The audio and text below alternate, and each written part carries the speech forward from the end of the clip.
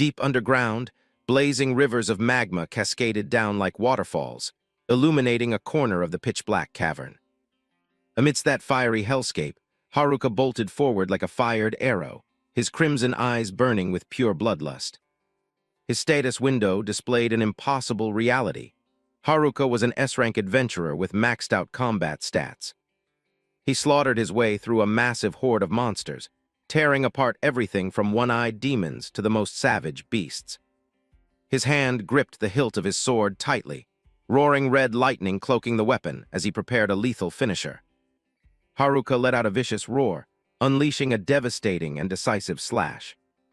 A streak of sword aura ripped through the air, cleaving the monster horde in half and sending out a terrifying shockwave. For a split second, he stood in dead silence amidst the carnage, radiating a sovereign aura that completely swallowed the darkness. But the enemies kept swarming in, this time led by a colossal black dragon and a squad of overpowered cyclopes. Realizing things were going south, Haruka immediately ordered his party to back him up.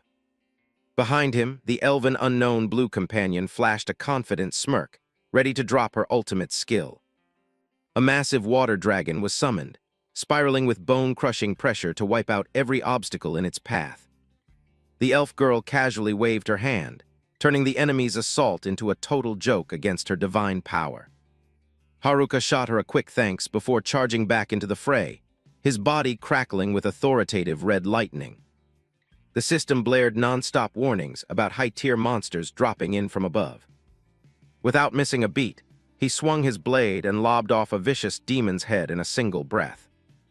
The red warning flashed again as hostiles closed in on his right, but a familiar voice suddenly called out his name. It was Himawari, the paladin radiant in her white and gold armor, stepping in just in time to block the strike for her comrade.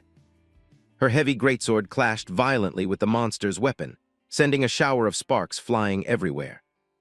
Himawari shot him a look of pure resolve, declaring she'd handle this trash so Haruka could push forward. Haruka gave a firm nod, locking all his focus onto the target dead ahead. The whole squad stood shoulder to shoulder, facing down the colossal black dragon whose roars shook the very heavens. A fleeting look of contemplation washed over Haruka's face, as if this epic battlefield was just a distant, fading memory. Himawari's silhouette began to blur and fade, leaving behind a suffocating silence that swallowed the entire space. His absolute admiration for her was the sole reason he ever chose to become an adventurer in the first place. The place he lived in was called Dungeon Town, a booming city built entirely around the business of conquering labyrinths. He was constantly surrounded by adventurers, people who had turned this life-or-death gamble into a mainstream career. They dived headfirst into abyssal dungeons, places constantly crawling with lethal traps and bloodthirsty monsters. From exterminating beasts to keep the town safe, to scavenging and trading ultra-rare drops for mountains of gold coins. Even mapping out the floors in extreme detail to help the next guys was considered a crucial gig. They all grinded tirelessly, holding on to the pipe dream that one day they'd conquer every last dungeon. The ranking system from C up to S was the ultimate measuring stick for an adventurer's success. Filthy wealth and absolute fame were no longer delusions if you could claw your way to the top of the leaderboards. And this was the first floor of the dungeon, the starting line for every journey. A lone figure trudged across the barren, cracked earth of the labyrinth, looking absolutely nothing like an S-rank hero. The young man stared at his status window with a dead-eyed, completely exhausted expression. The harsh reality hit him in the face. Even though Haruka Namaki had hit level 100, his adventurer rank was hard stuck at a pathetic D. He gritted his teeth, painfully aware that a high level meant jack shit if his base stats were absolute garbage. In this world, if you didn't rack up insane achievements, ranking up was nothing but a pipe dream. Both his attack and defense stats were hovering at a trash tier D, paired with a unique skill everyone considered completely useless: measurement and calculation. Haruka let out a heavy, dragging sigh, totally out of the headspace to regret how things turned out. He dropped to one knee on the dry dungeon floor, his determined gaze locked onto the two virtual screens floating beside him, taking a deep breath to psyche himself up for the job. Pressing his palm against the cracked earth, Haruka activated his unique skill, sending a soothing blue light seeping into the stone crevices to scan for data. A fan-shaped wave of energy swept forward, accompanied by a system ping confirming a scan in progress within a 30-meter radius. Every ounce of data regarding the terrain and ground structure was rapidly analyzed and laid out in extreme detail on the holographic boards. Haruka scrutinized the specs, spotting a few zones with unstable structural integrity, but with his experience, he knew this level of damage was manageable. Disarming traps or patching up brittle floors on the lower levels was widely looked down upon as grunt work that high rankers wouldn't even spit at. Ignoring the whispering and trash talk from the bystanders, Haruka kept his head down and worked, believing his grind would definitely help someone out there. For a split second, his mind drifted back to the past, back to the slum district of Dungeon Town bleeding under a crimson sunset. The image of a young, ragged Haruka sobbing and wiping his tears with his arm flashed by, a heartbreaking sight as his shoulders shook from unwanted tragedies. He looked up at the person across from him with red, teary eyes, choking on his words as he asked why they would willingly help a lowly street rat like him. A young Himawari walked past carrying a bag, leaving behind her slender silhouette and signature short hair under the afternoon sun. She turned back to look at him with a smile as radiant as the morning sun, brushing off his negative thoughts that helping him was pointless. Resting a long staff on her shoulder, Himawari gently explained that when you lend a hand to someone struggling today, the scenery you get to see tomorrow will definitely be more beautiful and brighter than ever before. The memory of those deep blue eyes and that smile remained the absolute greatest driving force, keeping Haruka on his feet until now. Snapping back to reality, he stared off into the distance with a sad smile, wondering if the brilliantly shining Himawari of today would still accept a pathetic loser like him. Heavy footsteps echoed against the stone floor behind him, violently yanking Haruka out of his endless thoughts. Shinji strutted in looking sharp but reeking of arrogance, flanked by two young women clinging intimately to his sides. He threw his arms wide with a mocking tone, deliberately emphasizing the title Legendary Level 100 that everyone was gossiping about. The girl next to Shinji squinted at Haruka, openly doubting the identity of this guy who supposedly had max level but looked weak as hell. Instantly, Haruka's status window popped up as hard proof, level 100, but only a D-rank adventurer. Shinji smugly flashed his own status board, proudly displaying an overpowered A-rank adventurer despite only being level 45. His female companion burst into mocking laughter, ruthlessly calling Haruka a useless piece of trash compared to her own B-rank status. Haruka endured it in silence, his eyes squeezed shut to hide the bitter resentment boiling inside him from this public humiliation. He tried to clap back calmly, suggesting that if Shinji was so damn good, he should join the Orochi subjugation squad to prove his actual worth. That proposal was like a splash of ice water to Shinji's face, wiping away his smirk and exposing a vicious glare as his purple eyes flashed with chilling bloodlust. "Gravity bind!" Shinji roared, casting a spell that slammed dark purple energy circles down, pinning Haruka's entire body to the ground. The crushing pressure hit him before he could even react, smashing his face into the stone floor as fresh blood started seeping through his teeth. Shinji stepped closer with an incredibly overbearing look, berating Haruka as a pathetic worm who dared to talk back to him. He glared down, ordering Haruka to drop the buddy-buddy act and to never consider him an old friend again. Shinji's purple eyes bulged with rage, declaring that looking at Haruka's current wretched state made him want to puke. Pinned down so hard he couldn't twitch, Haruka agonized as Shinji mocked that his level 100 was nothing but an empty, hollow joke. Haruka's hand clenched tightly onto the sharp rubble on the dungeon floor, blood dripping from his palm mixing with the dirt. Shinji kept running his mouth, sneering that normally a level 100 would be casually tossing around advanced or even supreme-tier magic. Haruka bit his lip and took it, bitterly admitting to himself that his actual capabilities were hard-capped at intermediate tier, utterly unable to progress. All around him, countless level-up notifications popped up back-to-back like a cruel, mocking joke against his harsh reality. Despite reaching the absolute peak of leveling, Haruka felt completely trapped in a cage called Level 100, with zero way out. In his darkest despair, the brilliantly shining image of Himawari flashed in his mind as the single, solitary goal he was still striving for. He questioned why constantly leveling up hadn't granted him even a shred of practical, usable combat power. Haruka's face was caked in blood and grit, his eyes burning with deep resentment toward the absolute injustice of his fate. Shinji burst out laughing at the pathetic sight, his hand flaring up with a triumphant blast of purple mana. He used his magic to levitate Haruka into the air, continuing to spit venom about what the person he admired so much would think seeing him this screwed. Shinji flashed a sinister grin, his hand engulfed in blazing purple energy, sneering about how damn annoying it was that Himawari still gave a shit about a loser like Haruka. Shinji's purple eyes sparked with murderous intent, his face completely twisted by jealousy and rage. He swiftly snatched the item hanging around Haruka's neck, completely ignoring the guy's desperate, helpless struggling. Haruka was shoved to the ground, blood trickling from the corner of his mouth, as he screamed in agony, begging Shinji to give back that priceless item. Shinji held up the battered, faded blue amulet, dangling it in front of him with pure contempt, immediately guessing it was a gift from Haruka's precious idol. He stared at the charm, mocking it as a security blanket for the weak, his eyes practically dripping with disdain as he asked why Haruka still kept this useless trash.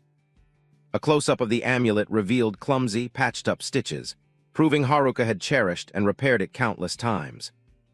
Out of nowhere, Shinji brought the amulet to his mouth, biting down hard on it while flashing a deeply provocative grin. Haruka was absolutely paralyzed by Shinji's psychotic behavior, his eyes blown wide in pure shock. Tears of absolute frustration streamed down Haruka's face as he listened to Shinji declare that he wouldn't be needing this piece of junk anymore. The amulet was ruthlessly tossed onto the dry, rocky ground without a second thought. Shinji stomped his boot hard onto the keepsake, violently grinding it under his heel as if wanting to crush the very last shred of Haruka's hope. "Shiji!" Haruka shrieked his enemy's name in blind, explosive fury, his face a mess of tears and grime. Shinji maintained his casual, bored demeanor, using his magic to casually hoist Haruka's body back into the air like a broken ragdoll. Facing each other in the dungeon's gloom, Shinji kept ridiculing Haruka's pointless, pathetic struggles to get acknowledged. Shinji's smile turned more sadistic than ever as he suggested it was high time for Haruka to just give up and get erased from this world. Haruka dangled precariously over a bottomless abyss, sheer terror flooding his eyes as he looked down into the pitch-black void. Shinji thrust his hand forward, concentrating his purple mana for the killing blow while Haruka screamed out in utter despair. He leaned in close to Haruka's face, whispering about the Adventurer Guild's rules, how a death inside the dungeon would never, ever be investigated. Looking down from above, the abyss looked like a massive, gaping maw ready to swallow Haruka whole, as Shinji assured him his corpse would never be found. Shinji began scripting the perfect alibi, a heroic tragedy where Haruka sacrificed himself to save him from a monster plummeting off the cliff. He held up the small bag, plotting to hand it over to Himawari as the last memento of her dearly departed childhood friend. Shinji's eyes betrayed a filthy, lustful gleam as he imagined the scene of himself holding a devastated, grieving Himawari in his arms. He practically acted out the scene of comforting her with sweet, fake promises, while his dirty hands secretly usurped Haruka's place. "I'll fucking kill you," Haruka hissed through gritted teeth, his blood-soaked face radiating pure murderous intent even while hanging by a thread. Shinji coldly barked at him to shut the hell up, simultaneously cranking his gravity bind magic to its absolute maximum output. A monstrous crushing force slammed into Haruka, violently smashing him against the jagged rocks jutting from the cliffside as he howled in agony. Shinji spread his arms wide, smugly flaunting the overwhelming power of the supreme magic surging around his body. He opened his palm, commanding the gravity to crush Haruka until he was flattened into a dried-up husk. Waves of purple energy relentlessly pounded Haruka, violently driving him deeper into the splintering rock face. A massive explosion echoed out as the ground beneath Haruka completely caved in under the sheer, terrifying pressure of Shinji's spell. the surrounding earth shattered into thousands of pieces, the entire landscape getting pulverized by Shinji's overwhelming mana. The girl next to Shinji panicked, warning him that the entire sector was starting to collapse from the extreme impact. Haruka lay paralyzed in the rubble, a trail of fresh blood leaking onto the stone as a gigantic fissure ripped open right beneath him. Shinji threw his head back and laughed maniacally, declaring that he'd take real good care of Himawari in Haruka's place. Haruka's face was smeared with blood and tears, his eyes burning with absolute, uncompromising hatred as he heard those filthy words. In his fatting consciousness, the image of Himawari turning her back and walking away into the brilliant light felt like a brutally cruel farewell. Haruka screamed internally, begging this nightmarish reality to just stop as his body began to free fall into the void. Shinji waved a mocking goodbye with a victor's smirk, a purple magic circle still blazing intensely on his fingertip. "You bastard! God damn it!" Haruka's final, venomous curses dissolved into the darkness as the abyss swallowed him whole. A catastrophic collision caused the entire stone structure to completely collapse, dragging Haruka's body down into the deepest bowels of the earth. Shinji stared down the pit with freezing, dead eyes and a deeply satisfied grin, convinced the thorn in his side had finally been ripped out. Haruka's face was painted in his own blood as he plummeted into the absolute dark, his eyes swimming in despair mixed with sheer, vindictive rage over the ruthless betrayal. On the very brink of death, thoughts of Himawari flooded his mind. He aggressively craved the power to obliterate Shinji and stop that worst-case scenario. "I wanted to get stronger, but it's too damn late." Haruka's final thoughts slowly sank into the dead silence of the abyss. Suddenly, blazing blue system windows materialized in midair, auto-triggering the measurement and calculation skill and flashing a brutal 100% fatality prediction upon impact. Haruka's body free-fell through a mysterious blue glow radiating from the depths, surrounded by falling debris acting as tombstones for the collapsed ceiling above. A drop of blood streaked across Haruka's glazing eyes just as a digital interface scanned his retinas, initiating a bizarre, unprecedented analysis protocol. Haruka vaguely wondered why the hell this trash-tier skill decided to auto-activate right now, flashing back to the day he got it, a skill utterly useless for combat. Tumbling upside down into the endless void, Haruka choked on his own bitter helplessness, painfully accepting his own pathetic weakness as he watched everything get ripped away. System command lines started going completely haywire, confirming the absolute death of Haruka Namiki, while in the dark, a radical evolution of his unique skill initiated a total status reset. A massive pop-up announcing a god-tier influx of experience points lit up the system board, sending Haruka Namiki's levels skyrocketing completely out of control. Haruka lay motionless on the freezing ground, his hand still reaching out for the crushed amulet, while magical interface fragments floated above him, signaling a literal respawn from the dead. Haruka Namiki's eyes suddenly snapped open from the abyss of unconsciousness. He bolted upright with a blood-curdling scream, gasping for air like a man who had literally just crawled out of hell. Haruka slumped onto the freezing stone floor, his entire body trembling violently from the sheer trauma of that impossible drop. Drenched in a cold sweat, he whipped his head around in pure panic, wondering what kind of godforsaken hellhole he had landed in. Staring up at the pitch-black shaft extending endlessly into the ceiling, Haruka was hit with the sickening realization that he had actually plummeted from all the way up there.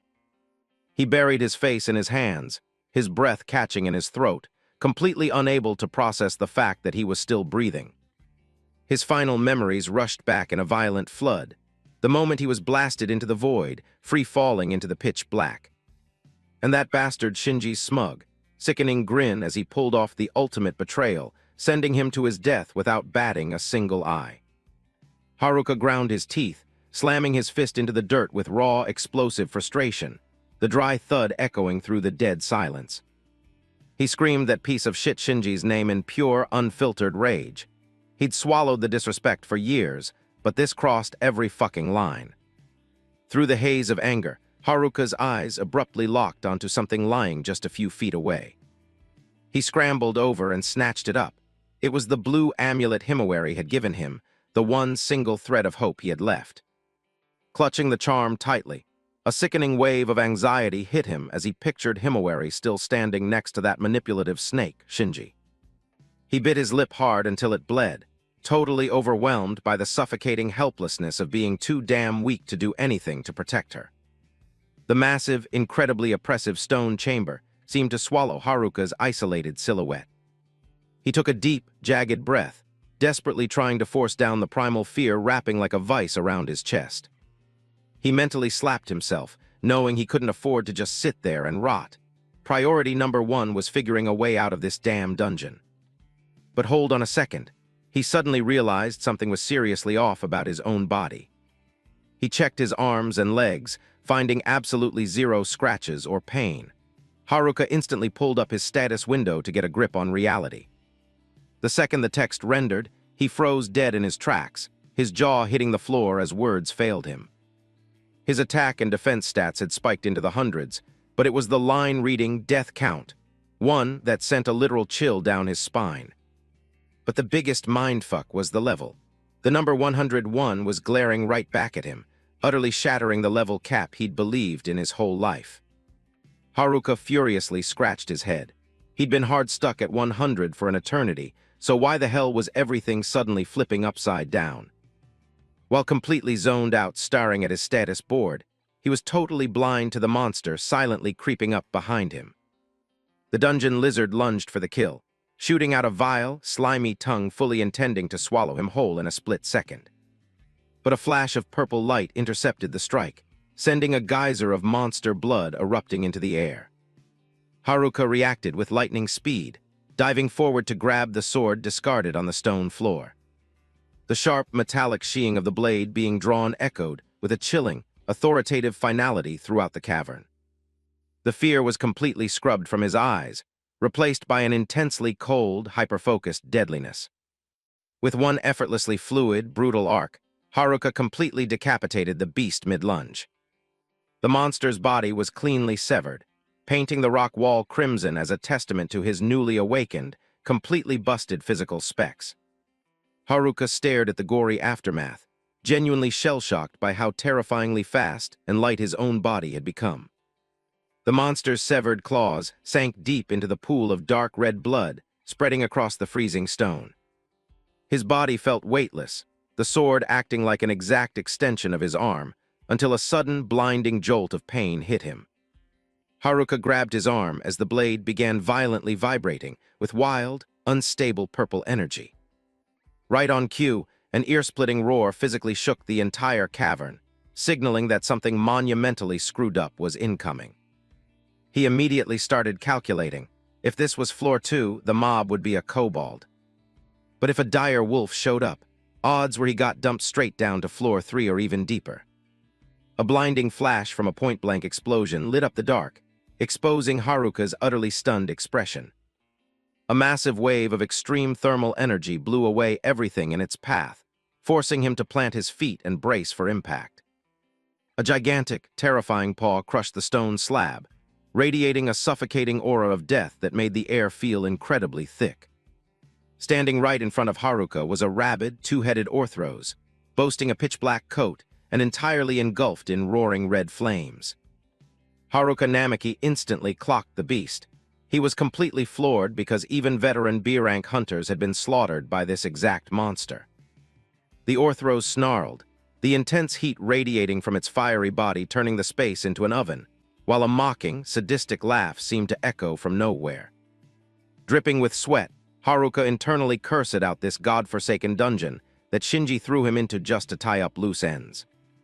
The mental image of Shinji sleazily flirting with other girls pissed him off, but thinking about Himawari made his chest physically ache with rage and dread. He stared down at his blood-stained hands, the metallic taste of that bitter betrayal still lingering on his tongue. "I will never forgive anyone who dares lay a finger on what's important to me," Haruka swore to himself, his eyes locked in dead-set resolve. He flashed back to the blue amulet, the priceless keepsake from Himawari, being discarded like absolute trash on the dirt. Seeing that brutal boot crush the charm right in front of him, Haruka made a blood oath that Shinji wouldn't walk away from this breathing. The thought of Shinji smugly standing shoulder to shoulder with Himawari felt like a physical slap to Haruka's pride. Haruka's gaze turned razor-sharp, his resolve hardening into steel. That's exactly why I have to survive this, no matter what it takes. The Orthros bared its fangs and flexed its claws, its killing intent and fiery maw totally locked onto the tiny intruder standing in its way. Without wasting a single millisecond, Haruka manually popped his body enhancement skill to prep for the bloodbath. Blue lightning immediately cloaked his body as system pings spammed his vision, confirming massive buffs to his defense and elemental resistance. If these numbers weren't just a glitch, Haruka was dead certain he had the firepower to go toe-to-toe with this behemoth. He channeled raw power into his legs, launching himself like an electrified missile straight at the massive target. Haruka vaulted high into the air, narrowly dodging the blistering stream of fire blasted from the beast's mouth while letting out a battle-crazed roar. From behind an ancient stone pillar, a mysterious demon girl silently watched the showdown, her eyes gleaming with cryptic amusement. She observed in dead silence, eager to see exactly what this anomaly of a leveled-up human could pull off when pushed to the absolute brink. Cut to the bustling, modern city streets above, where a short-haired girl was rushing through the dense crowd. She abruptly froze mid-step, sensing some kind of fateful, invisible connection vibrating through the very air. Himawari spun around, anxiously scanning the sea of faces, her expression laced with worry as she searched for a familiar silhouette. Looking up at the city's endless blue sky, she subconsciously whispered her old friend's name, Haruka. Back in the dungeon, a cataclysmic fire blast detonated the exact second Haruka's body enhancement hit its absolute peak output. Even though he was swallowed by the flames, his juiced-up fire resistance allowed him to grit his teeth, tank the damage, and keep pushing forward. Haruka quickly glanced at his status board. Level 101, and the doubled stats definitely weren't just the final hallucinations of a dying man. Knowing damn well that raw muscle wouldn't be enough to bulldoze through this inferno, he aggressively popped his measurement and calculation skill.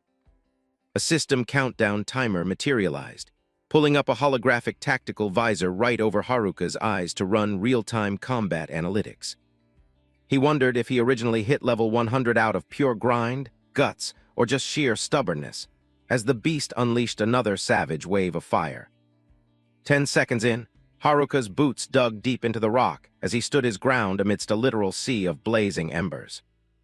Even with his gear getting scorched to hell by the heat, Haruka bit down hard on his pain, absolutely determined to prove he could butcher a superior enemy. The colossal monster's reflection burned in his eyes. Haruka knew he'd spent way more time intensely studying monster attack patterns than anybody else out there. 20 seconds in, a massive database of different monster species, complete with their unique habits and behavioral tells, flooded his brain. 30 seconds down, the two-headed Orthros roared furiously, spamming its deadliest bites and maximum output fire blasts to try and erase him. Haruka knew perfectly well he couldn't just unga-bunga his way to victory in a heavily skewed deathmatch like this. Got you? His eyes flared as the system highlighted a fatal, glaring blind spot right in the beast's attack trajectory.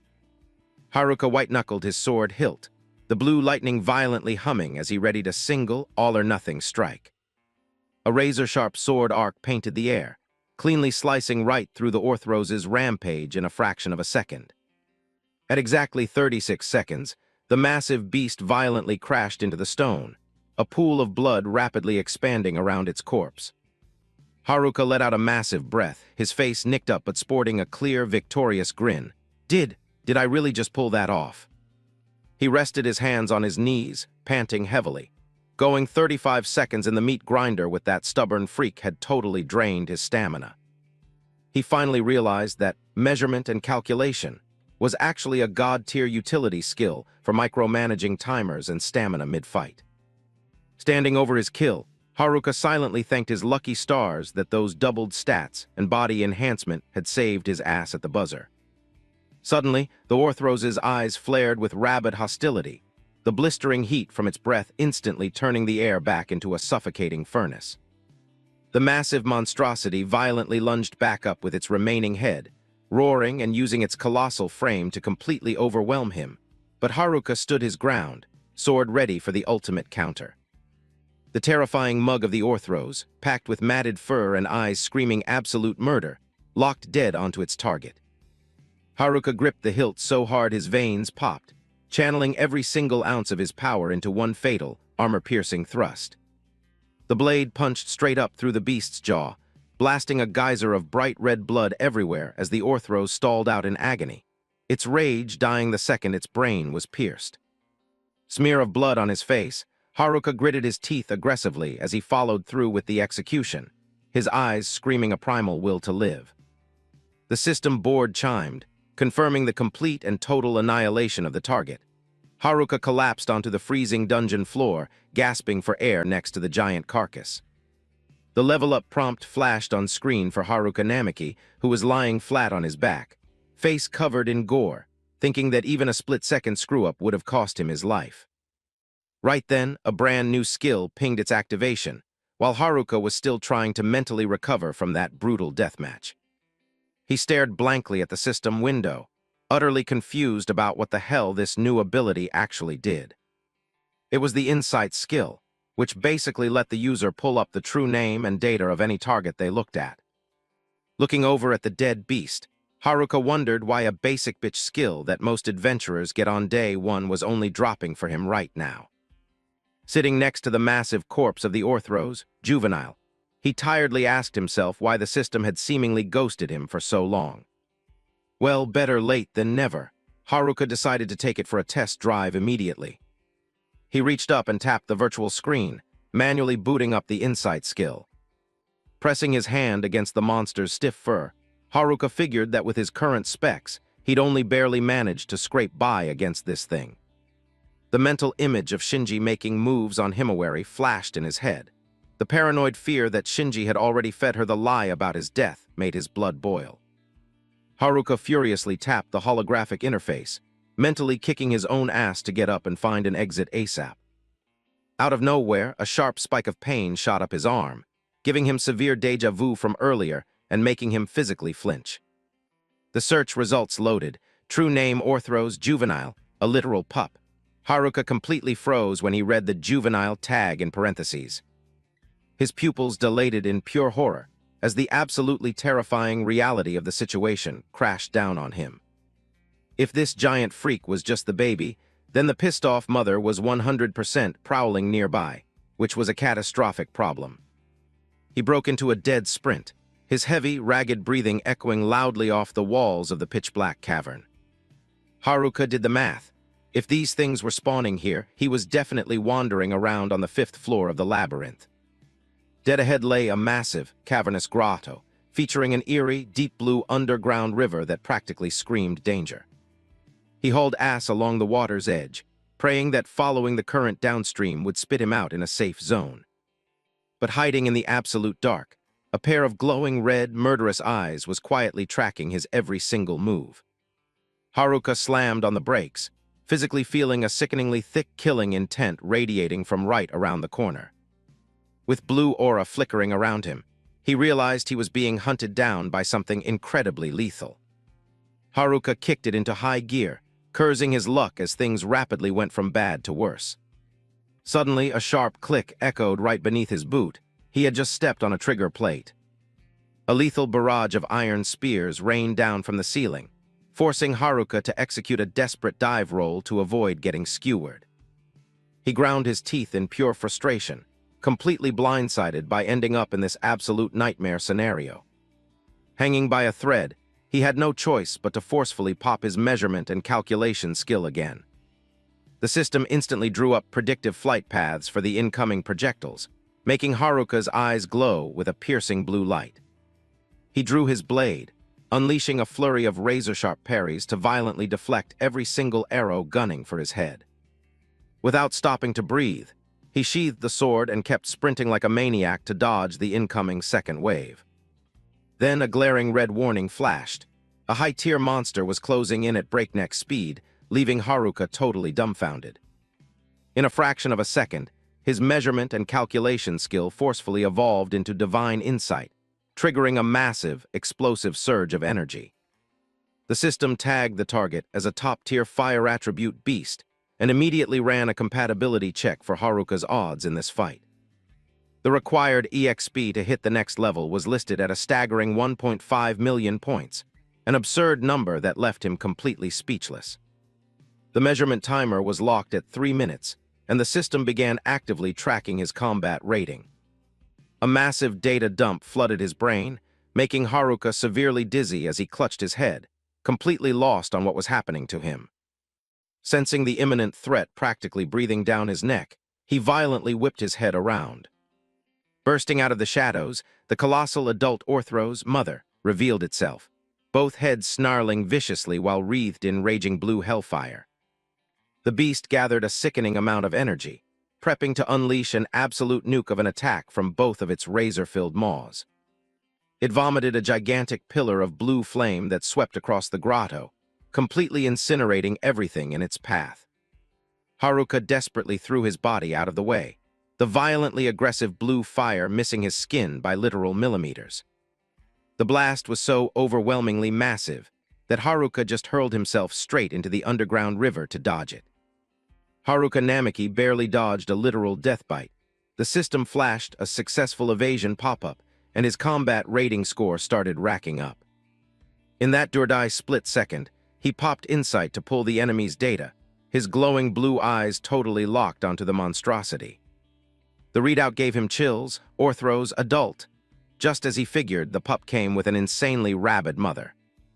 The two-headed freak shrieked like a maniac, its blue fire flaring up to the ceiling, while the system pinged that using skills also boosted his combat rating. The adult Orthro's mother blitzed him like a blue ghost, snapping its jaws to bite Haruka in half, but he perfectly combat rolled to the side. Haruka gritted his teeth, sweat completely drenching his face as the notification popped again, confirming he'd narrowly slipped past another fatal blow. Another perfect dodge, another massive chunk of bonus points. Haruka scrambled to keep his distance from the violently thrashing giant. He was panting heavily, his heart hammering against his ribs from the insane stress, knowing if he didn't pull a strategy out of his ass soon, he'd be ripped to shreds. Beside him, the rating panels kept aggressively pinging, beep beep, leaving Haruka totally clueless as to why the UI was actively spamming him during a boss fight. The monster growled right in his face, its bloodlust making the air so dense he could barely breathe. Haruka knew his current stats meant he had exactly zero chance to physically overpower this juggernaut. Pale as a ghost, Haruka's brain was in overdrive trying to find an exit strategy, desperately asking himself what the hell he was supposed to do to not die right here. Right then, the system dinged. The 3-minute mark had passed, synchronized perfectly with an earth-shattering roar from the boss. A new alert popped up. Target time reached, rating score doubled, and the Divine Insight measurement phase was officially complete. A bunch of virtual screens cascaded over each other before stamping a giant, glorious, rank A on the UI. Haruka rubbed his eyes, totally unable to believe his own score. The rewards for the clutch performance dropped instantly. A god-tier payout of 1.5 million EXP, an absolutely ridiculous flex of a number. The level-up aura completely engulfed Haruka, as the system announced he just jumped a massive 50 levels in a single heartbeat. Haruka stared blankly at his own glowing hands, his jaw practically unhinged from the shock, having zero clue what was actually happening to his body anymore. He hadn't even killed the damn Orthros yet, so this sudden, massive EXP dump felt incredibly glitchy, like the system was completely broken. But Haruka forcefully snapped himself out of it. This was no time to play tech support when there was a rabid boss right in front of him that needed to be put down. The adult Orthro's mother loomed over him like a blue volcano ready to erupt. Haruka dropped into a stance, ready to throw hands. Suddenly, a playful little giggle echoed directly inside Haruka's head. He physically jumped and looked around, but the room was empty. Emerging from the shadows, a mysterious demon girl with black wings and long blue hair materialized, using telepathy to mockingly tell him that butchering the pup was a massive screw-up. "Now Mama is really pissed," her voice echoed with dripping sarcasm, making Haruka grab his head, totally shocked by this random voice invading his mind. Inside his consciousness, the mysterious woman popped up with a highly suspicious smirk, casually showing off her pointed ears and pitch-black demon wings. Namiki Haruka was completely stunned, clutching his skull as this totally unknown female voice just started broadcasting straight into his brain. The mysterious woman sarcastically added that this was the price he had to pay, sounding thoroughly entertained by his screwed-up situation. Haruka snapped back, demanding to know who the hell was talking to him, but got nothing but an obnoxiously loud, condescending yawn in response. She casually mentioned she was getting sleepy and completely ghosted him, dropping a lazy good luck on her way out. He stood there like an idiot in the middle of the dungeon, totally baffled that someone could just hack into his brain that easily. But the adult Orthros wasn't going to let him AFK. It snarled, its eyes radiating a lethal, blazing blue aura. Haruka shoved the mindfuckery aside, drawing his blade and locking into a state of absolute, hyper-focused combat readiness. The two-headed freak started charging up a massive fire blast, ready to completely level everything in its way. The system suddenly pinged that Divine Insight had auto-rebooted and was actively recalculating the battle's combat rating. He stood frozen as the UI went into overdrive, breaking into a cold sweat over the gut feeling that something massive was about to drop. A surge of blue energy flared up around Haruka's eyes as the new skill finally hit 100% synchronization with his physical body. The dual-headed wolf vomited an incredibly potent beam of blue fire, and Haruka barely backstepped in time to dodge the lethal sweep. The insane heat practically gave him heatstroke. Even with body enhancement active, he absolutely couldn't tank this kind of thermal output. He glanced at his blade, knowing damn well that if he tried to unga-bunga in melee range, this trash-tier sword would melt into slag instantly. Haruka called an audible and switched to magic combat, a brilliantly glowing blue magic circle rendering right in the palm of his hand. A massive volume of water started gathering as he opted for the classic water beats fire elemental counter. He cast Hydro Pressure Cannon, detonating a hyperpressurized column of water straight from the center of the spell's circle. The water blast fired off like a literal artillery shell, tearing through the air and heading directly for the boss's face. Haruka was actually blown away by the terrifying destructive power this intermediate-tier magic was packing. The system kept aggressively pinging, constantly feeding him bonus points for tactical magic usage. From within the magic circle, a violently majestic water dragon manifested, baring its fangs and charging head-on. The water dragon slammed directly into the adult Orthros's blue flames, triggering an incredibly violent elemental clash of opposing energies. He screamed, pouring every last drop of his stamina into winning this do-or-die beam struggle. The dual-headed wolf shrieked in pure agony as it was physically crushed by the overwhelming hydrostatic pressure. Haruka didn't stop roaring, aggressively pushing the magic circle forward to crank the attack's output past its absolute limit. The strike completely shattered the boss's guard, resulting in a cataclysmic high-pressure water explosion. The adult Orthros got a massive hole blown straight through its chest, blood and water exploding all over the stone arena. A critical hit pop-up flashed, and his combat rating started going practically infinite. The beast's colossal frame collapsed onto the floor, generating a massively cinematic impact. He cautiously walked up to investigate, noticing the boss was actually still gasping for air despite the totally fatal wound. Its vitality was honestly disgusting. Its blue, fiery eyes were clouded over, but it was still trying to growl out its last breaths. He gripped his sword tight, blue lightning beginning to violently arc around the razor-sharp steel. Haruka vaulted into the air, bringing down an absolutely ruthless execution strike straight into the beast's skull. It's over. The system UI flashed the kill confirmation, and Divine Insight wrapped up its final analytics process. A massive wave of point notifications flooded the screen, from perfect dodges to the execution, everything maxing out the charts. The final grade was locked in at rank A, dropping an absolutely god-tier bounty of over 9 million EXP. Namiki Haruka's levels skyrocketed by another 300 levels, simultaneously unlocking admin-level access to advanced magic for every single element. He looked down at the giant carcass, silently hyping himself up over this ridiculously insane underdog victory.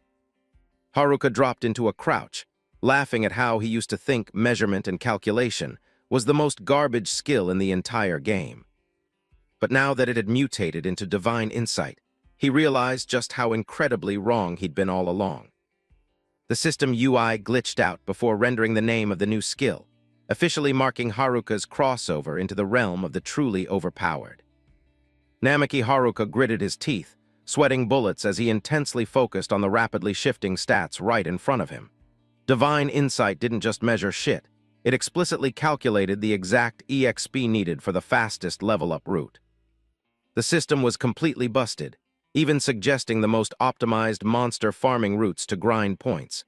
Combat ratings factored in level gaps and tactical execution, which directly multiplied the EXP payout after every fight.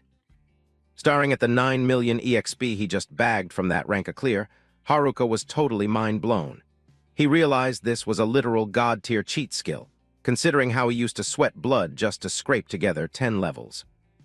Turns out the only reason he was hard stuck at level 100 for an eternity was the astronomically insane EXP curve. If Divine Insight hadn't mapped it out, he'd have never known the hidden truth behind his own soft lock. Haruka stared at his palms, physically feeling the raw, surging power from that massive level spike. With Divine Insight shot calling, he was dead certain he was going to get absurdly stronger in record time. His eyes burned with absolute resolve, fists clenched tight as he actively plotted his revenge. Haruka swore that whatever it took, he'd get strong enough to completely shut down Yukimura Shinji's sick games. He panted heavily, his legs slightly shaky as he stood in the cratered ruins left behind from the high-stakes boss raid. Haruka dropped to his knees right in front of the adult Orthros, which lay totally dead in a massive pool of crimson blood. Despite the win, the sheer size difference still made anyone watching shiver at the ridiculous flex he just pulled off. He hung his head, his heavy breathing giving away the absolute burnout from dumping everything into that final execution. Still not enough, he thought, his craving for actual dominant power completely unsatisfied. Haruka fully accepted that he needed to hunt way more dangerous mobs to keep power leveling. The only objective right now was to break out of this pitch-black dungeon and get back to the surface, no matter the cost. The mental image of Shinji's smug, arrogant grin pissed him off all over again. He knew damn well his current specs still weren't enough to just casually stomp that bastard in a fair 1v1. Haruka stood back up, stepping away from the boss carcass with heavy, determined boots echoing on the freezing dungeon floor. Sweat dripping down his face, Haruka told himself he couldn't afford to AFK for even a single second if he wanted to live. I need to get stronger, that mantra looping like a cursed oath in his brain. Himawari's image popped up again, acting as the ultimate buff to keep Haruka grinding through this literal hell. Stronger, huh? He muttered to himself. Haruka pulled out the blue amulet, white-knuckling it just to ground himself amidst all the chaos. Himawari-san, he whispered, his chest tightening with heavy anxiety over his best friend's safety. He looked down in deep thought, knowing he had to completely master the Divine Insight skill immediately to find an exit. Every second he was soft-locked down here made him violently paranoid about what Shinji was pulling topside. Haruka let out a furious scream, raising his fist like he was declaring war on his own garbage destiny. He swore on his life that the day he returned, he'd make Shinji pay in blood for every single thing he'd done. Lurking in the dungeon's abyss, the mysterious woman rested her chin on her hand, watching with an incredibly amused smirk. "Oh, my Tilda," she mocked, clearly hyping up this little prey's rebellious attitude. Suddenly, a colossal geyser of water violently erupted, completely ripping apart the dungeon's dead silence and blowing everything away. Emerging from the glowing water, an imposing water dragon materialized, glaring at Haruka with lethally glowing red eyes. An authoritative voice boomed, completely baffled that some nobody dared use her own power to butcher her little puppy. Haruka shivered, a physically crushing aura slamming into his shoulders as he came face to face with this literal mythic-tier raid boss. The water dragon bared its fangs and flexed its claws, its bloody eyes drilling into Haruka like it was ready to swallow him raw. She announced she was finally wide awake from her long nap, and it was entirely thanks to the teenage boy standing right there. Hard cut to the surface world. where an emergency news broadcast was currently playing on a tablet sitting on a wooden desk. Tachibana Himawari completely froze in her kitchen, dropping her coffee cup as the horrific news hit her ears. The anchor reported that D-rank explorer Namaki Haruka was confirmed dead inside the dungeon early this morning.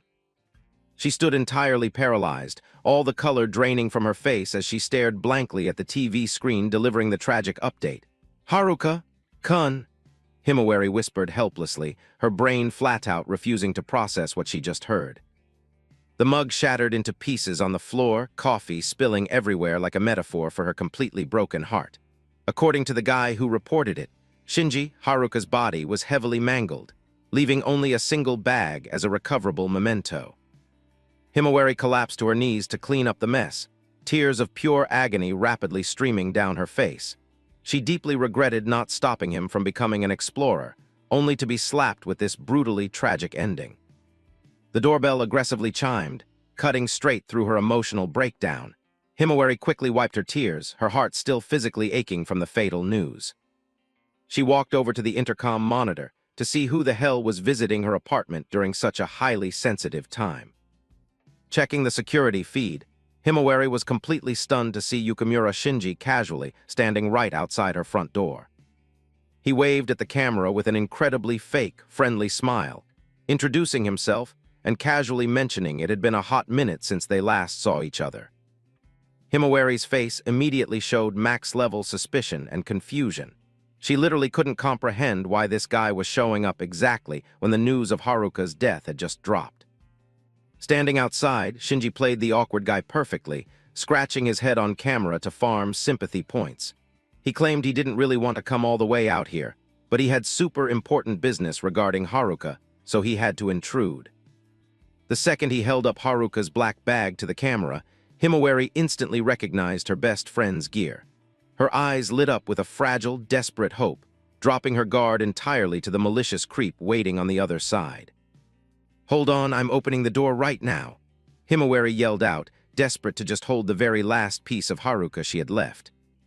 The exact millisecond she turned her back, Shinji's expression aggressively warped, exposing a completely psychotic, spine-chilling grin.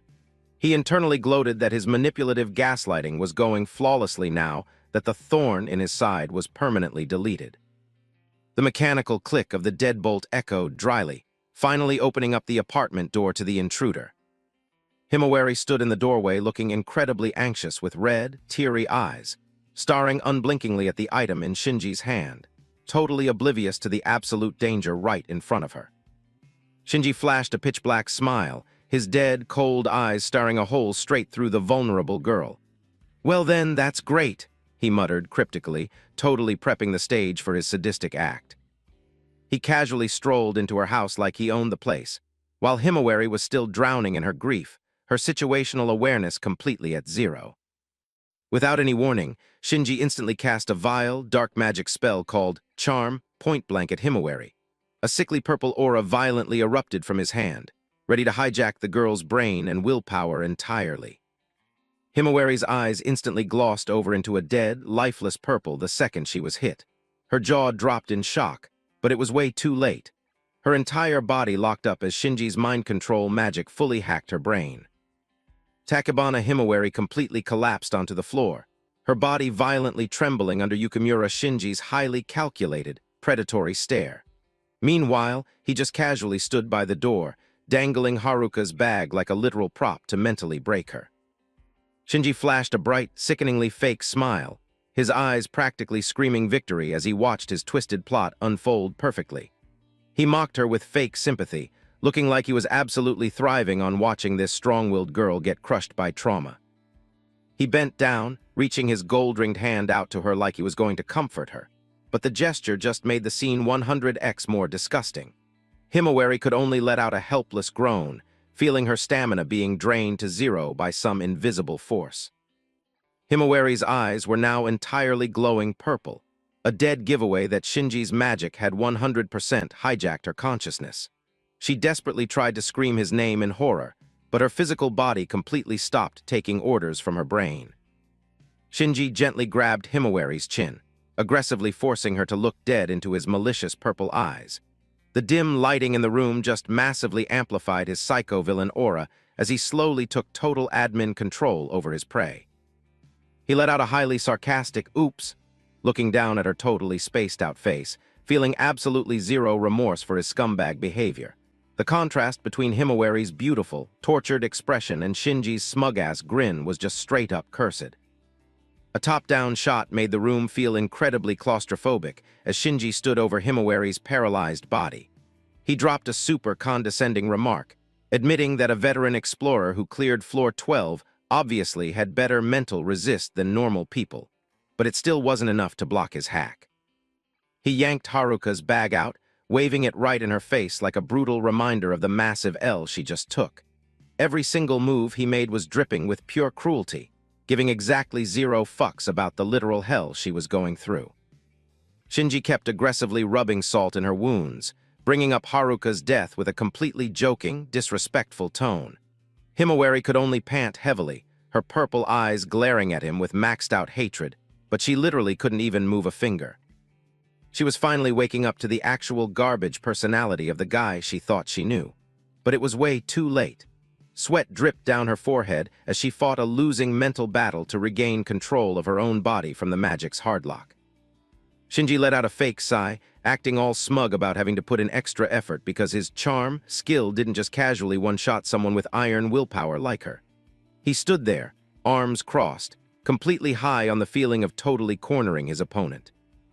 He flashed an incredibly cocky smirk, stating as a fact that now that she was stuck in this state, dealing with her would be absolute child's play. His glowing purple eyes were a mirror for pure malice and bottomless greed, with zero intention of hiding it. Himawari lay paralyzed on the cold floor, her brain constantly screaming, "Why did things end up like this?" The purple aura chaining her down acted like a literal prison cell, completely deleting any chance of breaking free. Shinji stepped even closer, his shadow totally blacking out the last bit of dim light in the room, making the vibe incredibly suffocating. He dropped a highly provocative question about why he chose exactly this moment to strike, hinting at a way more twisted master plan. Shinji's boot aggressively stomped the floor inches from Himawari's face, creating an insanely heavy psychological pressure. He asked her a cold, calculated question, attempting to permanently shatter any leftover faith she had in justice or friendship. Yukimura Shinji's villain origin story started in the shadows. He'd been stalking his childhood friend from a distance for a really long time. In his eyes, Namaki Haruka was just an incredibly weak, ridiculously naive loser. Flashbacks triggered, showing them back in their trainee days grinding together. Shinji always kept his poker face while Haruka was out there acting like a dumb, righteous shounen protagonist. Shinji absolutely refused to accept that a trash-tier guy like Haruka could ever secure his own happy ending. He felt like he was being totally left behind, completely consumed by toxic jealousy. Seeing Haruka's insanely bright smile while holding a small gift made the hate in Shinji's heart multiply exponentially. He lurked in the background like a creep, just waiting for the perfect opening to utterly ruin that happiness. To Shinji, Haruka's very existence was a massive thorn in his side that he absolutely refused to let grow. He stroked his chin, flashing a deeply manipulative smirk behind his best bro disguise. He wanted Haruka to suffer infinitely more, to completely hit rock bottom in pure despair. He wouldn't stop until his old buddy was 100% broken, both physically and mentally. Cutting back to the present, Shinji clutched his face and laughed like an absolute maniac right in Takebana Himawari's living room. He brutally announced that Haruka was officially permanently deleted from the server. Himawari was completely mind-blown by the psychotic nature of the guy she once trusted. Her eyes welled up with tears and absolute fury as she yelled at him, asking if he was out of his damn mind. Shinji's eyes instantly went dead cold, completely dropping his fake nice act. He stared down at the violently shaking girl right at his feet. He reached his hand out toward Himawari, and an intensely creepy purple energy started flooding the room. Himawari panicked as she felt her mental resistance dropping straight to zero. Shinji smirked like a total winner as he watched his prey step right into the trap. He absolutely wasn't going to just stop at dropping a few edgy threats. Instantly, he popped the gravity bind skill, locking Himawari down with an incredibly busted gravitational pressure. Glowing purple magic circles flared up, physically crushing her against the floor. He watched Himawari totally fail to fight back, sarcastically shrugging off being called human trash. Shinji casually declared that he was completely sane. It was just the rest of the world that was pathetic. He took a step forward, his hand radiating an even denser purple aura. Shinji told Himawari to act like the high-tier, beautiful A-rank adventurer she was, and not to ruin her aesthetic by spitting insults. Shinji leaned right into her face, his purple eyes burning with absolute psychotic energy. He whispered that even in the afterlife, Haruka was going to feel his heart literally get ripped out. Himawari violently ground her teeth trying to push back against the crushing weight, sweat dripping down her face. She literally couldn't process why he was holding onto this much insane, toxic hatred for Haruka. Shinji got totally bored of her questioning and decided to just crank the abuse to max. His stare was as cold as ice, completely void of any humanity. He spammed another skill, Super Gravity Table, to permanently delete Himawari's hope. Meanwhile, back in the dungeon, a massive water dragon abruptly breached the surface of the water right in front of Haruka. Haruka was absolutely paralyzed by the mythic presence of this beast. He instantly dropped into a combat stance, trying not to mentally crack under the insane water pressure flooding the zone. He immediately manually triggered his insight skill to scan the boss, but a glaring yellow error prompt popped up on his UI. The system completely failed to rip any data from this thing. Haruka was utterly shell-shocked that his busted system couldn't even process the dragon's stats. He realized this boss was on a completely different dimensional tier than anything he'd ever fought. A highly suspicious female voice echoed from the dark, actively mocking humanity's bad habit of always trying to expose their opponent's secrets. A fraction of the mysterious woman's body materialized, looking incredibly provocative. The colossal water dragon glared down at Haruka like he was just an annoying bug. It casually mentioned it had upgraded its firewalls after the little stunt he pulled earlier. Haruka was totally tripped out seeing a dragon casually speaking human language. He took a step back, mentally trying to figure out if this thing had wiped other adventuring parties before him. A talking water dragon was way above Haruka's pay grade. He white-knuckled his blade, knowing he absolutely needed more intel if he wanted to find a way to not die here. The dragon tilted its head, acting super confused by the human's dead silence. It sarcastically pointed out that humans usually never shut up, so why was he acting like a mute now? It kept happily running its mouth, nodding that totally monologuing to itself really ruined its whole intimidating raid boss aesthetic. Its massive, razor-filled jaw cracked open as it laughed. Even though they were about to throw down, Haruka had to admit the beast looked incredibly majestic in the dungeon's moody lighting. But that epic vibe was instantly ruined by how much of a chatterbox it was. Haruka couldn't hide how incredibly done he was with this boss's yapping. He bluntly dropped a comment that honestly, this dragon was just a massive gossip. Haruka's trash talk actually made the dragon buffer for a second before it completely lost its shit. It roared at him, demanding to know if he was seriously trying to mock a mythic tier being like itself. The dragon let out a heavy sigh, cold mist shooting from its nostrils as it snapped back into full-on boss mode. It stated that Haruka clearly hadn't realized how completely screwed he was yet. With its red eyes radiating pure killing intent, it aggressively swooped down right into Haruka's face, threatening to instantly delete his account right then and there. The water pressure in the room started violently spiraling. Emerging from the shadows, the mysterious woman revealed half her face with an insanely toxic grin. She warned Haruka not to get a big head just because he managed to put down a baby wolf. Not letting the trash talk shake him, Haruka popped body enhancement to massively buff his physical stats. Blue lightning aggressively wrapped around his arms as he prepped to launch a totally reckless counterattack. He caught on to the fact that even though it was a water dragon, the boss was currently grounded. This was arguably the only exploitable RNG gap he had in this completely doomed scenario. Haruka's gaze turned lethally sharp, 100% locked onto the target. He firmly believed he still had a microscopic chance to clutch this if he timed his iframe perfectly.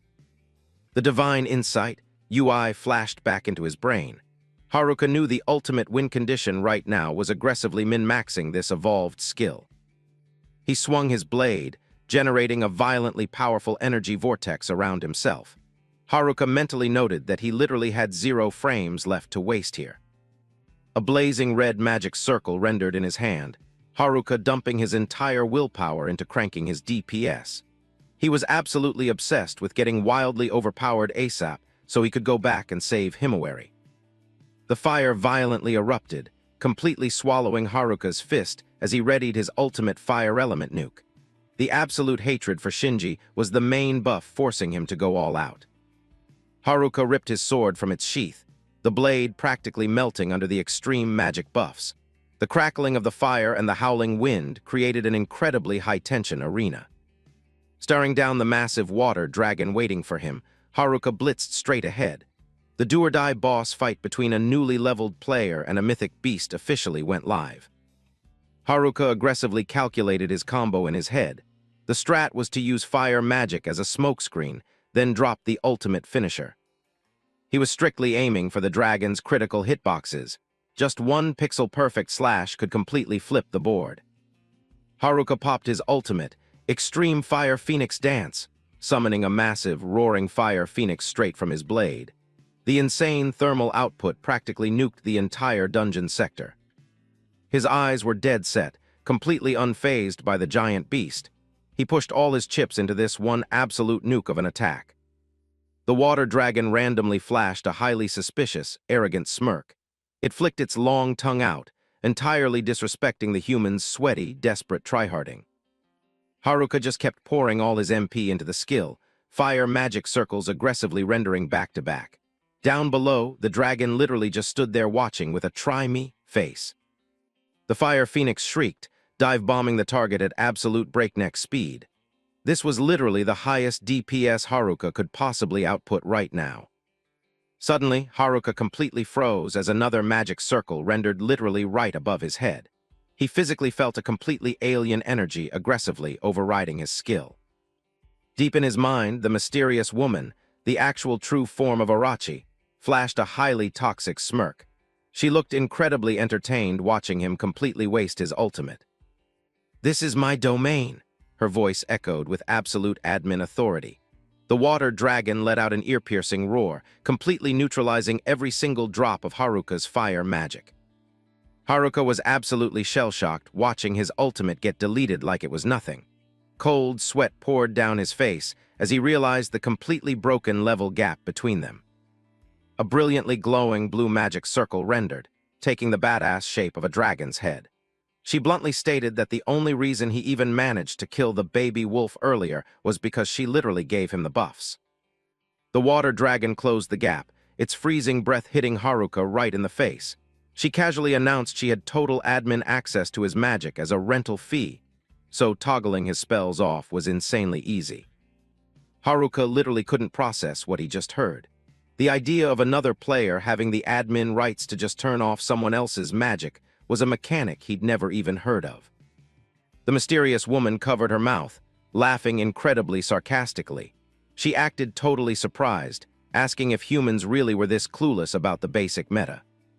The colossal dragon reared up, completely dominating Haruka's entire FOV. She casually dropped the term Destruction Tier Magic, a completely unreleased mechanic as far as he knew. Haruka questioned if the Destruction Tier was actually ranked higher than the Supreme Tier. The sword in his hand suddenly felt like it weighed a ton under this absolutely suffocating pressure. A magic scaling chart popped up, proving Mythic Tier was wedged right between Supreme and Destruction. She further roasted him, explaining that his current stats were basically dust compared to her build. Looking down from the top rope, Haruka looked like an absolute ant next to the mythic beast. She casually leaked that to even attempt to dispel her hacks, Haruka needed a bare minimum of mythic tier magic. Haruka was super paranoid about why she was basically giving him free tutorial tips, but she instantly shut it down, stating as a fact that with his current level, he was literally zero threat to her anyway. The mysterious woman's eyes suddenly went dead serious. She told Haruka that if he actually wanted to queue up for a real boss fight against the dragon, he absolutely needed to hit at least level 4000. The dragon snarled, flashing its razor-sharp teeth like it was ready to swallow the rookie adventurer whole. "Level 4000? Are you out of your damn mind?" Haruka yelled, completely mind-blown. That number completely shattered every single level cap he knew existed for humans. Without missing a beat, he instantly pulled up his status UI to double-check his own specs. He absolutely needed to know where he placed on this ridiculous new power scaling ladder. The system board lit up blue, reflecting in Haruka's heavily stressed eyes. He was praying that the insane level boost he just got would give him at least a sliver of a chance. The stats rendered. Namiki Haruka was currently sitting at level 452. Even though he'd gotten wildly stronger compared to that 4,000 benchmark, he was still insanely underleveled. Glancing at the slaughtered Orthros corpses scattered around, Haruka did the math. Sure, he had the DPS to easily wipe high-tier elites, but the boss staring him down now was a completely different breed of broken. The water dragon narrowed its glowing red eyes at him, looking completely ready to feed. Haruka finally accepted that he was basically queued up against an actual, literal mythic legend with completely hacked stats. Observe, think, Haruka ordered himself, forcefully trying to brain blast an escape route out of this absolutely doomed lobby. He narrowed his eyes, hyper-focusing on the boss's every idle animation. Sweat dripped down his face as Haruka started mentally connecting the lore drops. He was slowly piecing together the true identity of this ridiculously overpowered beast. Don't tell me it's... Haruka stared at the dragon, his voice dropping in pure disbelief. The water dragon didn't say a word, but its passive pressure aura was getting insanely heavier. Lore flashbacks of Orochi, the legendary multi-headed dragon boss that absolutely nuked the dungeon city a few years back, hit him. This was an ultimate-tier disaster, the literal boogeyman for every single adventurer. Orochi's raw stats and Fire AoE were completely untankable, casually team-wiping entire squads of A-rank adventurers. The city was basically a burning server when it went on a rampage. The Adventurer Guild literally had to organize an Orochi raid squad, party inviting only the absolute sweatiest, most elite players to deal with the server-wide threat. During that absolute bloodbath, Orochi's hitboxes and weak points were slowly data mined. Players literally threw away their lives just to buy humanity a 1% chance to clear the raid. Haruka locked eyes with the dragon and was 100% certain this was the actual Orochi. That realization made his heart redline, knowing he was standing right in front of a literal world-ending event. With my current build, there is zero chance I can solo this. I need to glitch out of here immediately. Think, think, think. Haruka white-knuckled his blade, getting ready to tactical retreat. He decided to engage the dragon in dialogue to stall for time while aggressively plotting his next move in the background. The dragon just stood there looking bored, like it had already read his inputs. Haruka spoke up, asking why a completely broken mythic boss would even bother chatting with a low-level scrub like him. He tried to keep his voice completely deadpan so he wouldn't leak how terrified he was. One simple reason, boredom, the dragon's voice echoed. She was genuinely curious how a squishy human somehow figured out how to leech off her admin powers. The water dragon lowered its massive head, its blazing red eyes looking dead into Haruka's. The other reason is... She purposefully left the sentence hanging on a cliffhanger.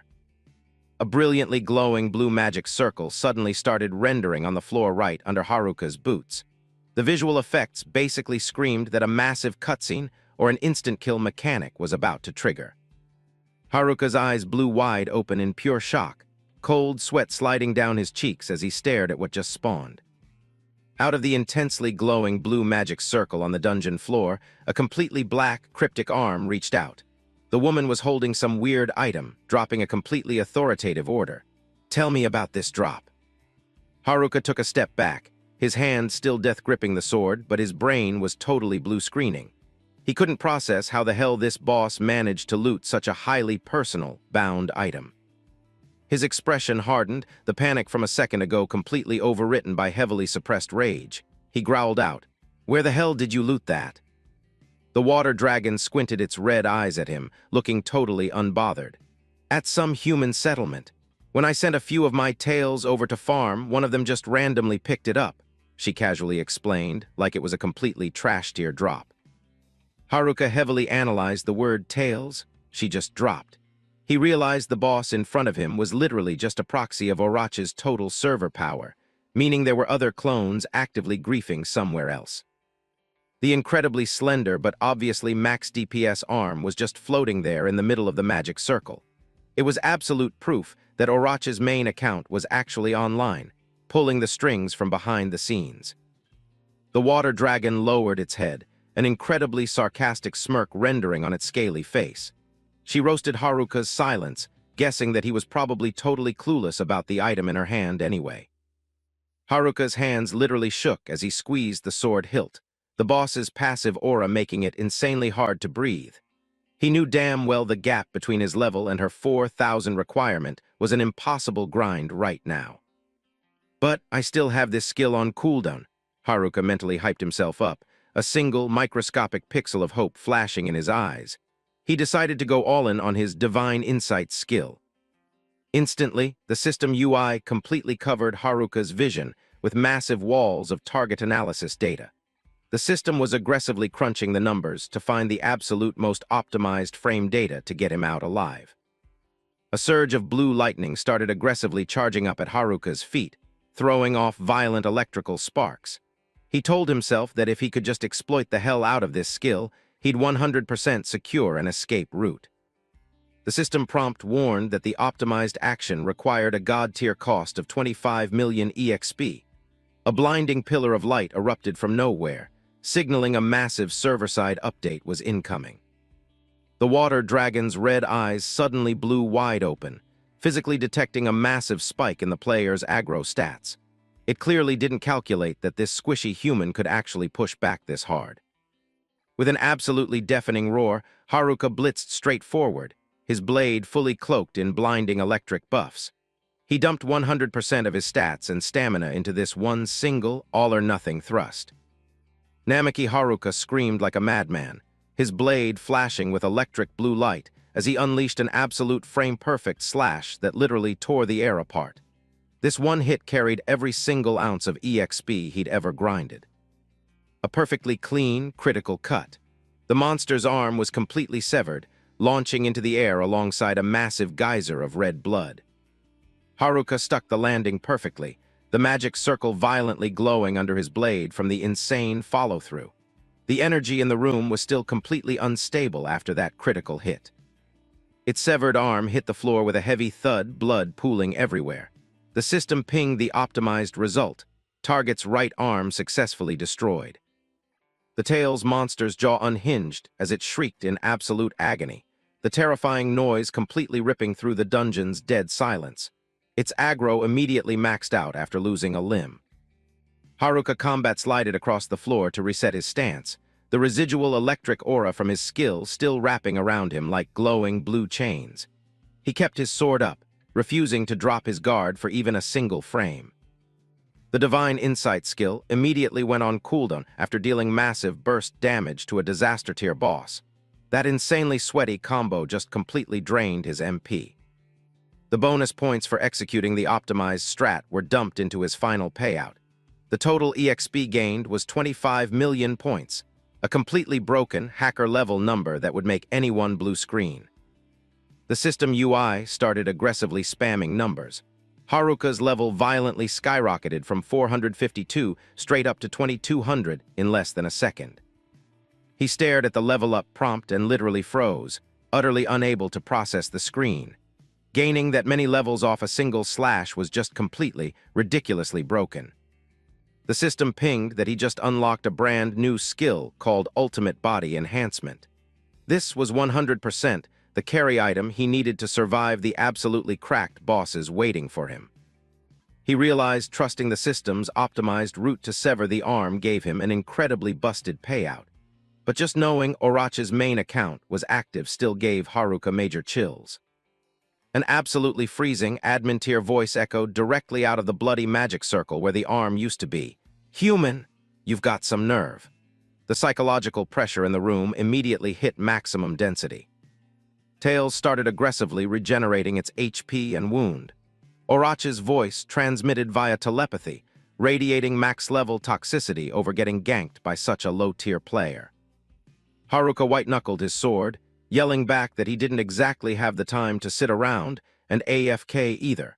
Every single muscle in his body was completely tense. His eyes narrowed, locked in with an absolutely unbreakable tryhard focus. He knew the server topside was basically on fire right now. The mental image of that absolute scumbag, Yukimura Shinji, flashing his toxic grin popped up again. Haruka knew he had to speedrun this boss so he could go up and permaban that guy.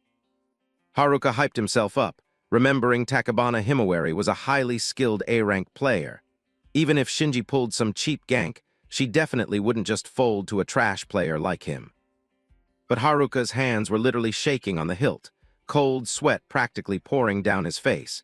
His gut was screaming that Himawari's HP bar was already in the red. The boss snarled, telling Haruka he was completely delusional if he thought it was just going to take the L after getting its arm chopped off.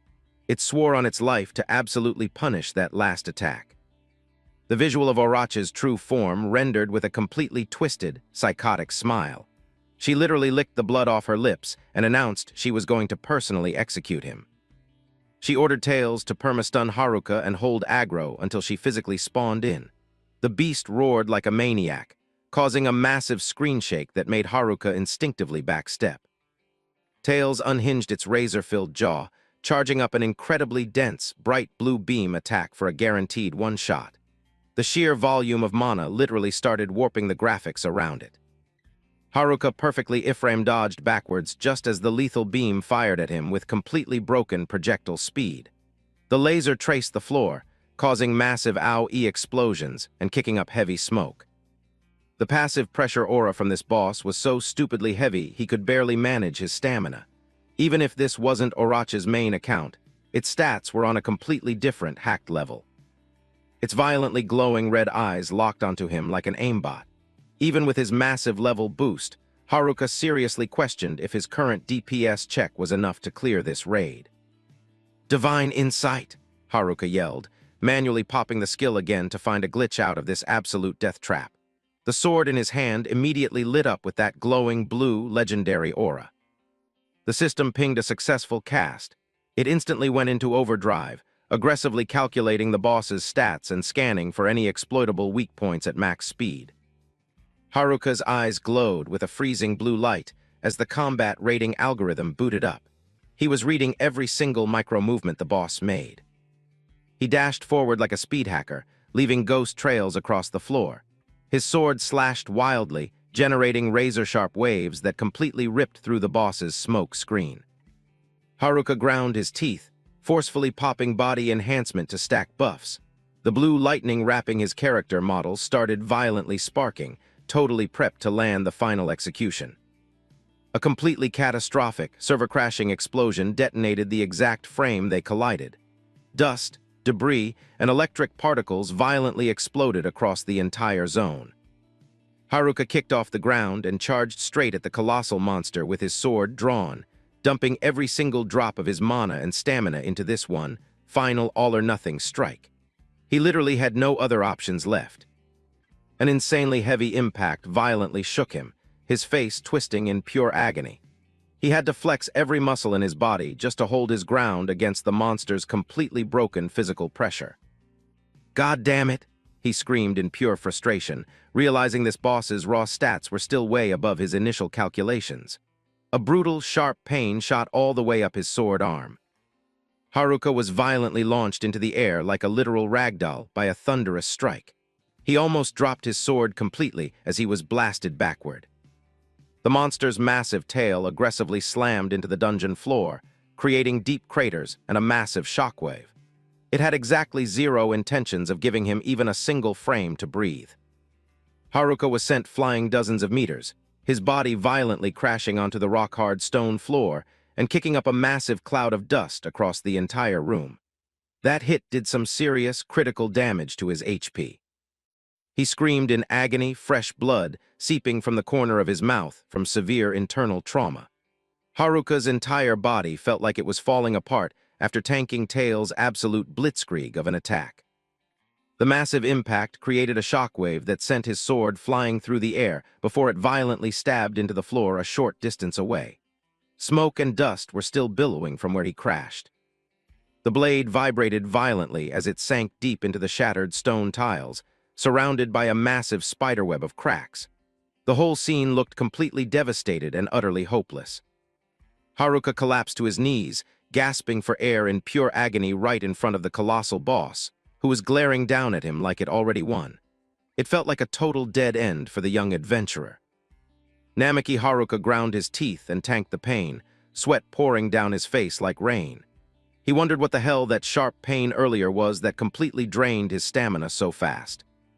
Right in front of him, the Tails monster was still looming, radiating an absolutely suffocating aura of death. Haruka knew he was in a ridiculously lethal situation if he didn't pull an escape strat out of his ass soon. Once again, the system started crunching the numbers for Haruka's optimized action path. This was literally his last sliver of hope to flip the board. A blue system prompt popped up for the ultimate body enhancement skill. He honestly questioned if this buff would actually be enough to solo that monstrosity. No more time to hesitate or get scared. Haruka's eyes flared with absolute, ironclad resolve. He knew he had to bet his entire life on this next strike. Ultimate body enhancement, Haruka roared, blinding red lightning violently wrapping around his character model like he was about to explode from a massive mana overload. The Tails monster bared its fangs defensively, its glowing red eyes locked dead onto the tiny human in front of it. It clearly felt the massive, sudden spike in Haruka's power level. Haruka's entire body burned like he was standing in a literal furnace, feeling like he was a second away from completely losing control. Thick red veins started visibly bulging on his face and neck. A violently powerful stomp completely shattered the floor tiles into 100 pieces. Haruka blitzed forward like a streak of red lightning, completely tearing through the smokescreen around him. His hand crackled with red electricity as he reached out and grabbed the hilt of his sword with absolutely explosive, impossible strength. His movement speed had completely broken past the human limit. A dry, metallic screech echoed out as Haruka death-gripped his weapon. The violently red energy from his body channeled straight into the blade, making it vibrate wildly. He let out a soul-tearing scream, dumping every ounce of his hatred and pure desperation into this single, ultimate attack. This was literally everything he had left in the tank. Haruka grabbed the sword, using all his raw strength to yank the blade out of the stone floor, creating a blinding trail of golden fire. Debris and electric sparks violently exploded everywhere. Tails' jaw dropped in pure shock, its pupils shrinking in absolute terror as it realized this incoming slash packed enough DPS to instantly one-shot it. An insanely powerful vertical slash came crashing down, blinding red light and electrical sparks violently erupting like they were trying to swallow the entire room. Haruka dumped 100% of his power output into this single swing. The boss was completely cleaved in half from head to toe. It was a brutally graphic scene as its colossal frame began splitting apart, exposing the raw, red flesh underneath. Haruka kept his death grip on the hilt, panting heavily after that incredibly high-risk, all-out final burst. His entire body was still crackling with residual red electricity. Tails' blood rained down like a monsoon, dyeing the entire zone red as it let out one final, agonizing roar before completely collapsing. Haruka stood completely frozen in the middle of the carnage, his face covered in blood and sweat. The system pinged the kill confirmation, while the Divine Insight skill simultaneously went on cooldown. A massive wall of bonus point notifications spammed his UI. Points for damage taken, points for first-time skill usage, and massive critical hit multipliers. The system boards practically lit up the entire corner of the dungeon. His total score got a massive 3x multiplier for taking down a boss way above his current level cap. The system's final overall combat rating for Haruka was stamped as an AA rank. The total EXP payout from the raid was over 10 million points. Haruka's level officially spiked by another 600 levels, an absolutely absurd hacked progression jump. Meanwhile, topside, Yukimura Shinji was casually chilling on a phone call with a highly arrogant smirk plastered on his face. He seemed completely unbothered by whatever the hell was happening down in the dungeon.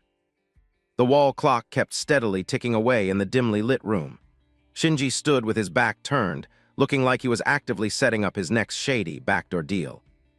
With an incredibly evil look on his face, he announced over the phone that he was prepping to transport the cargo, and demanded the other side send someone to pick it up ASAP. On the freezing floor, Takabana Himawari lay completely unconscious, her lips weakly whispering Haruka's name in a traumatized, feverish haze. The whole scene was absolutely heartbreaking. At the exact same time down in the dungeon, Haruka kept getting spammed with a ton of new, high-tier utility skills: insight, internal mapping, and weakness attribute detection. His levels spiked up yet again. Suddenly, he grabbed his head, groaning in absolute agony. The choked-up sounds coming from his throat proved he was taking massive physical backlash. Haruka's brain was spinning like he was getting stabbed by 1,000 needles all at once. He realized this was the brutal, system-level debuff for totally overcranking the ultimate body enhancement skill. Gah! Haruka violently puked up a massive pool of fresh blood onto the dungeon floor. His physical body had clearly hit its absolute breaking point. He felt like he was suffocating, like someone had a death grip around his lungs. He was sweating bullets, his vision completely blurring out from the insane pain. Haruka collapsed to his knees right in his own pool of blood, his breathing totally ragged and heavy. He honestly couldn't comprehend what the hell was actually happening to his character model right now. He desperately tried to choke out the word status to force the system to run a diagnostic on his HP. His FOV was heavily restricted at this point. The system flashed a critical warning that his physical condition was absolutely tanked. All of Haruka's vital stats were crashing hard due to the massive mana overload. A 3D anatomical model popped up on the status board, completely lit up with glaring red warnings over his most vital organs. The situation was in the extreme red zone. The mana density in his blood was at a completely psychotic level. The system even sarcastically compared it to lethal alcohol poisoning. No wonder his brain felt like it was in a blender. Haruka realized he absolutely could not afford to recklessly spam that enhancement buff ever again if he actually wanted to stay alive. He struggled to force himself back onto his feet. He turned his head to look back at the massive carcass of the Tails monster just laying there dead. He won the raid, but the recoil cost was way too damn high. The colossal boss corpse, completely split down the middle, was bleeding out and heavily smoking white steam. Absolute proof of the catastrophic DPS Haruka just unleashed. Suddenly, that blue energy violently shot up into the air like a soul completely leaving a dead husk. Haruka just stood there watching, getting a really bad gut feeling about whatever was coming next. His eyes went wide in shock, tracking the brilliantly glowing blue light swirling through the dungeon's pitch-black ceiling. It was pretty obvious this wasn't just a standard mob despawn animation. Haruka watched the glowing, misty aura hovering right in front of him. He questioned if the boss's aggro still existed even after its physical hitbox was totally deleted. The pale blue mist spiraled and then bolted away, flying straight toward its main server body. Haruka realized this was a highly complex telepathic network connecting all the pieces of this raid boss. A highly intimidating render of Orochi, the boss's true main body, popped up on his UI. The system dropped a freezing cold warning that he needed to hit a bare minimum of level 4,000 just to have a chance. Haruka's face was caked in dirt and sweat, his eyes narrowing as the brutal reality set in. With his HP and MP totally flatlined right now, trying to solo Orochi's main account was completely impossible. The mental image of Yukimura Shinji's toxic-ass grin flashed in his mind like an aggro ping for his actual main target. He ground his teeth, completely dead set on hunting that bastard down the second he cleared this dungeon mess. Haruka stomped his boot down onto the shattered tiles, physically prepping himself for the absolute grind ahead. He knew he couldn't just AFK here if he wanted to keep his account from getting deleted. Haruka randomly stopped, noticing a totally out-of-place item lying in the rubble from his recent boss fight. It was a literal smartphone with a black screen, just sitting there in the dust. It looked exactly like the item the boss was holding onto earlier. A glowing blue magic circle rendered around the phone, acting like some ancient DRM lock that Haruka's system was actively trying to bypass. Haruka reached out, deciding to loot the smartphone to see if it had any critical lore drops or map data about this zone. Haruka's heavy footsteps echoed through the dungeon's dead silence as he started pushing deeper into the zone. Crushed rock aggressively crunched under his boots with every sprint. The internal mapping, skill auto-booted, plotting his exact coordinates on the minimap for this highly complex labyrinth. He suddenly realized an absolutely terrifying fact about his current depth.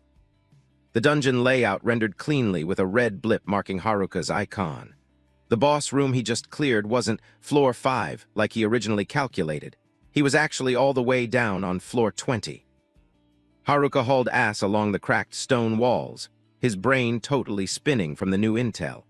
In the server's history, the absolute highest-ranking explorers had only ever pushed as far as floor 12. He flashed back to getting knocked off the cliff up top, never imagining that fall would literally clip him all the way down to floor 20 of this hellish death trap. The Divine Insight skill kicked back online, spamming Haruka's FOV with holographic UI panels to aggressively scan and analyze his environment. The system tracked Namaki Haruka's live location crossing floor 18, while his target was pinged down on floor 25. The ETA was calculated at exactly 45 minutes if he kept his current movement speed. Haruka blitzed through the pitch-black corridors like a speed hacker, his digital HUD constantly updating environment data as he took every corner. "I'm gonna catch up to Arachi's main body soon," Haruka muttered to himself, his eyes going completely dead set with pure killing intent as he stared ahead. The system started crunching the numbers for the minimum level Rex to clear the boss, projecting the absolutely massive EXP pool Haruka needed to farm in record time. Haruka abruptly slammed on the brakes, realizing he absolutely needed to find an exploit to break his own limits immediately before queuing up for the final boss. A glaring red warning prompt took up his entire UI. The system radar was picking up multiple high-tier elite mobs spawning directly in his path. Haruka stood in the middle of a massive open room, completely surrounded by a sickeningly purple aura radiating from the new hostiles hiding in the pitch-black fog. 3 Baphomet mobs, demons with goat heads, bat wings, and glowing red eyes, were literally levitating on twisted wooden swords, completely hard-locking Haruka from all sides. "God damn it, I literally do not have time for this," Haruka cursed, white-knuckling his sword hilt as blue lightning started violently arcing across the razor-sharp steel. "Uooh, Haruka let out a massive war cry, directly charging the enemy mob. The system immediately booted up the combat rating algorithm for the incoming fight. The X-ray Insight skill toggled on, giving Haruka literal wall hacks to read every single animation frame and blind spot on the Baphomets surrounding him. The UI flashed a weakness attribute detected prompt, automatically highlighting the critical hitboxes on the goat demons, so Haruka could land the most optimized execution strikes. "Sharpen my senses," Haruka hyper-focused, his blade painting a brilliantly glowing blue arc that completely shredded the dungeon's heavy, toxic atmosphere. A flurry of lightning-fast slashes ripped through the air, perfectly landing on the enemy's weak points. A Baphomet trio eliminated pop-up flashed, instantly dumping a massive combat rating bonus into his account. Haruka stood right in the middle of the gory blood pools of the mobs he just wiped, still tightly gripping his crackling blue sword. The despawned smoke from the carcasses hadn't even fully cleared yet. The system pinged that the Divine Insight buff duration was over, while simultaneously announcing Namaki Haruka's level had just taken another massive jump after that skirmish. Suddenly, a violently sharp, flesh-tearing pain hit him again, forcing Haruka to drop to his knees, clutching his chest as he hyperventilated from absolute stamina drain.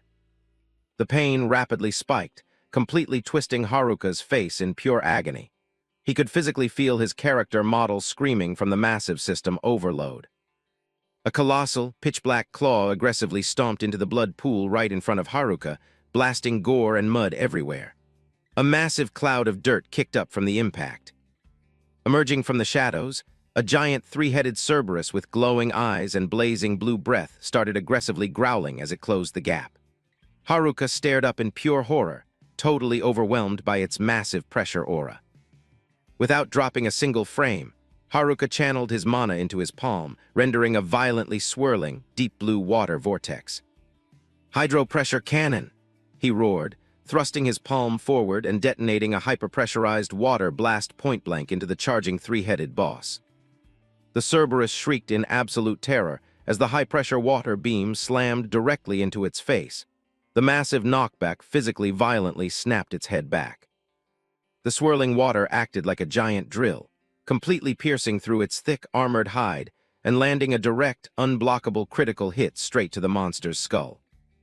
The absolutely devastating impact completely ripped the flesh off the Cerberus's head, exposing its white skull amidst a literal rain of bright red blood exploding everywhere.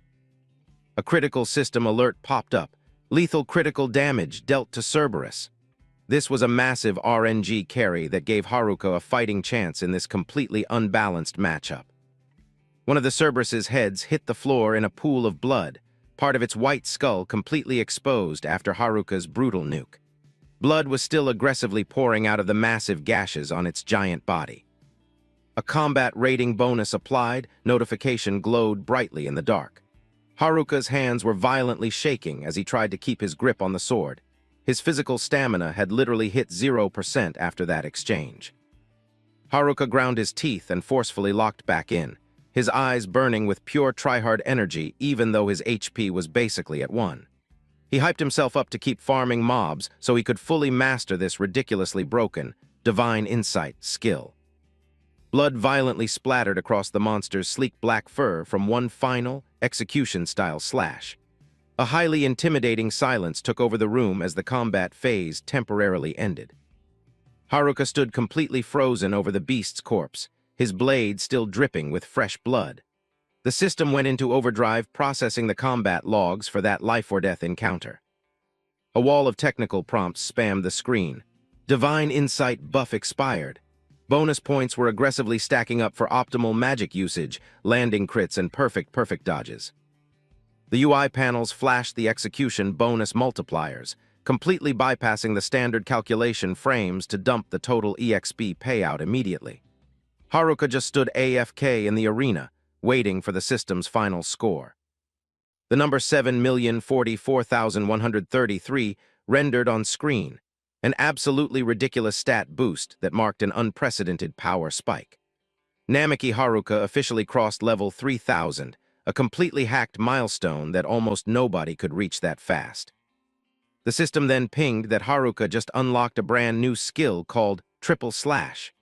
He was genuinely surprised to get an ultra-rare sword art drop instead of the usual magic spells. Sweat poured down Haruka's face, his eyes violently twitching from the extreme mental strain. Even with the massive level boost, his physical fatigue debuff was still heavily holding him back. Haruka completely collapsed, stabbing his sword into the ground just to keep his exhausted avatar from falling over. Right behind him, a brand new wave of Baphomet mobs spawned from the shadows, completely hard-locking the drained player. Did that Baphomet from earlier call for backup? Haruka thought to himself, sweat dripping from his chin as he realized how incredibly screwed he was in this new gank.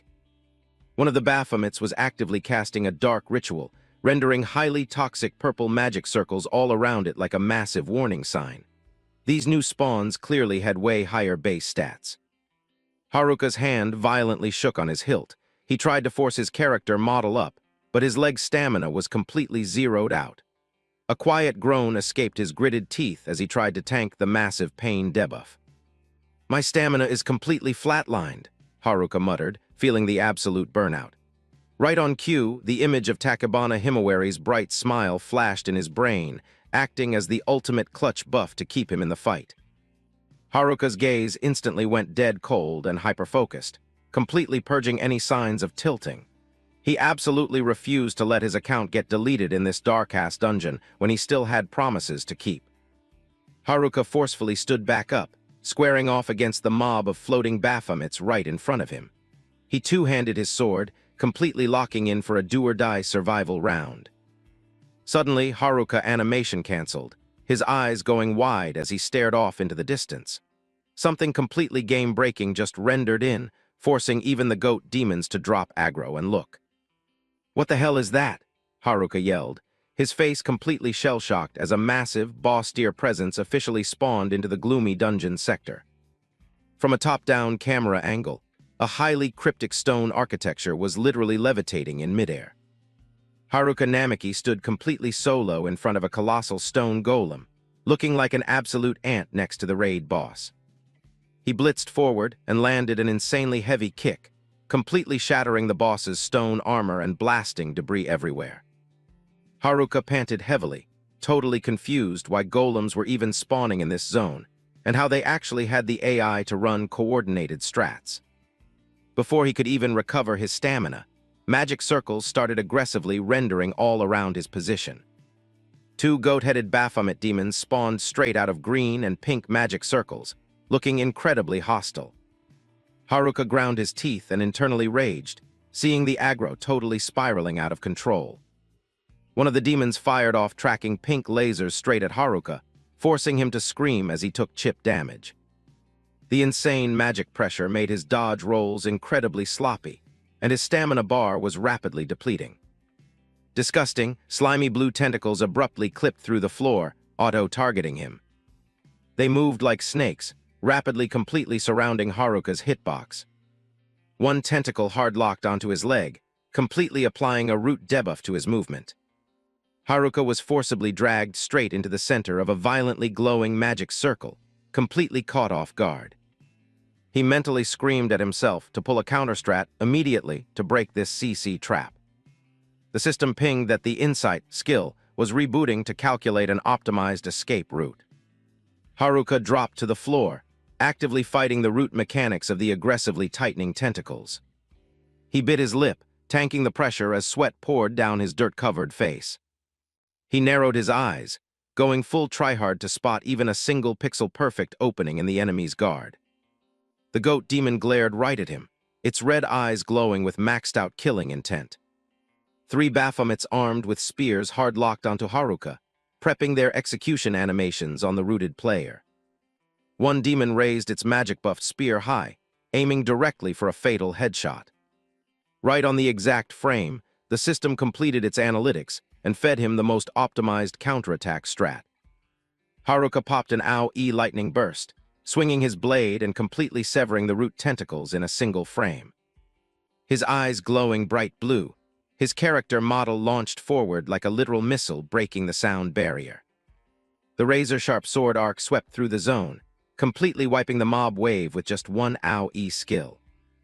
The Baphomet's head got cleanly clipped off its neck in a microsecond, blasting a geyser of blood all over the floor. But instantly, another entire wave of goat demons spawned right back in from the magic circles. Haruka was forced back into a combat stance, realizing these mobs had an insanely high spawn rate with endless reinforcements. He manually toggled dual slash, rendering incredibly high DPS dark red sword beams that completely shredded the dark room. Two mobs got instantly bisected simultaneously by Haruka's Godspeed attack. Haruka coughed up blood. Aggressively spamming skills back-to-back was causing a massive system overload, while the UI was still calculating his combat rating. Suddenly, a blinding red glare flashed in the distance, instantly pulling his aggro. It was the stone golem's glowing eyes, signaling it had fully rebooted and re-entered the boss fight. The colossal monster loomed right over Haruka, charging a flaming fist to completely flatten him again. Cutting topside, Himawari Takebana's eyes were completely exhausted, but still burned with absolute, unbreakable resolve. She was currently CC'd, her hands tied and suspended from the ceiling in an empty room, with the afternoon sun hitting the window. Shinji Yukimura walked in, his back turned to her, sarcastically asking if she'd finally woken up to reality. He turned around with an incredibly sleazy smirk, clearly getting off on seeing her completely locked down. Himawari glared straight at the traitor, absolutely zeroing in on him with pure disgust. Her eyes flickered purple, a massive red flag that Shinji was aggressively spamming his charm, spell to break her mental resist. Shinji grabbed his bag, getting ready to log off, dropping a highly sarcastic compliment about her insane mental fortitude. He smirked, bragging that other girls were way easier to hack, while two other shadow NPCs stood AFK in the background. Himawari Takebana violently struggled against her restraints, screaming at the bastard to tell her exactly what his endgame was. Shinji Yukimura aggressively grabbed her by the throat, completely cutting off her air supply, forcing her to just choke out pained groans. He got right up in her face, casually stating that her glare was seriously starting to piss him off. It was the look of someone who still had maximum cope, that Haruka Namiki was somehow still alive down in that abyss. Himawari's eyes bulged, sweat pouring down her forehead under the absolutely terrifying pressure from the traitor. Shinji laughed mockingly, saying it made zero sense to him, considering she was the one who explicitly told Haruka he was a trash-tier explorer. He broke into an absolutely psycho laugh, bringing up how she basically completely dropped a weakling like him. Himawari looked down, totally devastated, explaining that wasn't the lore at all. It was only after a massive incident that Haruka got completely obsessed with min-maxing his power. She was literally just trying to stop him from recklessly throwing his life away on suicide runs. She screamed right in Shinji's face, doubling down that someone with Haruka's plot armor wouldn't just casually die like that. Deep down, she was actively praying, and 100% coping that he was still actively grinding somewhere down there. Right at that exact second down in the abyss, a colossal fist packing maximum kinetic pressure detonated, completely wiping everything in its AoE. Without dropping a frame, Haruka instantly popped his great hydro-pressure cannon straight into the stone golem's fist, causing its heavy armor plating to violently crack. The incredibly high-pressure water blast completely swallowed the giant boss's hitbox. The stone golem was totally stun-locked. The golem's stone geometry couldn't tank the DPS and instantly began shattering into tiny polygons. A massive explosive shockwave triggered, launching stone debris across the entire dark cavern. The system pinged that the Insight skill duration was over, dumping over 9 million EXP into his account and triggering an instant level up. Haruka collapsed onto the floor, his blood-soaked hand desperately trying to cast a magic circle while he weakly called out Himawari-san's name. A system UI board popped up, literally spoiling the massive server update that would trigger once he cleared another 600 levels. His hand violently shook as he grabbed his chest. The system announced that Namiki Haruka's total physical reconstruction protocol was about to execute. Debris kept aggressively falling around him, while the holographic UI panels aggressively glowed in the pitch-black room. He flexed his core to tank the debuffs, the magic circle on his hand still barely holding onto 1 HP. Haruka mentally questioned what the hell a physical reconstruction even meant when his character model was already at 0% durability. His entire body felt like lead, the pain so extreme it felt like his actual polygons were being violently ripped apart.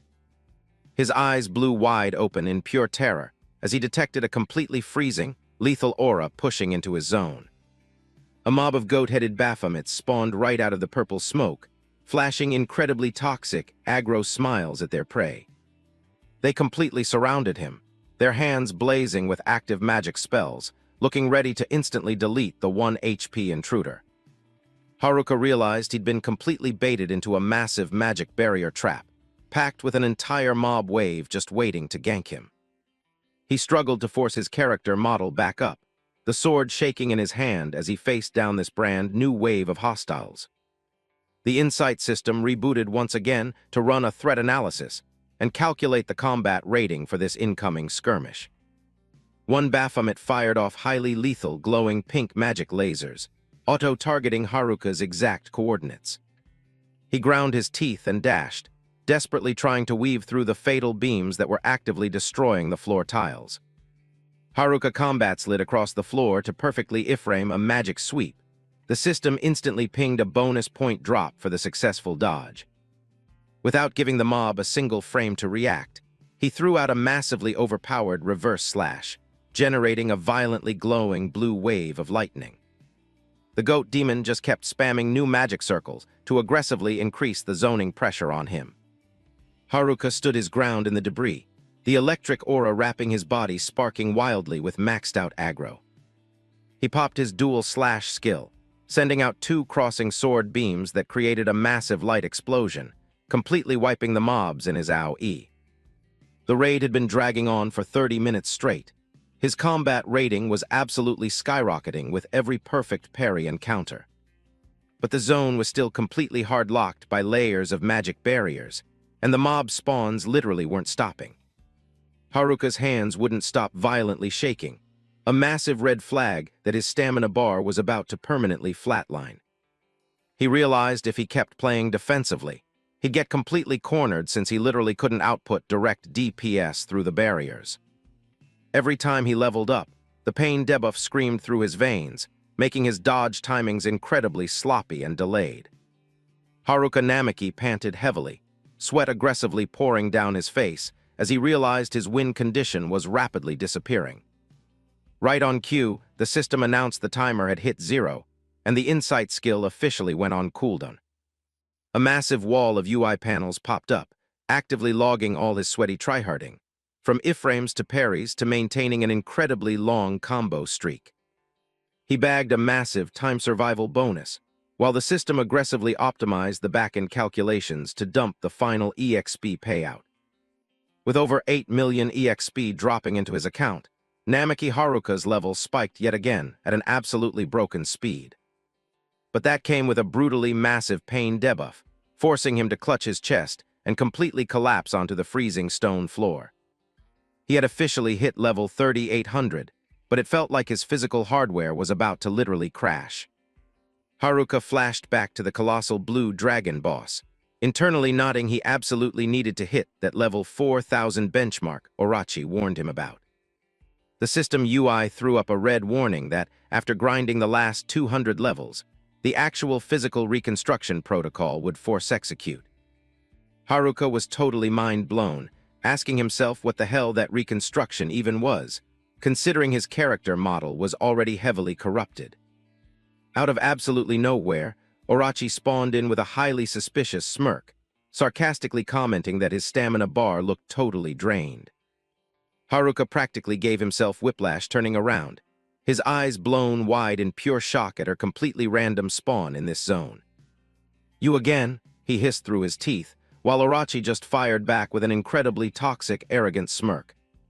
She casually walked up like she owned the server, mockingly asking if she made him wait too long in the lobby. This entity was rocking a highly customized avatar with dragon traits, blue scales, and incredibly intimidating black wings. She firmly confirmed she was the actual main account, which made Haruka instantly connect all the lore dots in his head.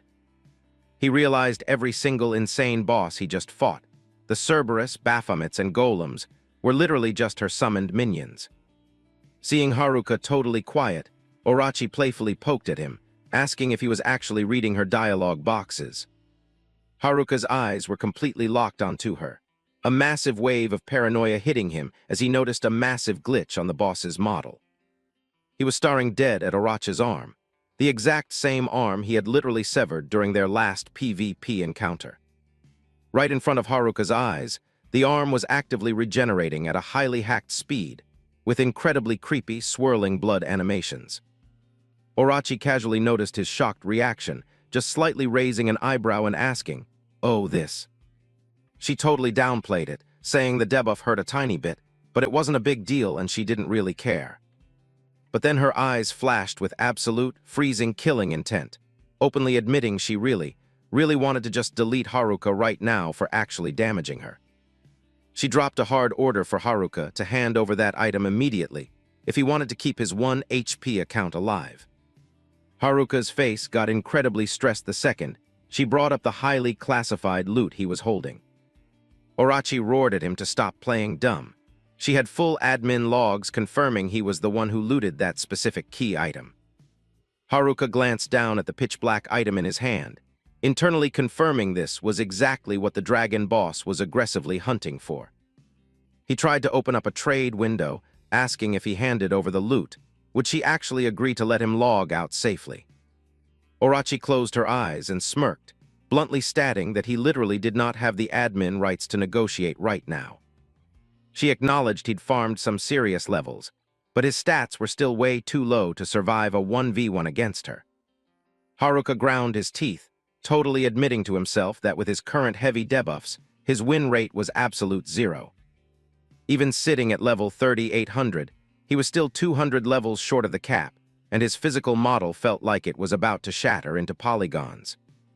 Orochi's glare turned incredibly lethal as she dropped the final ultimatum: hand over the loot, or she'd instantly execute him right here. In this absolute do-or-die frame, The insight system abruptly force rebooted to calculate an incredibly risky escape strat. Haruka white-knuckled his sword hilt. He told himself the timer was up, and he had to go completely all-in on a 50-50 gamble. The system crunched the required EXP numbers and fed him the absolute most optimized action route after the analytics finished. Haruka suddenly animation canceled and threw out a dual slash, launching a massively overpowered sword beam straight at Orochi. Orochi literally just needed one hand to perfectly parry the insanely high DPS attack, still aggressively laughing at his tryharding. But she suddenly animation stalled when she felt a microscopic hit marker register, leaving a tiny cut bleeding on her left cheek. The system pinged that Haruka's attack had actually successfully bypassed the armor of a disaster-tier boss. Orochi touched the scratch, her smirk turning completely freezing as she mocked that his super flashy ultimate only managed to deal chip damage. Right after that insanely reckless play, the system pinged that Haruka had executed the optimal action, dropping an absolutely god-tier bounty of over 13 million EXP into his account. Namiki Haruka's level instantly spiked, officially crossing the level 4,000 cap, and on that exact frame, the physical reconstruction protocol forcefully initiated. Haruka's eyes blew wide open as he felt an absolutely blinding white aura completely engulf his character model, signaling a massive, back-end server overhaul of his stats. Standing right across from him was Orochi in her fully unlocked humanoid form, long blue hair, curved horns, and a highly intimidating dragon tail casually flicking behind her. Haruka was sweating bullets.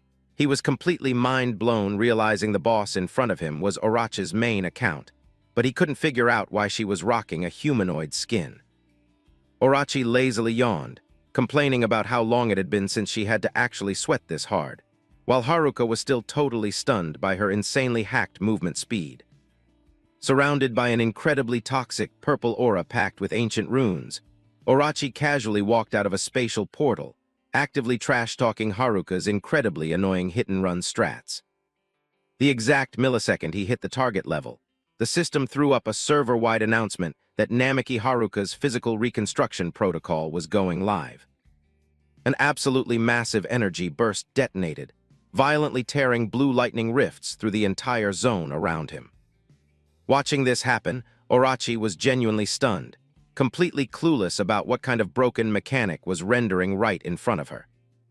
Every single one of Haruka's fingertips started aggressively glowing with sparking blue electricity.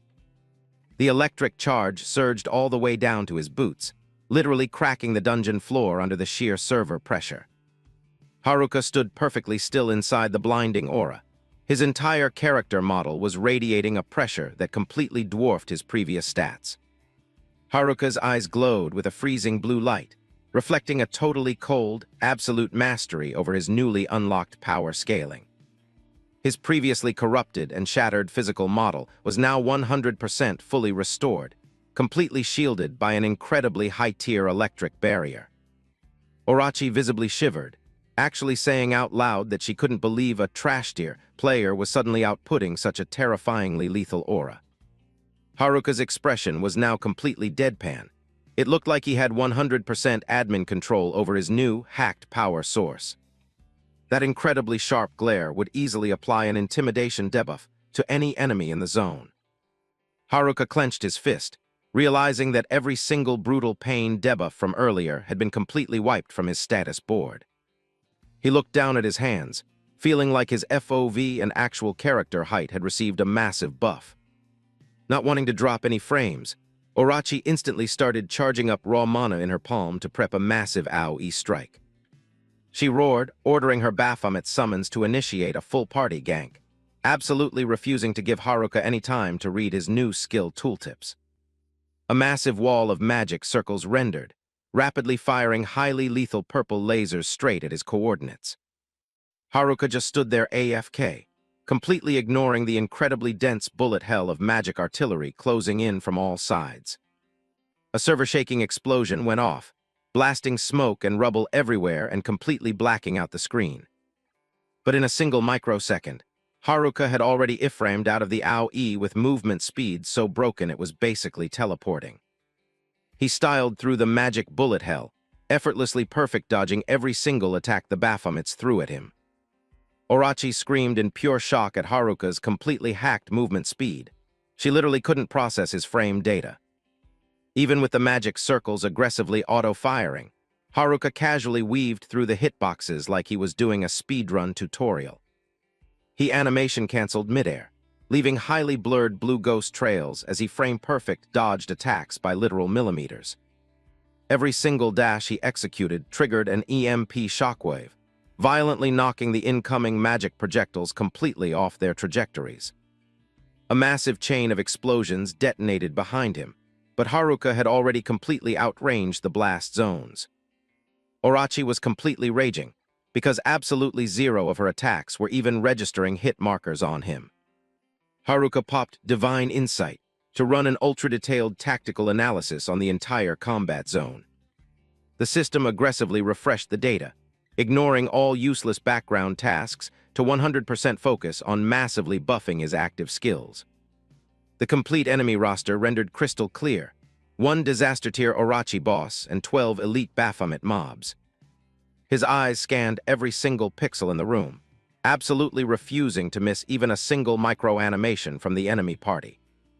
Haruka realized the completely broken potential of his newly unlocked skill.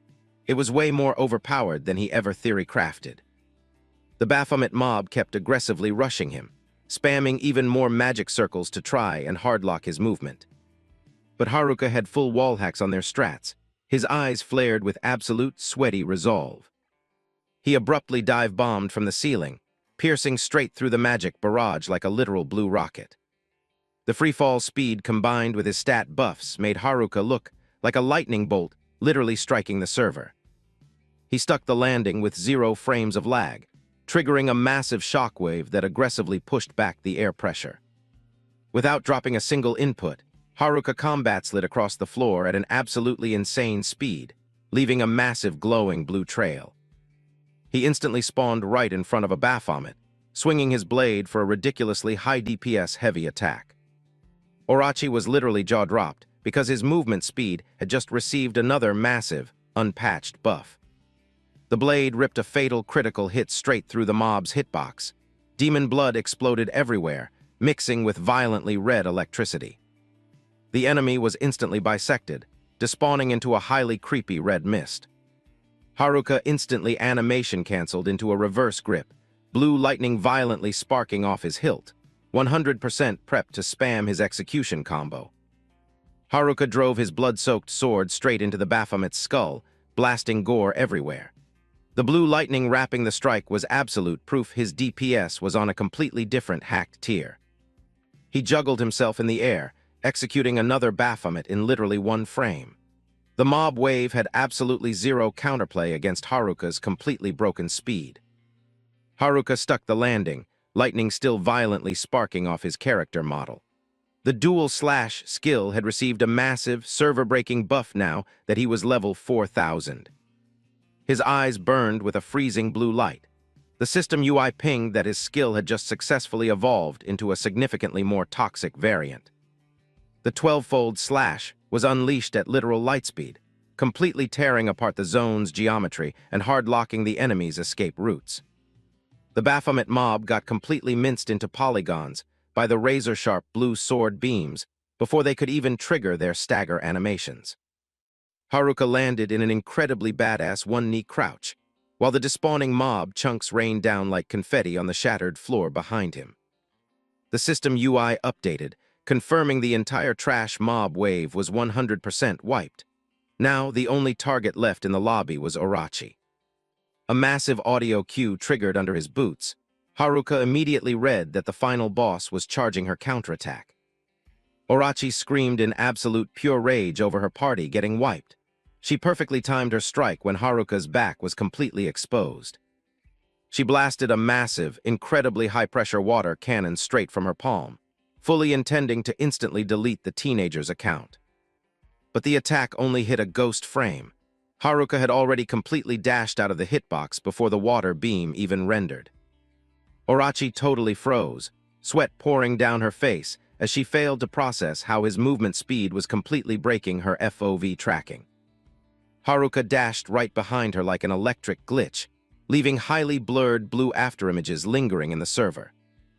Orochi panicked and spun around, aggressively spamming water bullets, but every single shot missed the hitbox completely. Haruka vaulted into the air, his shadow completely covering Orochi as he prepped to drop a massive critical plunge attack. He popped the Shadow Shift skill, completely trapping her. Orochi absolutely panicked at the sight of Haruka's incredibly broken crowd control. He completely spammed the 12-fold slash again, turning his character model into a violently glowing, highly pressurized blue sword tornado. Watching the barrage of slashes coming at her, Orochi only had time to drop a completely stunned and hopeless A. The sword beam swept through with absolute server-wiping power. Orochi's character model was completely shredded, blasting blood and mana all over the arena. Haruka calmly stuck the landing amidst the raining debris, the lightning aura around him finally starting to power down. He stood completely AFK, just staring at Orochi's leftover loot drop lying totally dead on the stone tiles. The system UI threw up the official kill confirmation. The sweatiest boss raid had finally been cleared. But instead of dropping his guard, Haruka looked completely traumatized, staring at the absolutely destroyed environment he just created. He looked down at his own hands, a totally freezing, numb feeling heavily crashing his mental state. Haruka looked away, cold sweat dripping down his face. Did I really just do all that? A massively confused thought looped in his brain. He was standing in the middle of a totally graphic, gory scene, with monster parts and blood clipping through the floor under the dungeon's moody lighting. Haruka white-knuckled his sword hilt. The tactile feedback of slicing through hitboxes was still there, but his memory logs of the actual fight were completely corrupted, even if she was an evil mob. Actually executing a boss with a female humanoid skin like Orochi still gave Haruka an incredibly heavy guilt debuff. His face was completely deadpan, his brain totally blue screening from the absolutely brutal visuals rendering right in front of him. He forced himself to take a deep breath to wipe the panic debuff, his hands shaking as he finally sheathed his sword. He knew he absolutely could not stay in this zone any longer. Regardless, he somehow survived the ultimate raid, and the absolute priority now was to find the exit portal and extract ASAP. Suddenly, a highly creepy, toxic smirk echoed out, instantly applying a freeze debuff to Haruka's entire body. His pupils shrank as he detected a massive glitch. Thinking you could easily delete my account like that, you really have zero game sense. Orochi's voice clipped right out of the corpse pile. Haruka violently whipped around, his guard maxed out, cold sweat pouring down his face. He literally couldn't comprehend how the boss was still 1 HP after that execution. Orochi's model started aggressively radiating an incredibly lethal purple dark aura, signaling the actual boss phase 2 had just initiated. Orochi was flattened on the floor, blood leaking from her mouth, but her eyes were still screaming absolute toxicity. It was obvious she just face-tanked an incredibly massive nuke from Namaki Haruka. Seeing the boss actually still had the stamina to glare at him, Haruka Namaki was completely mind-blown. He ground his teeth, seriously questioning if this freak had infinite iframes or something. Orochi smirked, totally admitting she horribly miscalculated Namaki Haruka's DPS output. Her voice had a slight tremor, but was still dripping with heavy sarcasm. Orochi's severed polygons were literally still floating in the air from his previous ultimate. She glared at Haruka, actively roasting the absolute tryhard skill he just spammed. Suddenly, Orochi's severed, blood-soaked arm aggressively levitated, shooting off highly intimidating purple sparks. Orochi force revived, her eyes rolling back to pure white as she aggressively radiated incredibly dense purple mana. She announced it was officially time for his permabin. The system instantly threw up a critical red alert for a massive mana surge, completely dwarfing the initial threat level calculations. Haruka stood AFK, realizing the blood and mana pools on the floor were actively morphing.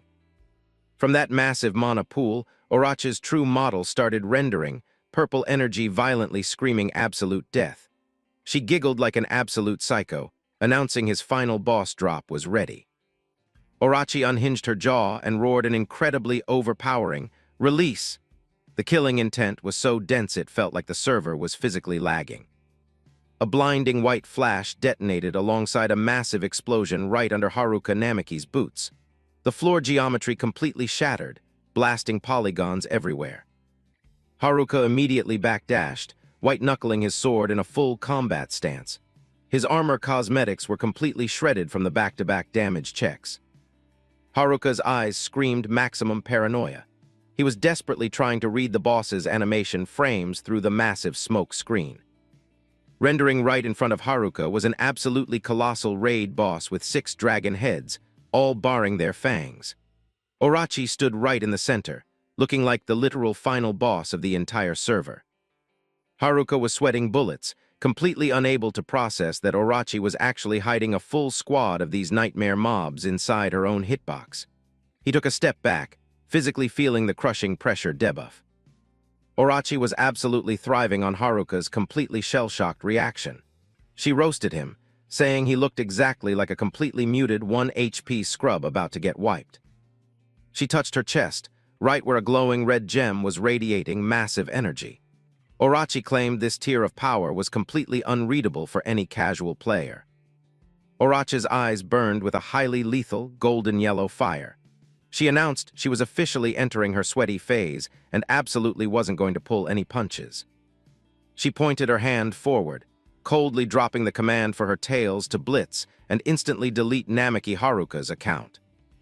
Instantly, a colossal dragon head clipped forward at completely broken speed, unhinging its razor-filled jaw to literally one-shot Haruka. He only had exactly 1 frame to see the blue blur.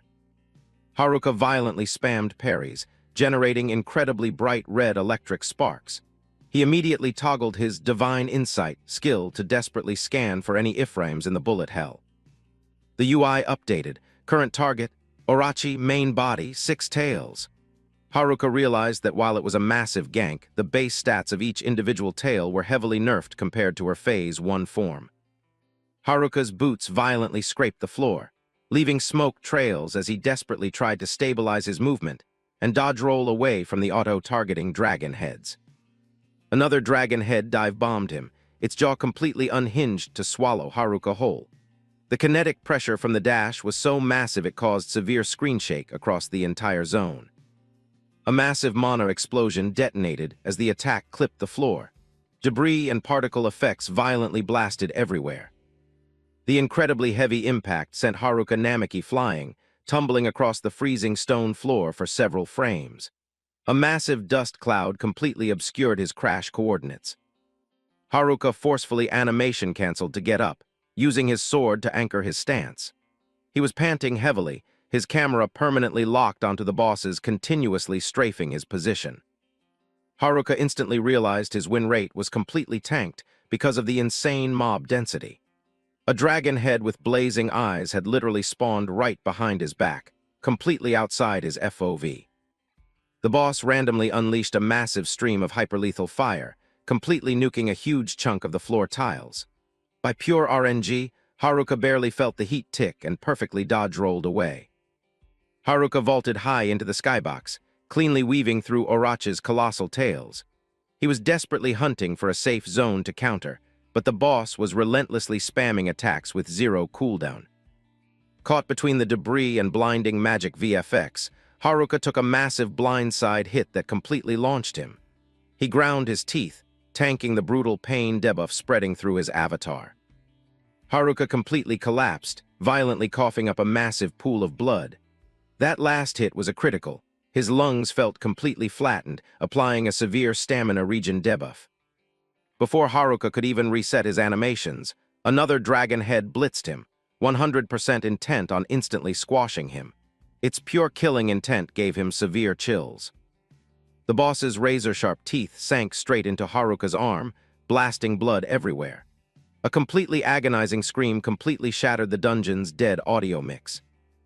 Haruka was violently tossed like a literal ragdoll, the blood from his shoulder completely painting a huge section of the floor red. He groaned in pure agony, his stamina bar clearly hovering near 0%. He desperately dumped his last sliver of stamina to crawl back up, his hands violently shaking as he gripped the floor. The massive blood trails everywhere were absolute proof of how sweaty this raid actually was. Haruka's face was completely caked in blood, his glowing red eyes screaming pure rage and tilt. He cursed out loud, incredibly pissed off at how totally garbage his current run was going. Haruka aggressively clutched his permanently bleeding shoulder. He bitterly accepted that the perfectly synced AI combo of these heads literally gave him 0 frames to block. The monster roared with absolute hype, seeing its prey heavily debuffed.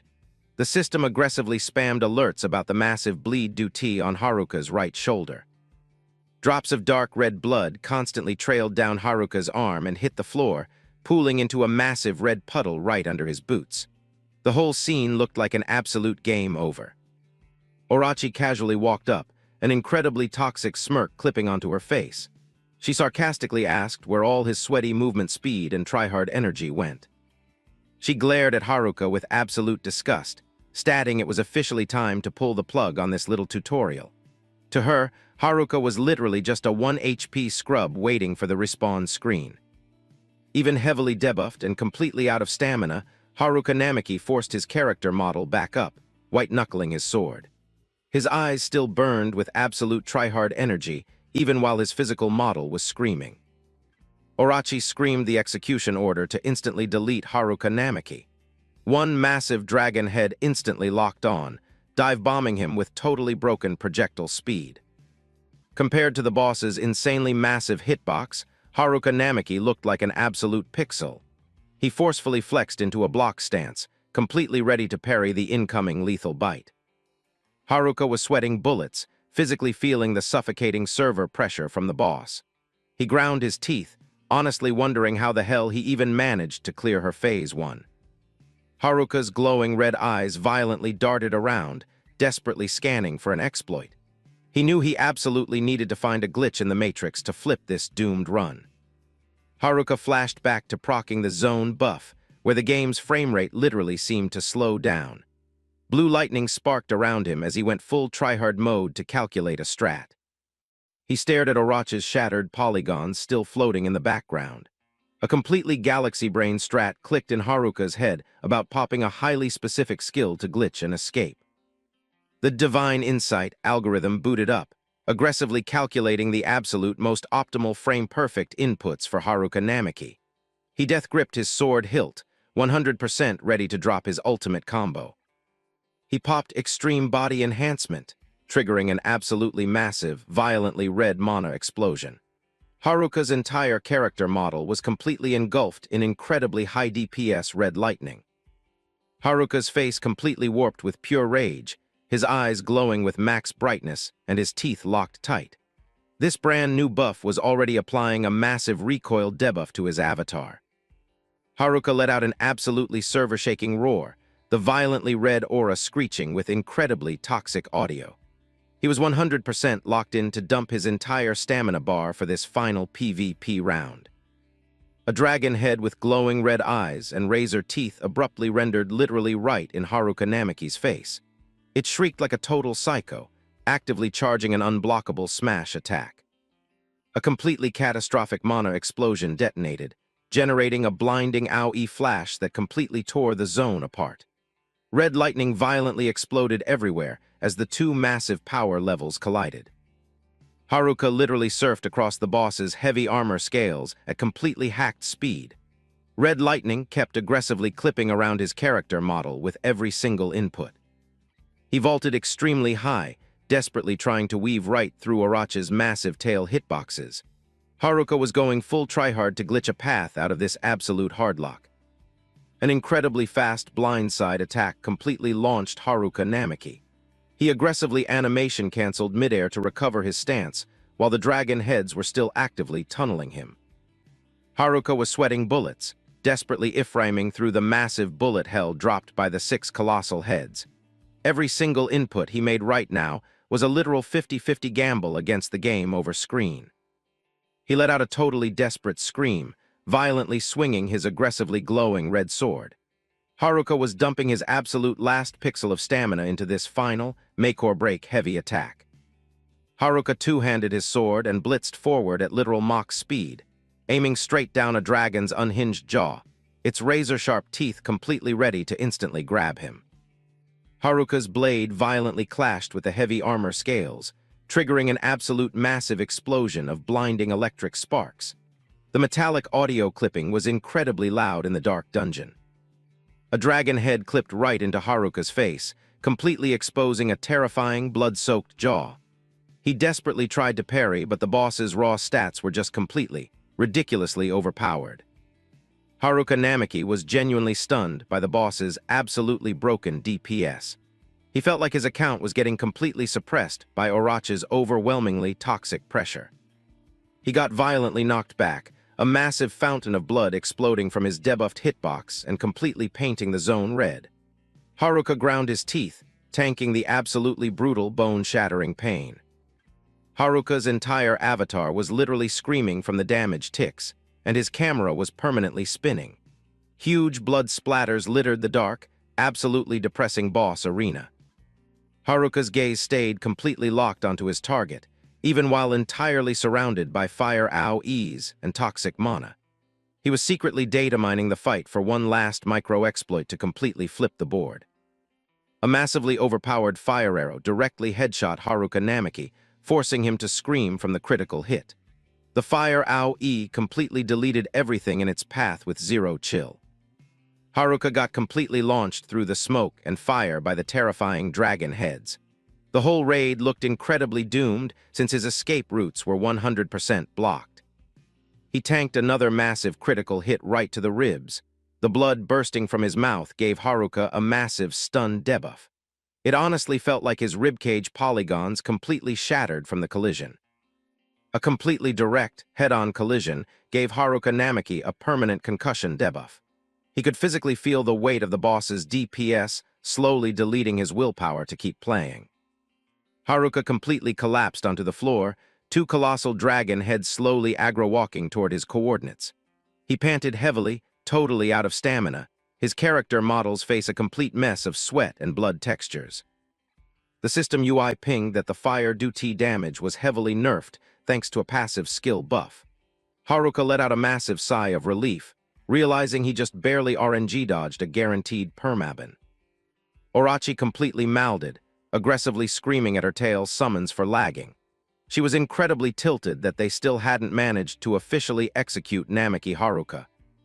All 6 dragon heads simultaneously reared up, their roars completely lagging the dungeon audio. They were actively charging a massive, synchronized ultimate attack to finally secure the kill.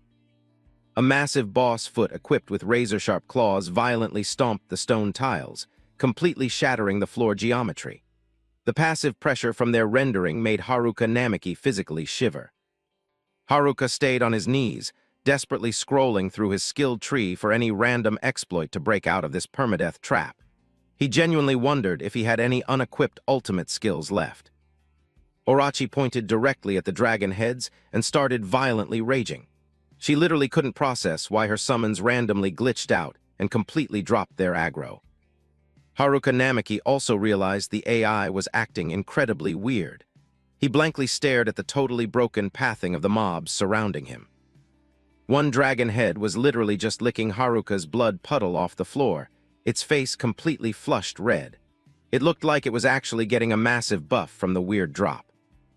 Haruka's eyes popped out of his head watching this absolute glitch.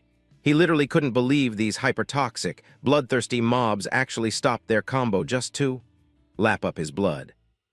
After finishing the blood pool, the mob closed its eyes, looking like it was completely AFK and heavily intoxicated. Haruka Namaki was totally mind-blown, wondering what kind of spaghetti code was actually running these mobs. 3 dragon heads grouped up in a single spot, all of their faces completely red and their eyes totally glazed over. They seemed to have 100% deleted their primary objective of killing Haruka. Orochi was completely blue-screening over her tail's absolute betrayal. She screamed like a psycho, ordering them to instantly reset their AI and lock back in. Haruka realized a highly exploitable, weird status effect was currently proccing on the dragon heads. They weren't looking at him with aggro anymore. They looked exactly like a bunch of completely wasted drunks. Orochi's jaw hit the floor, massive sweat drops actively rendering on her forehead. She stood completely frozen, staring at her tails running the most bizarre broken animations. She blurted out in complete disbelief. "Are you guys literally drunk right now?" A nearby dragon head was glowing bright red, its eyes totally glazed over after looting Haruka Namiki's blood. The dragon boss let out a highly pathetic, low HP, Gua tilde. Its face was now totally flushed, completely losing its intimidating raid boss aesthetic. Orochi facepalmed, her character model visibly completely tilted.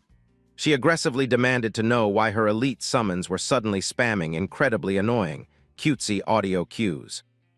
She pointed right at the dragon tails that were staring at Haruka Namiki's blood with absolute greed.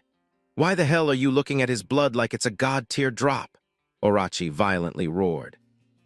Haruka Namiki was completely glued to the system UI that just rendered right in front of him. A single drop of blood rolled down his chin, while his glowing red eyes showed absolute shock.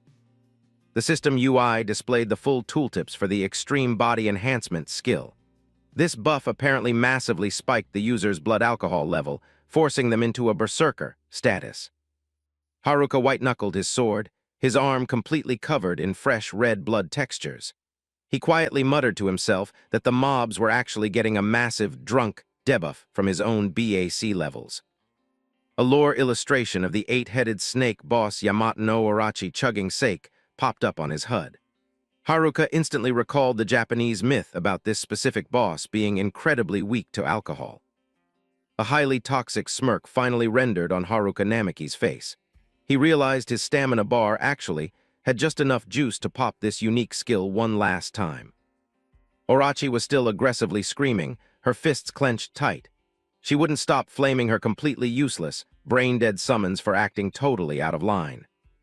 The dragon heads crowded around, absolutely wasted, licking the blood stains right off each other's mouths. Orochi went completely psycho, pointing her finger and ordering them to instantly cancel their current actions. While Orochi was aggressively monologuing about the fatal consequences of tasting Haruka's blood, he was casually using his sword to slice a fresh wound right into his bicep. Orochi's eyes went completely wide, totally shocked. She literally couldn't process that Haruka would intentionally self-harm right in front of her. Blood actively streamed from Haruka Namiki's arm, heavily dripping onto the floor tiles. He stared at his own wound, mockingly muttering about how absolutely desperate the mobs were for his blood drop. Haruka stood in a completely solid stance, holding his sword while his bloody arm continuously leaked onto the floor. He loudly announced he was going to let the mobs completely max out their thirst meter right now. Orochi's eyes bulged at Haruka Namiki's incredibly reckless flex. She aggressively interrogated him, asking if he was actually going to commit to such a totally suicidal strat. Blinding red lightning violently erupted all around Haruka Namiki as he manually proxed Extreme Body Enhancement. The incredibly dense mana aura completely wrapped his sword and character model. Haruka let out an absolutely server-shaking roar. The violently red mana detonated, creating an absolutely terrifying screen-clear effect. Orochi stood back, just watching this incredibly massive power spike load in. "Bring it on, you totally wasted alcoholics," Haruka Namiki aggressively whispered. He was 100% locked in and ready to solo all of Orochi's tails. Three dragon heads immediately blitzed him, their eyes glowing with absolute greed. They unhinged their jaws as wide as possible, 100% hypnotized by the heavily alcoholic scent coming off Haruka. Haruka Namiki's face was completely radiating confidence, flashing an incredibly arrogant smirk. His eyes were burning, 100% ready to aggressively PvP anyone who stepped into his aggro range, screaming the challenge, "Get in here." The colossal dragon unhinged its razor-filled jaw, roaring violently right in Haruka Namiki's face. He looked like an absolute pixel standing there, completely surrounded by the violently red lightning of his buff skill. Haruka stared directly at the boss, his glowing red eyes radiating pure killing intent. The electric aura around him was so completely broken, it was causing massive screen shake across the zone. He clenched his fist, letting the violently red electricity completely coat his entire arm. "All right," he muttered, fully prepping for the absolute final execution strike. "Here they come." Haruka blitzed straight into the boss, triggering a massive flashbang of light, and red sparks the exact frame his sword collided with the heavy dragon scales. Haruka vaulted extremely high, An incredibly powerful swing of his arm, launching drops of his own blood straight at the monstrosity. The blood completely splattered into the dragon's mouth. It instantly registered the highly addictive, alcoholic properties of the drop. The boss flicked out its completely gross, wet tongue, happily licking the blood droplets right off its own mouth like an absolute addict. On that exact frame, Haruka perfectly stuck the landing.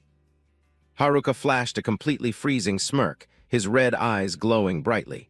He physically saw the aggro pull from his blood drop and quietly muttered, "Perfect."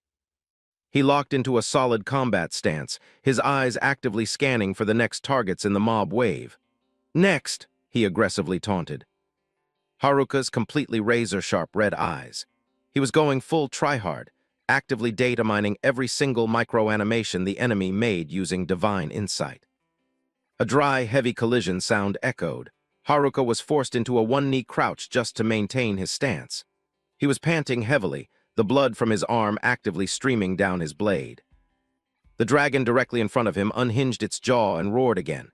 Its incredibly toxic, trash-tier breath completely gassed the entire dungeon zone. Haruka just stared it down with an absolutely unbreakable gaze. Pure confidence radiated from his eyes. He had the perfect strat completely mapped out to cheese this boss. Haruka instantly vaulted right onto the boss's hitbox. He extended his arm, intentionally letting his bleed duty drip directly onto the monster's scales. The bright red blood droplets rapidly soaked into the blue scales. This wasn't just standard blood. It was basically a highly lethal, max-tier poison for these specific dragon mobs. The dragon completely raged, firing off an incredibly lethal fire blast. Haruka instantly animation canceled, styling right off the boss's hitbox and perfectly iframing the massive attack. The dragon abruptly collapsed, its tongue lolling out to aggressively lick the blood drops off the floor like a completely blacked-out drunk. Haruka's cheese strat was flawlessly executing. "Let's go, chug it down," Haruka screamed with absolute hype, swinging his bleeding arm directly at the heavily CC'd mobs. He vaulted high into the skybox, swinging his arm with max force. The blood from his wound sprayed out like violently red lasers, instantly pulling aggro from every single dragon in the zone. The entire mob wave was now completely flattened on the floor, greedily lapping up Haruka's highly monodense blood. They had 100% lost all combat functionality and were basically stuck in a permanent stun lock. "How is it? Tastes like god-tier loot, right?" Haruka aggressively taunted between heavy pants, staring down the completely glitched-out mobs. He locked his stance with his sword drawn, fully intending to exploit their drunk debuff to completely wipe the entire mob wave in a single AoE sweep. "You're getting way too damn cocky," Orochi abruptly spawned out of nowhere, immediately landing a critical backstab with a razor-sharp ice blade straight through Haruka's shoulder. The demoness flashed a highly toxic, malicious smirk right next to his ear. Haruka was completely stunned, fresh blood violently erupting from the brand-new pierce damage. The freezing ice blade completely clipped through Haruka's arm and shoulder, causing his active electric buffs to aggressively glitch out and lose stability. "I literally knew you were going to try a cheap gank," Haruka quietly muttered, dropping his head to completely hide a highly suspicious, cryptic smirk. "Your back hitbox is completely exposed," Orochi screamed with absolute victory, prepping her execution animation to finally permaban her target. She flexed hard, dumping her entire mana bar into the next strike, accompanied by an absolutely authoritative scream. But the toxic smirk on Orochi's face instantly vanished when Haruka randomly animation canceled and spun around. She was totally stunned, asking what the hell he was trying to pull. Haruka violently grabbed her arm, intentionally letting his bleed duty drip straight onto the demoness's avatar. "You totally want this drop too, don't you? My blood," Haruka aggressively taunted. He completely tackled Orochi to the floor, placing her in an inescapable hardlock. The demoness could only spam pained groans as she was forced into an absolutely doomed position. Haruka physically forced her to consume his blood drop. Orochi violently spammed inputs to escape, desperately trying to turn her camera away from this completely bizarre attack. Haruka's face was totally obscured by the shadows, only rendering a highly psychotic, evil smirk. He just kept forcing the bleed duty directly into her mouth. Orochi started hyperventilating. her purple eyes rapidly glitching and glossing over from the incredibly heavy CC effect applied by Haruka's blood. Blood droplets were completely scattered across her chest and necklace cosmetics. She was still weakly spamming broken dialogue in her drunk state. The demoness's face was completely flushed red like she was heavily intoxicated.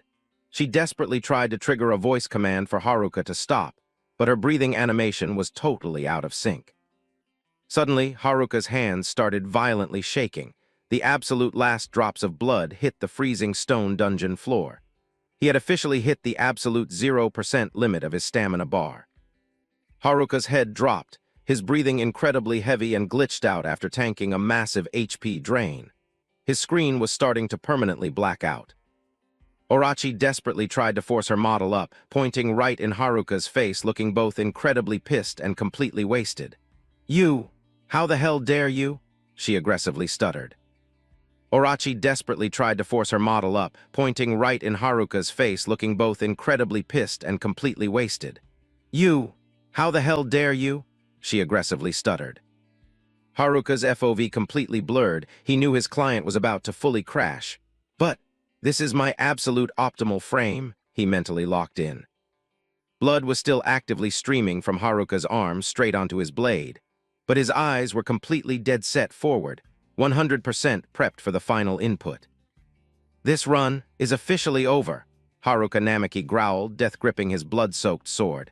He stood his ground in the debris, totally ready for the execution strike. Orochi's eyes were completely wide in shock at the absolutely massive pressure aura radiating from the teenager. Her face was flushed, her breathing animations heavily glitched out as she witnessed a power level completely breaking the meta. The demoness aggressively screamed at her mob summons, who were currently AFK and completely wasted. "All of you, what the actual hell are you doing? Get in the fight," she ordered. The drunken dragons just spammed absolutely psychotic roars in their blood-drunk state, 100% ignoring their admin's commands. They were just glitching out on the floor, generating completely cursed, broken audio cues. Orochi screamed in absolute tilt, while Haruka started charging up a massive ultimate right below her. Violently bright red lightning rendered, acting as a massive red flag that a server-wiping attack was incoming. Haruka Namaki officially popped Ultra Body Enhancement. His entire character model was completely swallowed by a violently red lightning aura, maxing out his physical DPS stats to the absolute hard cap. Orochi instantly realized her run was completely doomed. She knew that if her entire dragon mob got wiped right here, her main account would be in an absolutely inescapable 1 HP scenario. 12-fold slash, Haruka screamed as he unleashed his ultimate 12-hit execution combo. Violently red sword beams completely tore through the zone's geometry, auto-targeting the totally defenseless mob wave. The razor-sharp beams cleanly clipped right through the drunken dragon's heavy armor scales. Blood and dragon polygons violently exploded everywhere under the completely broken DPS of Haruka's blade. It was an absolutely brutal scene. The dragon heads were completely severed in a single microsecond. Haruka's frame data was so incredibly fast the AI literally couldn't even register a block input. The mob carcasses rained down everywhere through the massively thick smoke screen. Haruka styled through the debris, the red lightning still aggressively sparking around his character model. The system UI pinged, confirming an absolutely massive, game-breaking power spike. Because Divine Insight perfectly executed, Namaki Haruka's level completely skipped from 4,000 straight to 6,000. The system board rendered Haruka's newly hacked level stats. It was a completely absurd, never-before-seen EXP jump for any player on the server. Hard cut to a completely dark, secondary zone. Himawari Takebana was currently hard-locked in an incredibly depressing state.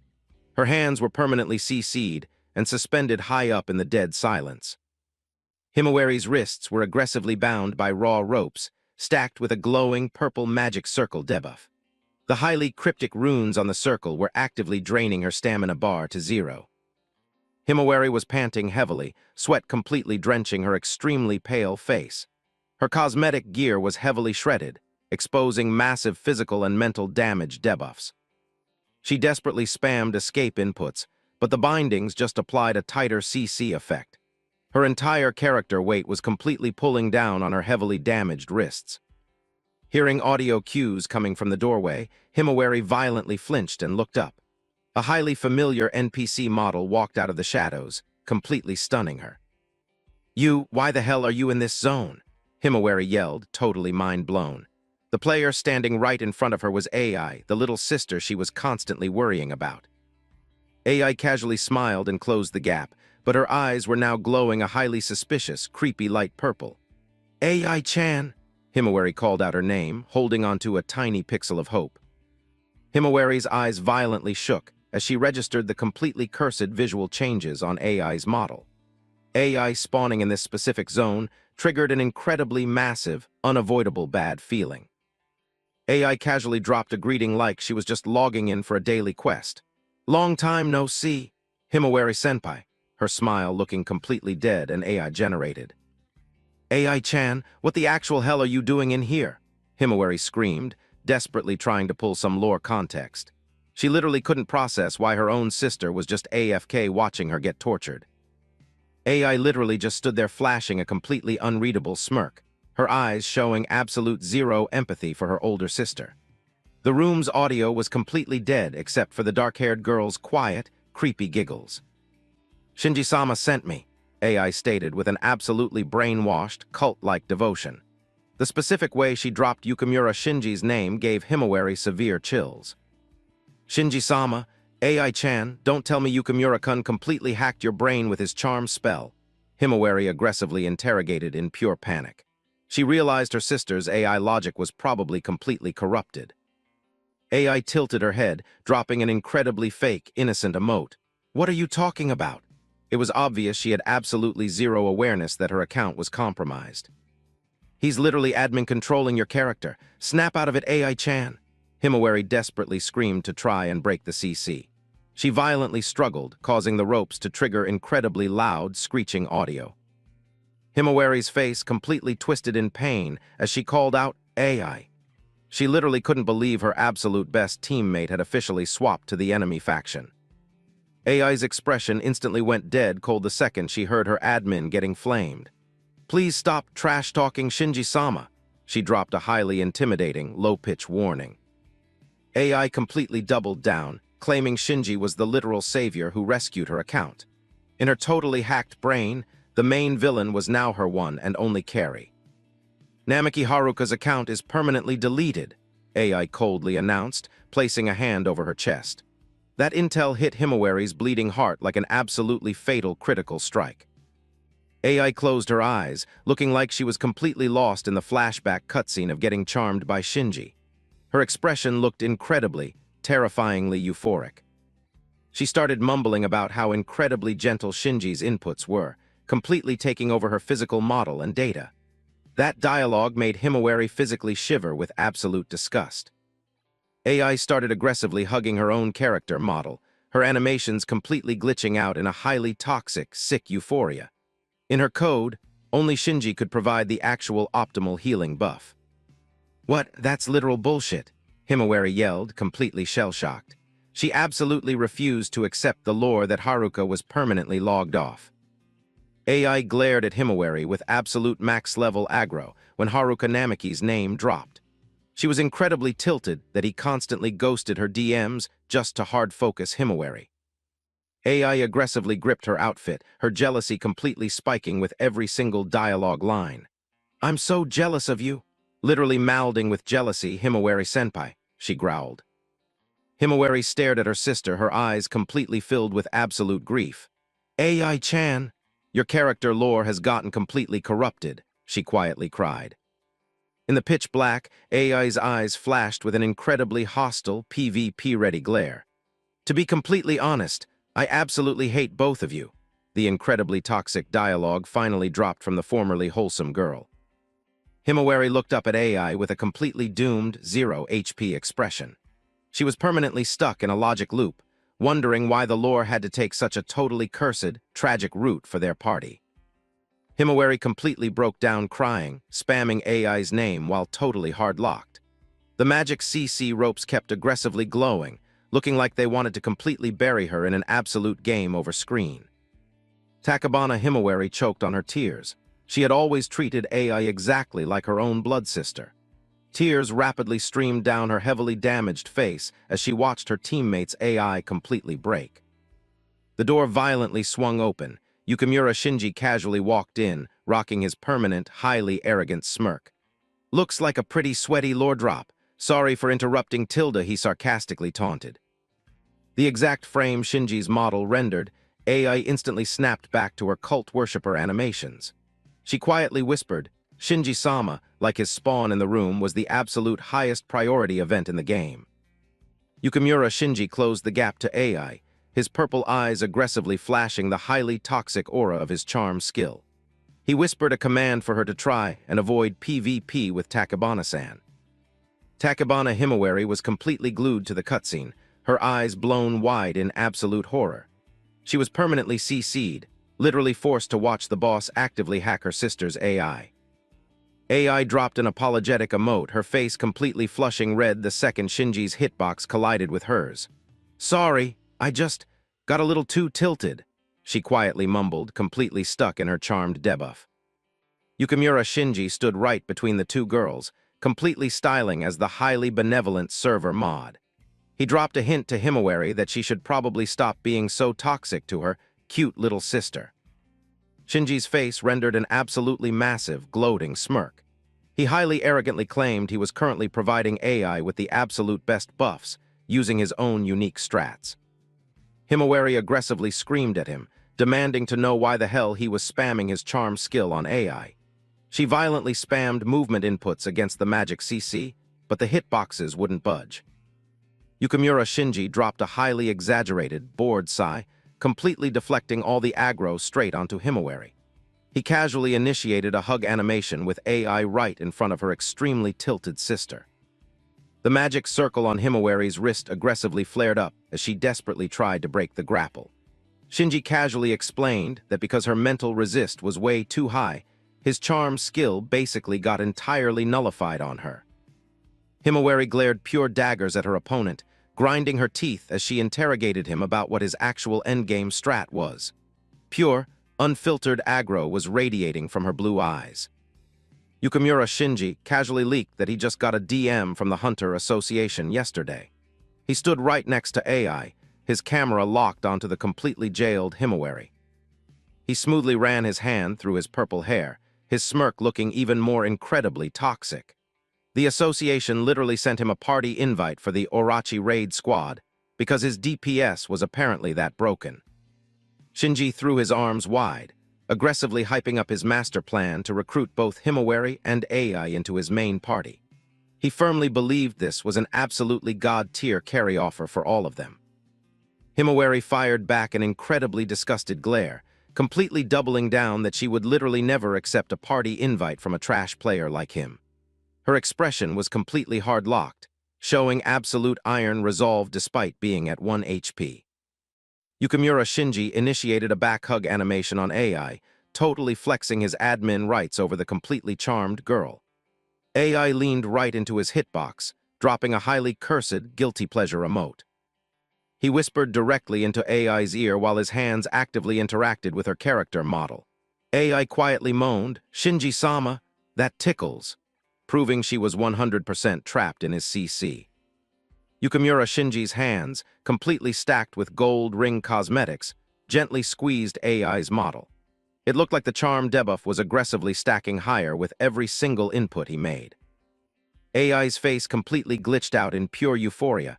Her eyes were totally glazed over, showing absolutely zero signs of a free-to-play player. She was 100% permanently stun-locked by the toxic debuff Shinji's magic was applying. Himawari clamped her eyes shut, absolutely refusing to watch the highly NSFW, cursed cutscene playing right in front of her. A single sweat drop rendered on her cheek in the incredibly suffocating, laggy room environment. Yukimura Shinji aggressively spammed the party invite to Himawari again, while still actively running his romance animations with AI. He stared at the older sister's reaction with an absolute winner's smirk. He lightly licked AI's ear in a completely toxic taunt, basically forcing a quick-time event on Himawari to make her final choice. His glare was completely packed with absolute malice and a greedy desire to claim all the loot. The screen faded to black, leaving only the highly creepy ambient audio tracks generated by Shinji's magic. An incredibly intimidating silence completely swallowed the final save state for the two girls. Scene transition. The system UI abruptly popped up an incredibly critical warning.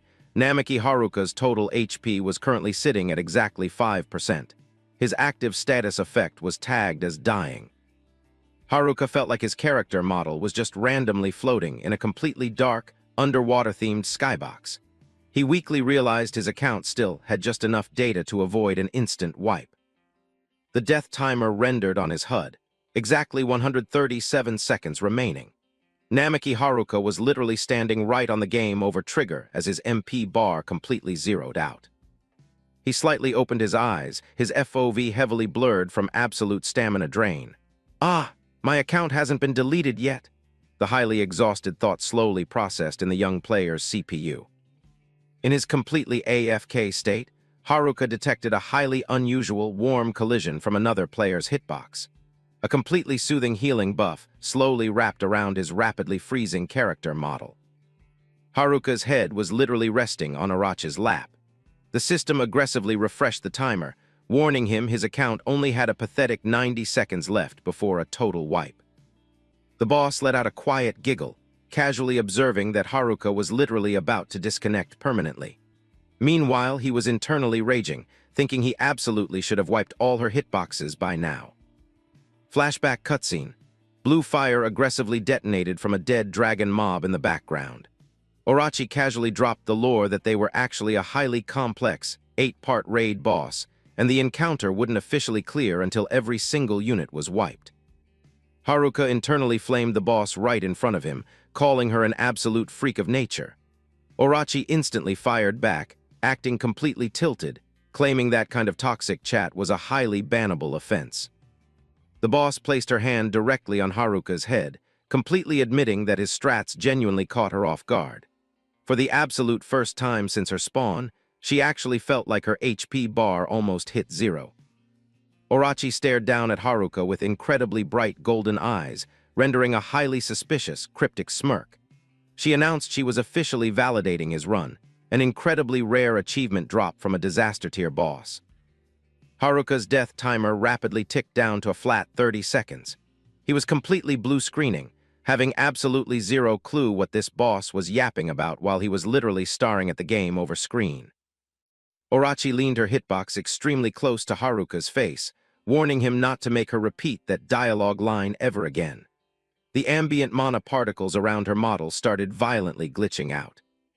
The system's death clock flashed the final 10-second countdown.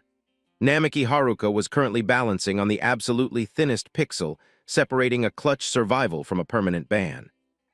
Orochi realized the situation was rapidly going critical, and she absolutely needed to pop a counter-strat immediately. A brilliantly glowing blue magic circle abruptly rendered right over Haruka's chest. An incredibly massive surge of freezing energy detonated from the demoness's hand, violently clipping straight into the teenager's character model. The glowing magic circle rapidly expanded, completely deleting the darkness in the zone. Haruka was completely mind-blown, wondering what kind of hacked skill this boss was trying to cast on him. He physically felt a totally new, overpowered energy violently hacking its way into every single cell of his avatar. With a highly entertained, toxic smirk, Orochi dumped all her mana into the cryptic magic ritual. "Hee. Well then, let's start the cutscene," she announced as the blinding blue light completely swallowed both of their hitboxes. A razor-sharp ice pillar violently pierced straight through Haruka Namaki's chest, blasting a massive geyser of blood everywhere. He screamed an absolute agony-filled "Gah!" as the overpowered magic directly hacked into his 1 HP model. Orochi dropped a highly cryptic, mysterious smirk, her eyes completely hidden in the shadows. "Good night, Master," she whispered as the synchronization ritual officially hit its final execution phase. A massive wall of system UI panels popped up in the middle of the blinding light. The divine observation skill forcefully booted up to calculate the exact synchronization rate between Namaki Haruka and Orochi.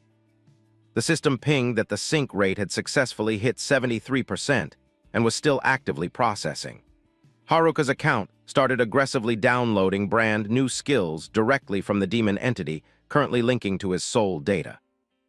Namiki Haruka's base stats started skyrocketing at an absolutely broken speed, according to the system alerts. The teenager levitated in the middle of a violently glowing golden aura, his completely naked character model coated in god-tier, overpowered energy. Namiki Haruka tilted his head up, his violently red eyes glowing right through the golden aura.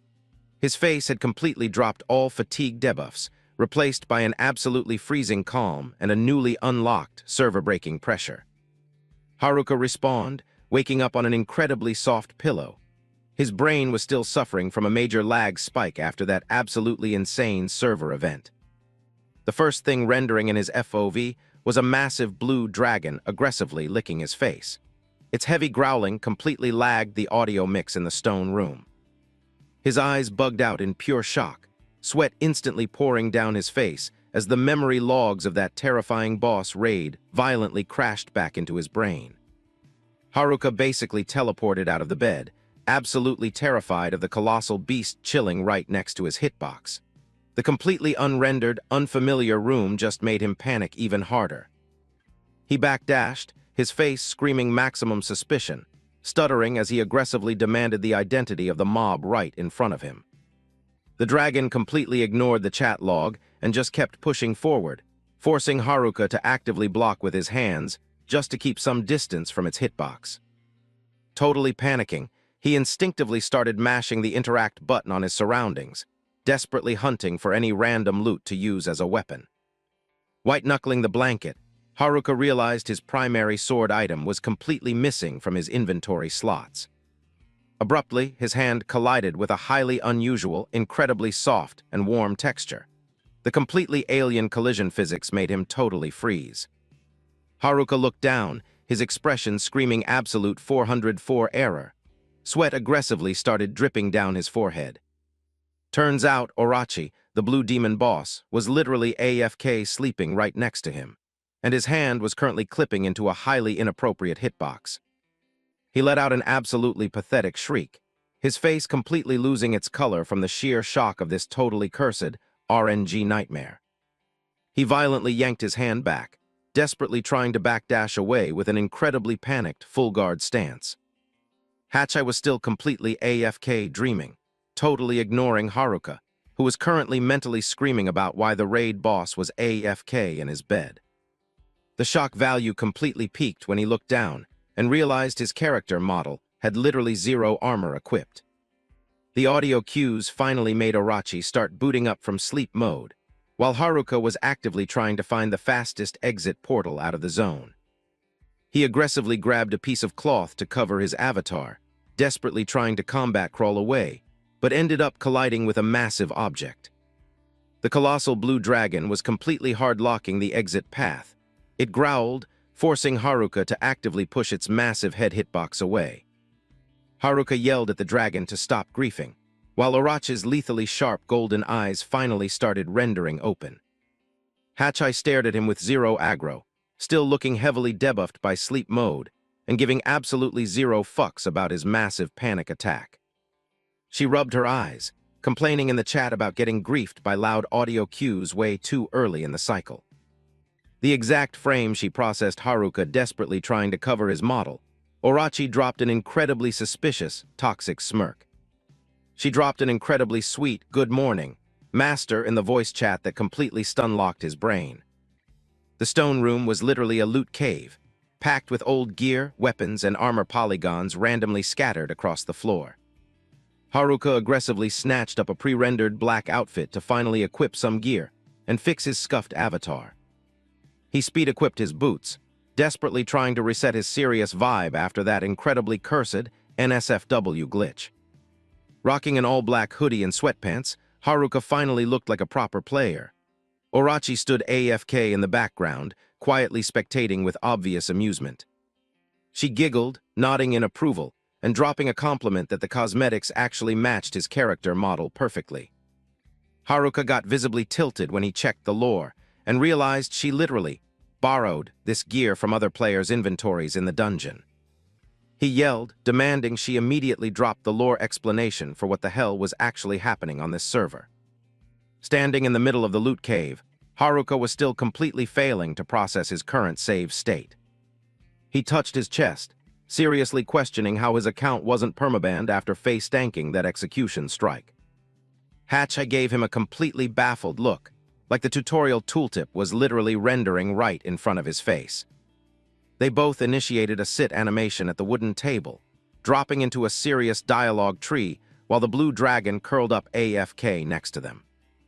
Orochi reached out and grabbed a cup, hot steam actively rendering in the dead silence of the underground room.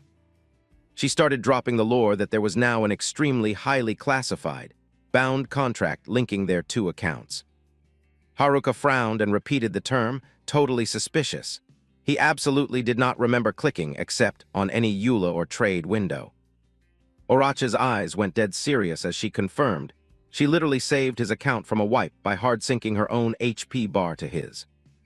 The cutscene memory of that incredibly catastrophic ice explosion re-rendered in his brain absolute proof that his account should have been 100% deleted. He stared down at his hands, getting massively paranoid and asking if his character model was slowly getting corrupted into a monster skin. Hatchai fired back with a highly cryptic smirk, telling him he was aggressively overthinking totally useless background lore. She locked eyes with Haruka, dropping a hard confirmation that from this frame forward, her account was officially bound to his inventory. Haruka glared at Hatchai with max-level suspicion, totally failing to decode the hidden meta behind that dialogue line. Orochi rested her chin on her hand, telling him to just stop lagging and execute her instructions to test it out. She ordered him to close his eyes and input the exact voice command, "Lend me your eyes." Haruka hesitated for a few frames, but finally clicked confirm. He suddenly realized he literally still hadn't pulled her character name from the lore. She flashed a highly toxic, playful smirk, finally dropping her actual display name, Hatchai.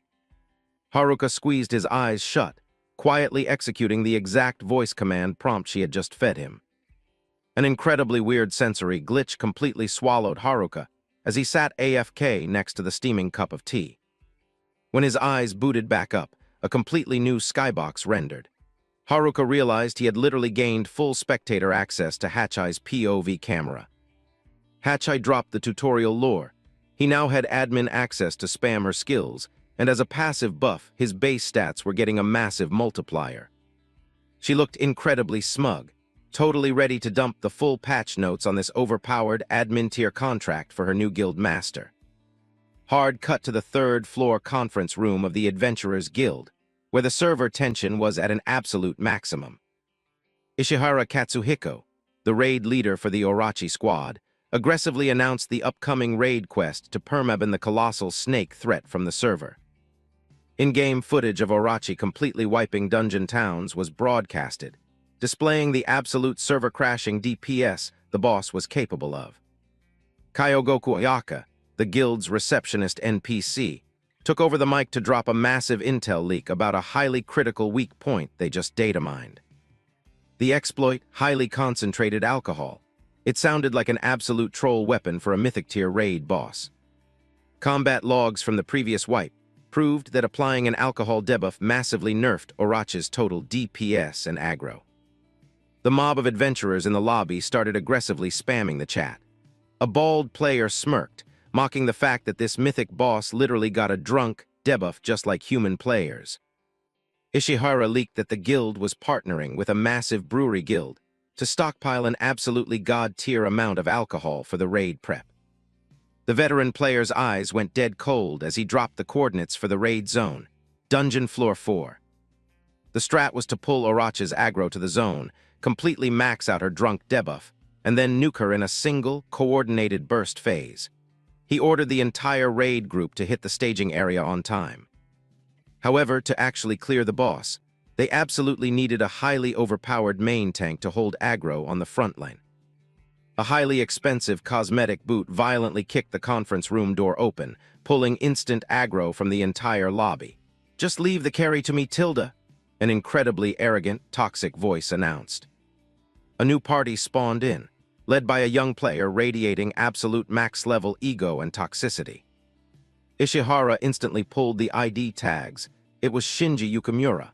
The veteran seriously doubted if a trash-tier personality like him could actually handle the raid mechanics.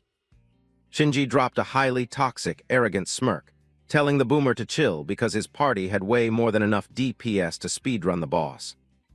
Ishihara violently yelled, clearly absolutely tilted by this scrub's complete disrespect for the raid's difficulty scaling. Standing AFK in the back, Himawari Takabana quietly spectated the flame war, her eyes showing heavy lag and paranoia. The camera panned down to an incredibly deep underground cavern, where a dark blue river aggressively clipped through the rock geometry. Haruka and Hachai were actively traveling inside a floating magic sphere straight through the water physics, surrounded by low-poly fish mobs. Haruka internally praised the utility of magic builds, making fast travel through the underground zones incredibly optimized. Hachai smirked proudly, absolutely refusing to miss a chance to flex her admin tier stats right in front of her master. She dropped the lore that this specific travel spell massively increased their movement range, even though the MP drain was pretty sweaty. The magic sphere clipped right past a massive underground waterfall asset, pushing them way deeper into the labyrinth's instanced zones. Haruka questioned why she didn't just use her dragon mount form to speedrun the zone. Hatch casually fired back that the stamina drain for that was way too annoying. The blue-haired demon pouted, clearly looking like some unreleased background lore was actively applying a minor tilt debuff to her mood. Ignoring the lore drop, Hatch aggressively pinged Haruka, demanding to know why they were speedrunning the exit portal so fast. Haruka touched his chin, processing the dialogue, while Hatch randomly swapped to using the highly formal Haruka-sama honorific. Haruka got a minor cringe debuff, totally not used to this new VIP chat filter. Hachai doubled down, statting it was hard-coded lore since he was officially her admin. He looked at Hachai with a completely serious expression, repinging his absolute main quest objective. They needed to optimize their route and speedrun to save Himawari from Shinji's toxic griefing before her HP hit 0. Hachai blinked, dropping a highly curious emote, asking if Himawari was officially listed as his romance option. Haruka closed his eyes, dropping a quick deny. To him, Himawari was a top-tier player he heavily respected and admired. Hachai's lethally sharp golden eyes narrowed slightly as she ran a quick scan on Haruka from inside the blue water sphere. Haruka noticed her highly suspicious animation and pinged her to ask if a glitch was happening. Hachai just casually dropped a nothing in chat. I finally have the stats to 1v1 Shinji. Haruka white-knuckled his fist, internally pinging Himawari's name with an absolutely ironclad resolve. The skybox swapped to the Grand Plaza on floor 4, where a massive, server-wide raid prep was currently rendering. Adventurers were aggressively grinding, offloading massive wooden crates from transport carts to set up the drunk debuff trap. The server lobby was incredibly sweaty. Dozens of players were coordinating to drag the high-alcohol crates right to the boss spawn point. Himawari Takabana was manually carrying a massive crate, her face completely locked into a hyper-focused, try-hard expression. Raid leader Ishihara Katsuhiko randomly spawned right behind her and dropped a voice ping, with receptionist Ayaka tailing his hitbox. He requested to open a private chat window for a second, while the rest of the lobby was busy grinding the prep quests. Ishihara dropped a bow emote, thanking Himawari for officially accepting the party invite for the Orochi raid. He completely spammed compliments about her stats, calling her a genius high schooler who speedrun to A rank with an absolutely cracked win rate. Yaka stood by with a polite smile, dropping a joke that the raid leader was totally overbuffing her ego. Ishihara scratched his head and dropped a sweat drop emote, realizing he was fanboying way too hard over a top-tier carry like Himawari joining the lobby. However, Ayaka's tone suddenly dropped all the jokes, asking the real lore question. Why the hell a top-tier player like Himawari accepted a party invite from a scrub like Shinji Yukimura? She leaked that Shinji was infamous in the server logs for having absolute trash-tier karma and a totally toxic reputation. A flashback cutscene triggered in Himawari's brain. The absolutely disgusting image of Shinji applying hard CC to AI and bragging that he could grief her account whenever he wanted. Gah, Himawari physically shivered as the memory of Shinji's toxic glare and her friend's debuffed state violently re-rendered. She forced her model to stabilize, replying to Ishihara and Ayaka with the lore that she and Shinji had been on each other's friend lists for a really long time. AI-chan, I am 100% going to carry you out of this. Himawari swore a blood oath internally, her eyes looking heavily depressed but backed by absolute iron resolve. She absolutely refused to let AI tank any more damage from that incredibly toxic, disgusting griefer for even a single frame longer. Shinji Yukimura was currently AFK sitting on a wooden crate, completely surrounded by female players he had permanently hard-locked with his charm skill. AI stared at him with completely dead AI-generated eyes, 100% hijacked by the raid leader's absolutely broken charm debuff. Himawari quietly cursed, heavily coping and praying that Haruka-kun was in the zone to co-opt this incredibly doomed scenario. Shinji's camera randomly panned over, his eyes dropping a highly toxic, freezing glare that would give anyone a massive fear debuff. He flashed an absolutely arrogant smirk, physically grabbing AI's arm like she was just a piece of loot, making Himawari's aggro meter absolutely skyrocket. I'm not going to tilt. Himawari white-knuckled her fists, completely dedicated to data mining a glitch in his charm magic to land a critical counter. Back to Haruka, the system UI abruptly spammed a radar ping, detecting exactly 15 humanoid hitboxes loaded into the floor for Grand Plaza Zone. The blue radar screen rendered in high definition, dropping exact coordinates and mob counts for potential hostiles. Haruka was actively swimming inside the magic sphere when he randomly spotted a massive anomaly rendering on the system UI. He instantly dropped a hard voice command for Hachai to hit the brakes. The demon girl dropped a confused emote, asking why he was suddenly canceling the travel animation. Hachai threw up an understood emote. The magic circles actively rendering around her aggressively flared up to apply a massive deceleration debuff. The sudden physics stop caused the water geometry to violently glitch out, generating a massive cloud of white particle effects around the sphere. You don't just randomly hit the emergency brake like that, Hachai," Haruka complained in chat as the physics engine violently tossed his hitbox forward. Hachai totally ignored Haruka's flame, locking her camera forward and accurately calling out that adventurer hitboxes were rendering extremely close by. He whipped out the smartphone item and shoved the screen in Hachai's face to show her a highly critical lore drop he just data mined.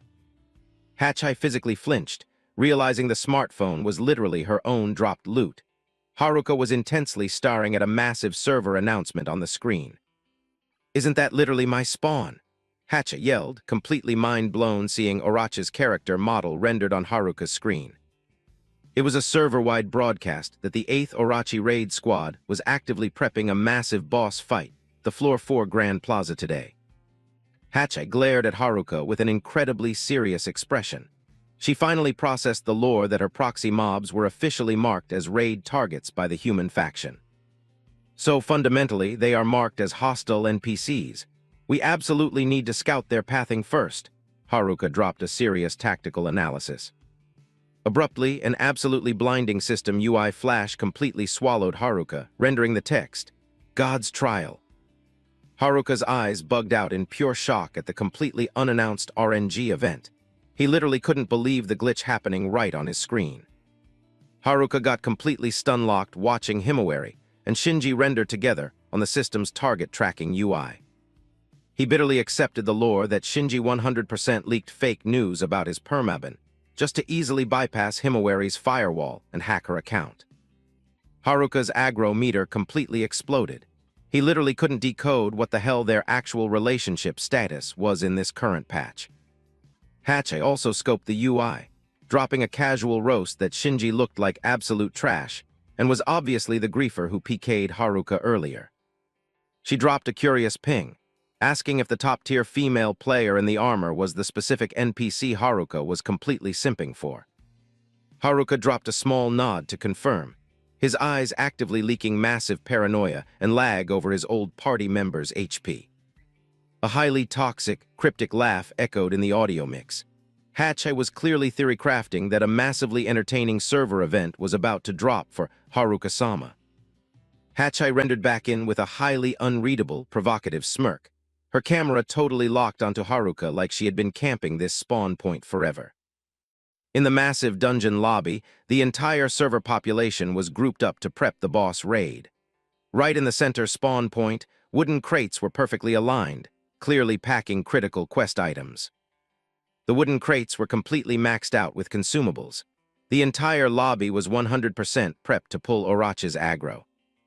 Ishihara Katsuhiko dropped a server-wide command for everyone to lock into combat stances. He ordered the frontline to hold back until Orochi's actual hitbox fully rendered. Himawari Takebana stood completely AFK with a highly serious expression. Right behind her, Shinji Yukimura immediately closed the gap to drop a toxic comment that her emote looked totally depressed. Shinji Yukimura casually dropped his hand onto Himawari's shoulder, completely disrespecting her personal space. He whispered right into her audio feed, ordering her to stop throwing and actually play her role as the frontline tank. AI, currently running Shinji's charm debuff, dropped a synchronized, toxic voice line. She laughed, telling Himawari not to make Shinji-sama look like a scrub. Shinji flashed a highly arrogant smirk at his party's absolute loyalty, while AI spammed laugh emotes for successfully flaming her senior. Himawari just completely muted the chat and tanked the griefing. Himawari narrowed her eyes in absolute disgust. She was aggressively throttling her own aggro meter to not instantly team kill the toxic griefer. Himawari glanced at AI, internally theory-crafting a strat to dispel the charm debuff hard-locking the girl. Even with low-tier dispel stats, she swore to permanently keep AI-chan in her FOV. Himawari white-knuckled her fists. She hyped herself up, believing the incoming Orochi raid was literally her only frame-perfect window to make a play.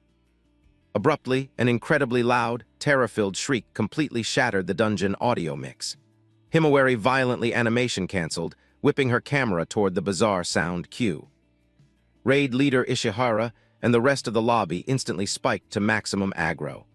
The random audio trigger completely flipped the server vibe into a massive panic. A scout using binoculars spammed the chat, reporting a massive thermal signature rapidly clipping toward their coordinates. Ishihara sweated, questioning if Orochi had spawned early. A player model rocking a blue cloak was desperately speedrunning away. Rapid footstep audio looped perfectly with their incredibly desperate call for a heal. Right behind the blue cloak was a massive mob of highly aggressive blue monsters, maintaining perfect aggro tracking. Their glowing red eyes screamed pure DPS in the dark zone. The scout confirmed the lore. A female NPC was actively getting ganked by a mob wave. Ishihara instantly overrode the raid commands, declaring the absolute highest priority was to save the NPC. To execute the rescue, Ishihara decided to split the party, dumping the Orochi aggro control entirely onto Shinji Yukimura's squad. He and the remaining players would speedrun to intercept the mob.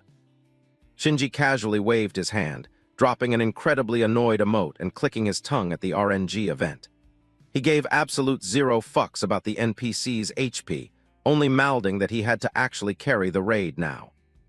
Shinji popped a highly toxic, purple magic aura, rendering a completely villainous smirk. He ordered his brainwashed party to go full tryhard for his own personal loot drop. The charmed girls spammed pained audio cues as Shinji's magic actively hacked their character models. The buff massively spiked their physical stats, but completely formatted their AI logic. The brainwashed squad initiated a synchronized blitz forward. Glowing blue magic circles rendered on their hands, 100% primed to nuke the enemy hitboxes. One girl executed a plunge attack, her eyes completely radiating magic VFX. Their combat animations were incredibly aggressive, completely overwriting their usual support tier vibes. The magic payload detonated, spawning massive hydro pillars that completely wiped the geometry in their path. The PvP zone was rapidly devolving into an absolute clusterfuck. Shinji stood AFK in the backline, his camera coldly observing the chaos. He dropped a command for the beautiful genius, Himawari, to finally engage and secure the kill. Himawari Takebana stayed back, actively analyzing the mob wave's frame data. Even though she absolutely refused to take Shinji's orders, she knew she had to manually secure the kill to end the event. Himawari blitzed like a literal missile straight toward Orochi. Her eyes were completely dead set, totally ignoring the arrogant griefer currently AFK in the backline. Suddenly, the cloaked NPC triggered a stumble animation literally right in front of the monster's hitbox. A highly confused, "huh" audio cue triggered at the totally random physics glitch. The blue monster unhinged its red, gory jaw, lunging to secure the instant kill animation on the NPC. Hatch, currently running the disguised skin, dropped a highly exaggerated, shaky audio line about being totally terrified. Himawari frantically spammed warning pings in chat. She instantly animation canceled her attack trajectory to body block for the targeted NPC. With an absolutely deafening war cry, Himawari popped her Kill Cross Ultimate. A massive, high DPS fire blast erupted straight from her blade, completely melting the surrounding geometry. The blazing fire AoE completely swallowed the monster's hitbox, rendering incredibly high-quality fire vortex effects. The burst damage from Himawari's ultimate was absolutely top tier. The monster spammed agonizing death audio as the point-blank fire blast melted its HP. The hit marker confirmed the critical strike, instantly deleting the mob's threat level. Himawari immediately closed the gap to check the NPC's HP bar. Hatchai tilted her camera up, dropping a polite smile and a thanks for the carry emote. The rest of the party finally rendered into the zone. Himawari traded the NPC over to the support players, then immediately turned her camera back to prep for the actual raid boss. Hatchai quietly dropped a toxic giggle under her cloak, confirming phase one of her master plan had successfully executed. She scoped Himawari's back, internally confirming that the player Haruka-sama was simping for actually had pretty decent stats. Hatchai's eyes flashed with absolute toxicity under her hood. She was literally just camping the spawn, waiting for Haruka to render in and trigger the final cutscene. Shinji Yukimura curiously panned his camera over to the newly saved NPC. He adjusted his stance, visibly updating his target priority for a new addition to his harem inventory. Shinji flashed an absolutely degenerate smirk, internally tagging the NPC as top-tier cosmetic loot. He was already theory-crafting a strat to pop Charm on her the exact second the raid officially cleared. Hatchet glanced back at Shinji with an expression of absolute disgust, dropping a highly toxic tongue-out emote. She internally flamed his account for being absolute trash tier. Hatchet giggled, completely hyped for the actual showtime, to start so she could watch Haruka-sama absolutely perma-ban this griefer.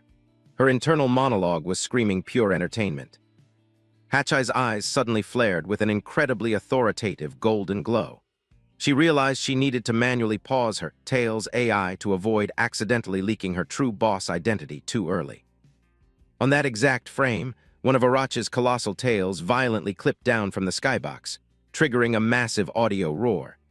Himawari was completely stun-locked, finally realizing the absolutely broken scale of the true boss model. Himawari Takebana frantically spammed chat when she saw Orochi completely break its pathing. She had absolutely zero clue why the boss was suddenly aggroing her party at literal Mach speed.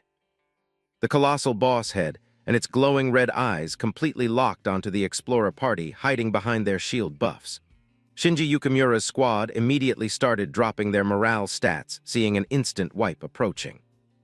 Shinji Yukimura's eyes bugged out in absolute terror at the boss's massive hitbox.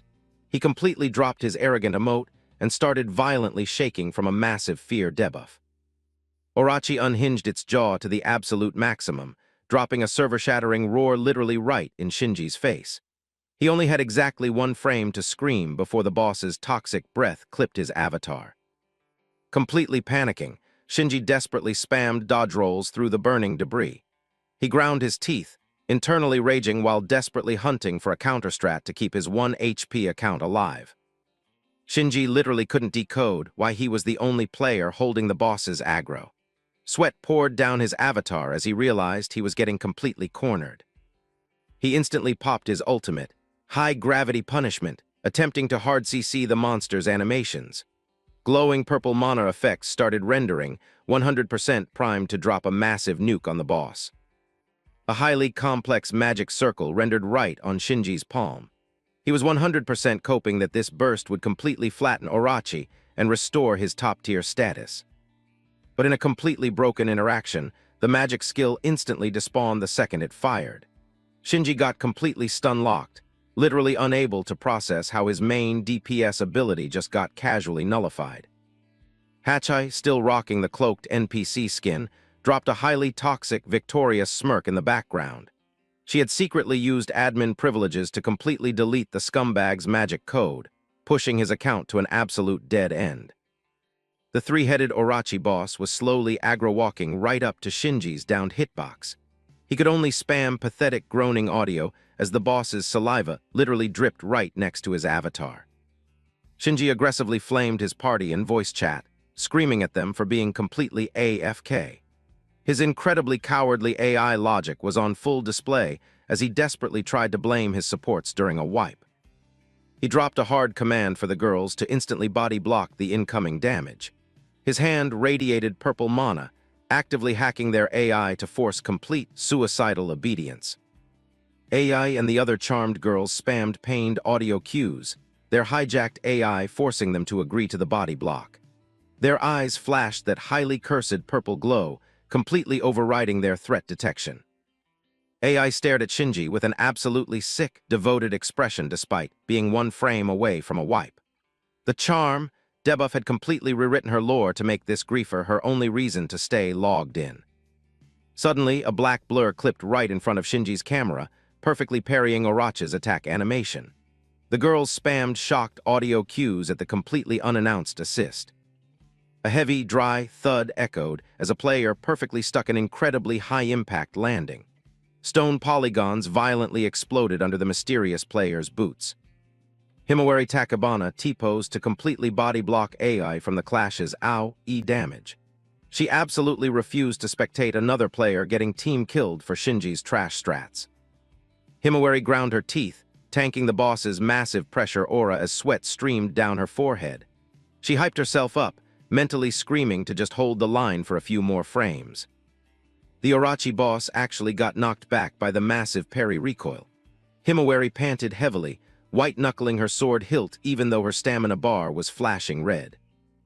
Hachai dropped a slightly worried emote, realizing her troll's script was getting a bit too close to a wipe.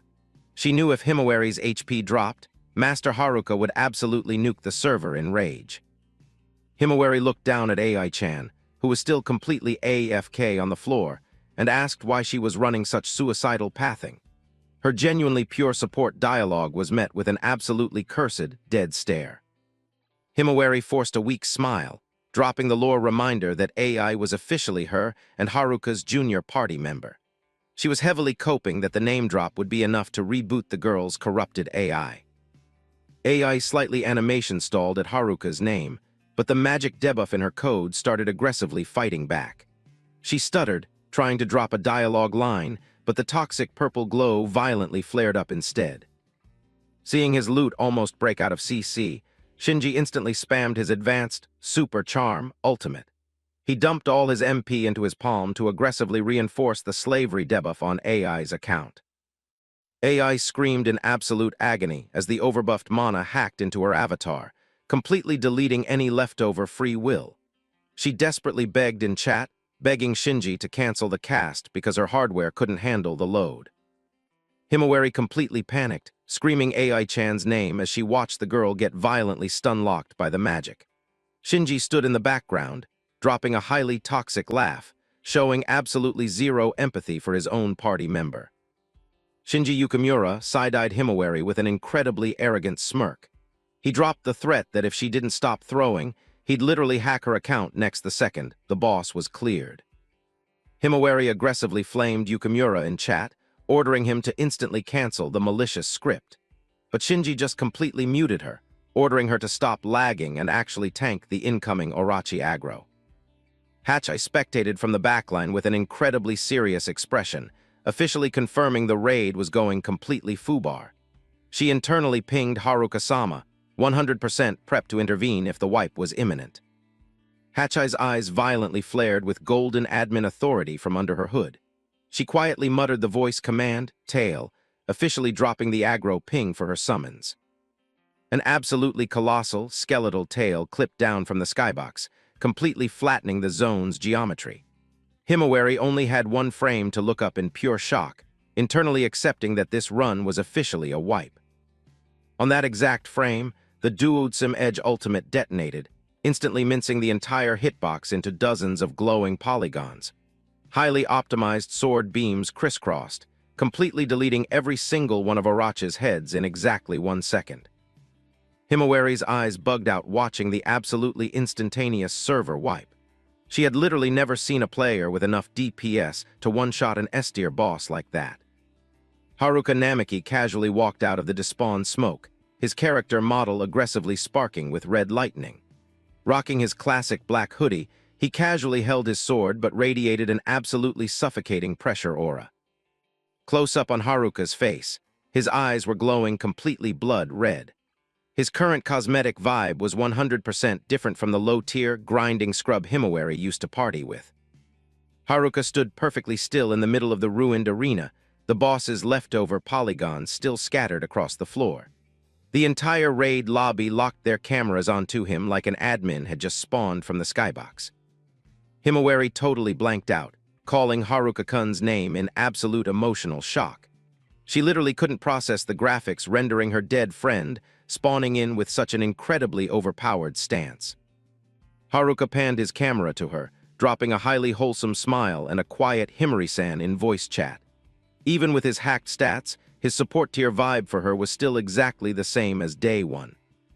He immediately dashed over to Himawari, dropping a quick HP check to see if she took any damage. Himawari was totally stun-locked, just tracking his animations, her brain still completely buffering. She dropped a small nod, confirming her HP was fine, and threw a thanks for the carry in chat. Himawari's eyes were literally shining with an indescribable euphoria, finally confirming her absolute favorite duel partner was still online. Haruka dropped a relieved smile, internally praising his own movement speed for arriving on the exact frame.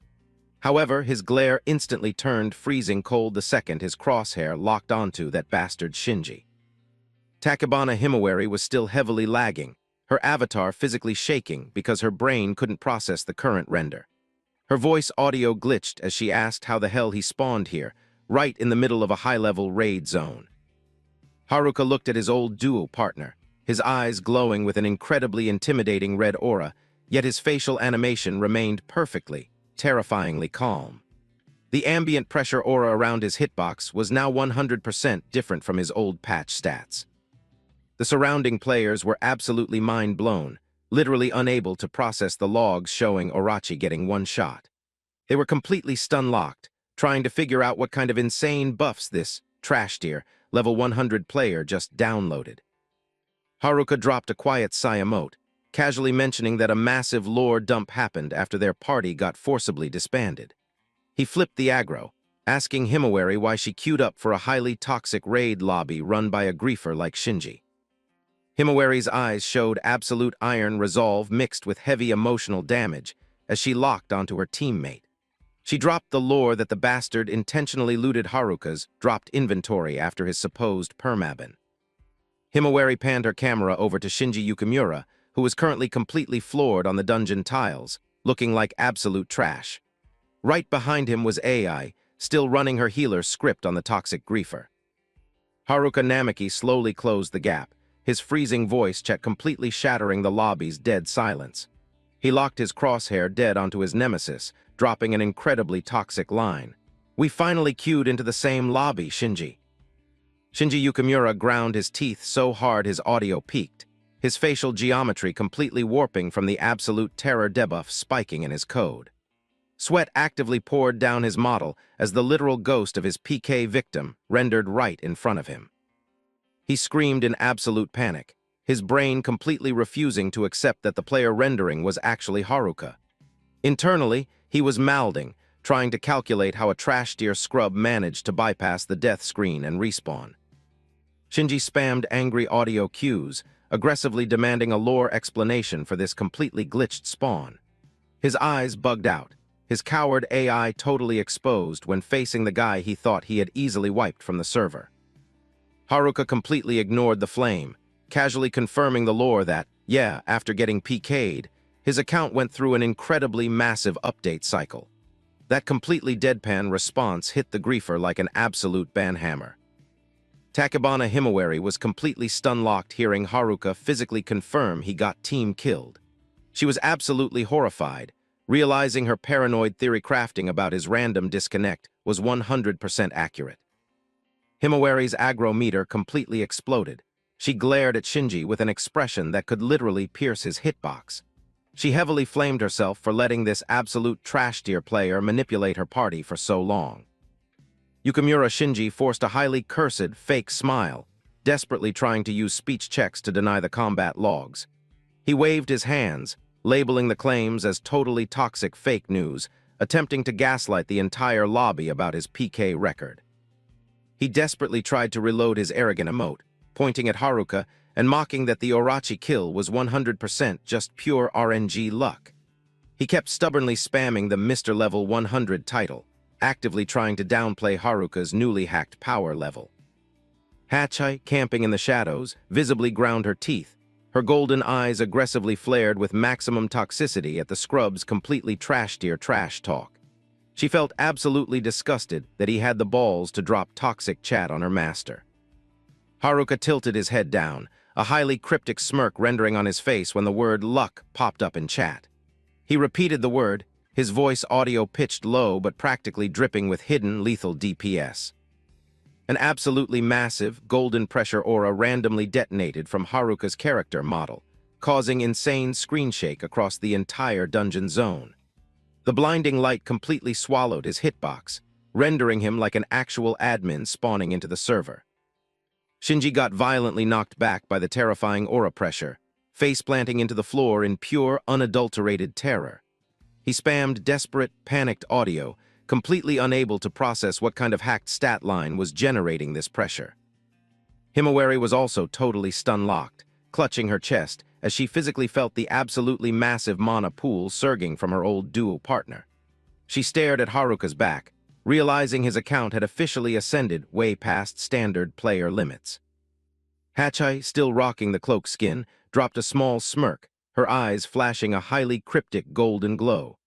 She was actively spectating the lobby's reaction as Master Haruka finally started flexing his actual stats. Kyogoku Ayaka, the guild support NPC, panicked and checked her portable scouter, watching the UI violently glitch out. She dropped a completely horrified audio line, realizing this was a perception break event. His stats were literally breaking the UI. Ayaka's eyes bugged out, sweat rendering on her model as she desperately tried to decode the completely glitched data on her screen. She had literally never logged an event where a single player caused a massive hardware crash on the scanning tool. On the tablet UI, Namiki Haruka's character sheet rendered absolutely hacked stats. Level 6000, with both attack and defense explicitly throwing an unmeasurable error code. The most cursed stat of all was his death count, officially logged at exactly 2. Namiki Haruka's facial animations locked into an absolutely freezing glare, his violently red eyes looking down at the complete trash mob groveling at his boots. The level gap between their accounts was now an absolutely unbridgeable server glitch. Yukimura Shinji was so heavily debuffed by fear that he completely lost control of his character model, literally rendering a puddle on the dungeon floor. It was the absolute peak of cowardice from a griefer who only ever ganked low-level players. Haruka's golden aura just kept aggressively glowing, completely deleting any leftover will to PvP from Shinji's code. He was just flattened on the ground, spamming totally pathetic, broken audio lines in pure despair. AI, the explorer still stuck in the charmed hardlock, anxiously tried to close the gap to drop a heel on Shinji-sama. However, her pathing right now only made the downed griefer look even more incredibly pathetic. A close-up camera pan on the wet puddle rendering on his pants officially cemented Yukimura Shinji's absolute trash-tier status. He was completely, 100% broken, both in stats and mental, under Haruka's passive aura. Shinji violently screamed, ordering AI to mute her mic while he desperately tried to back-crawl away from Haruka's hitbox. AI spammed a pained audio cue as the toxic admin she was currently worshipping completely abused her model. Tachibana Himawari scoped the girl knocked down on the stone floor and realized it was AI-chan. She spammed a shocked audio call-out, while Haruka also got completely stun-locked, staring at this incredibly depressing lore drop. A quick flashback cutscene rendered, AI rocking her kendo cosmetics, dropping a bright smile and wiping her sweat after a grinding session. It was the lore of the highly motivated rookie they used to party with before she got hacked by the villain. Haruka screamed in absolute shock, realizing his old trainee had been completely hijacked and turned into a bot by Shinji's charm spell. His aggro meter instantly redlined, causing his golden aura to violently flare up again. Yukimura Shinji dropped an absolutely psycho laugh, trolling Haruka for taking so long to recognize an old friend on his FL. He stared down at AI's crawling animation with a highly diseased, victorious smirk. He moved his camera right next to AI's face, his disgusting smirk fully rendering alongside his aggressively glowing purple magic eyes. He dropped a highly toxic dialogue prompt, completely baiting Haruka to try and maximize his emotional damage. AI stared blankly at the floor, her pink eyes completely dead and AI-generated. She literally didn't trigger a single animation in response to Shinji's flame. Her character model looked like a completely formatted empty shell, 100% stripped of her original code. Namaki Haruka ground his teeth and dropped Shinji's name in chat, finally processing that the griefer used a banned magic script to totally hijack the poor girl's account. His griefing record had officially crossed into permaban territory. Shinji confirmed the exploit with a completely disgusting, smug emote, casually leaking that he was planning to run the same script on Haruka's idol, Himawari-san. He pointed right at Haruka, aggressively taunting him while completely high on his own fake admin powers.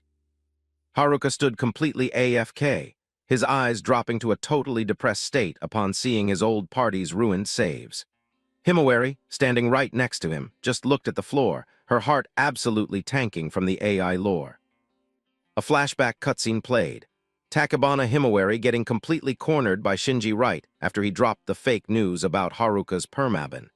He had actively spammed his magic on her, 100% convinced the cheese strat would guarantee a win. In the flashback lore, Takabana Himawari aggressively completely tanked Shinji's toxic chat. She 100% believed that Namaki Haruka's account wouldn't just casually get wiped like the griefer was proudly broadcasting. Yukimura Shinji flashed a highly toxic smirk, his purple eyes radiating an incredibly arrogant dark aura.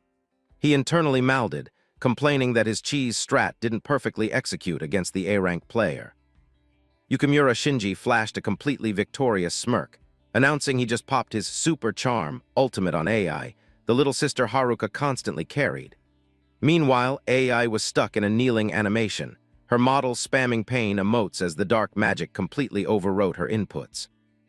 Namaki Haruka stood completely AFK, his hitbox radiating absolute max-level killing intent, his eyes completely blacked out to hide his spiking aggro. In the background, Takabana Himawari aggressively spammed chat, demanding Shinji cancel the malicious script, but the griefer just stood there AFK, totally enjoying his troll play. AI's eyes suddenly flared with an incredibly cursed pink glow, a heart icon literally rendering in her pupils, absolute proof her account was 100% hijacked. She mumbled in a glitched audio state that she was ready to dump all her loot just to buff Shinji-sama. With an absolutely system-tearing shriek, AI blitzed Haruka, her avatar completely swallowed by a highly aggressive, violently blue energy aura. She threw out a heavy attack, 100% programmed to PK the guy she used to trust the most, executing the absolute worst command from her new admin. Haruka instantly popped a block, perfectly parrying AI's high DPS plunge attack, generating a small light explosion at the collision coordinates. Electrical sparks violently exploded as the two hitboxes clashed, officially kicking off an incredibly depressing PvP match between former party members. AI's facial animations were locked into absolute tryhard mode, radiating an incredibly toxic dark aura. She spammed the voice line, "I'll PK you," like a completely scripted bot, trapped inside her own character model that was being force-piloted. Haruka ground his teeth, tanking the absolutely massive frame pressure from AI's sword. He was internally stunned by the highly hacked DPS stats she was suddenly outputting. He theory-crafted whether this was her actual hidden potential, or if Shinji's magic was just aggressively overclocking her hardware to the breaking point. Takebana Himawari animation canceled into a dash to drop an assist, but Shinji's charmed mob instantly body-blocked her pathing using magic barriers. The toxic griefer just dropped a smirk, warning her not to ruin the highly cinematic family reunion event.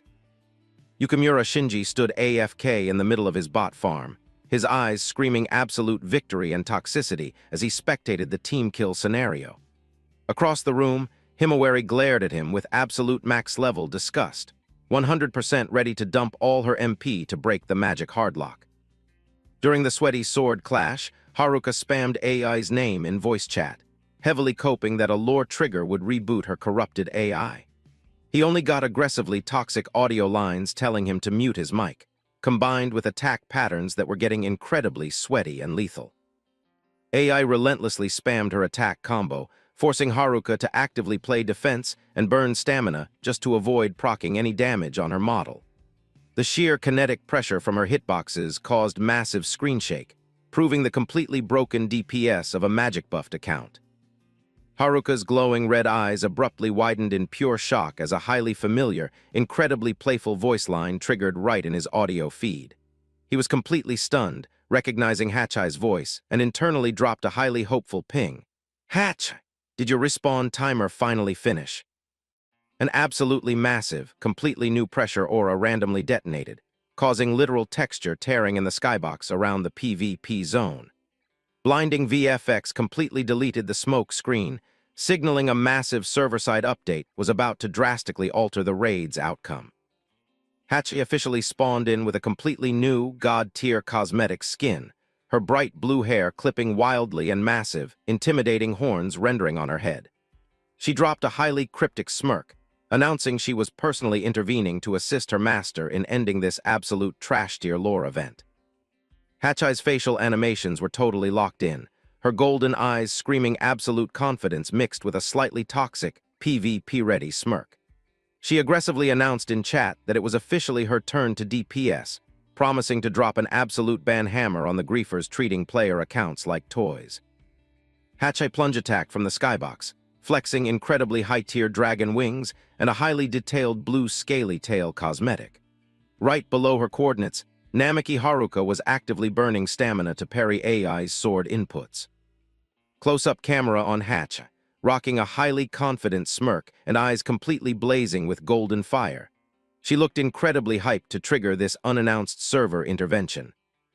Shinji Yukimura's animations completely froze when an absolutely stunning dragon NPC randomly spawned in. He dropped a highly confused audio line, literally unable to process the current server event. Hatcha instantly popped her destruction tier magic ultimate. Extra gift. An absolutely massive magic circle completely swallowed AI's hitbox, forcing her to spam pained audio as the mind control script was forcefully uninstalled.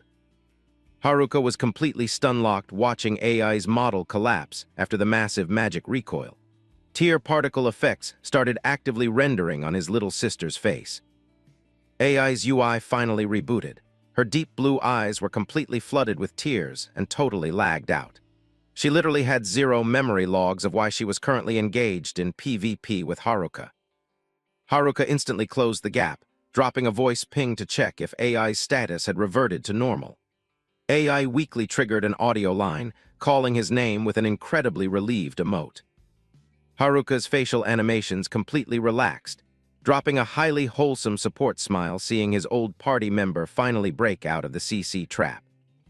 AI was still heavily lagging, her lips moving to trigger a dialogue prompt, but her audio was completely muted by emotion. Haruka dropped a support buff, saying he was genuinely hyped to see her HP stabilize. He quickly dumped the lore that Shinji had literally hijacked her client. AI grabbed her chest, desperately trying to reset her stamina bar, clearly prepping to drop a highly critical lore dump on Haruka. In the background, Hachai flashed a highly cryptic, closed-eye smirk. This specific NPC was literally permanently equipped with a highly suspicious aura. Hachai casually walked into frame, dropping an incredibly smug emote and bragging that AI's AI reboot was 100% her carry. Haruka checked Hachai's stats and realized she had fully optimized her destruction magic to avoid dropping any friendly fire damage on AI's hitbox. The massive magic circles VFX were still slowly despawning on the dungeon floor. It was a literal admin tier command that just bypassed all known CC mechanics. Hachi dropped a highly toxic, playful wink to confirm Haruka's chat message. She looked incredibly satisfied with her newly unlocked skill tree. Shinji's bot farm and the random lobby players were all completely AFK and stunned. They totally missed the frame data on whatever the hell just happened. Himawari Takabana, standing nearby, was also completely blue screening. Hachi's random spawn and the absolutely broken DPS she just flexed gave Himawari massive paranoia. Hachi gave absolutely zero fucks about aggro and instantly locked Haruka into a hug animation, demanding he power level her properly later as the quest reward. Haruka spammed chat, telling her to stop hard-locking his hitbox. But on the opposite side, AI's eye textures abruptly glitched, and the toxic purple glow re-rendered. AI's eyes flared with an incredibly toxic, purple dark magic glare. She aggressively dropped a dialogue prompt, demanding the ID of the beautiful female NPC, currently running romance animations with Haruka. Haruka desperately tried to type out a lore explanation, but AI's AI had already completely crashed back into berserk mode. AI white-knuckled her sword hilt, muttering highly toxic audio lines. Massive jealousy and abandonment debuffs were currently absolutely throttling her CPU. Haruka panicked and spammed AI's name when he saw her aggro meter spiking even harder than the previous phase. A violently bright green fire aura rendered around AI's model. Her max-level jealousy literally acted as the perfect catalyst to instantly reboot Shinji's cursed script. Haruka was completely stun-locked, having zero clue what the current patch notes were. Why the hell was the boss enraging harder after the dispel already proxed?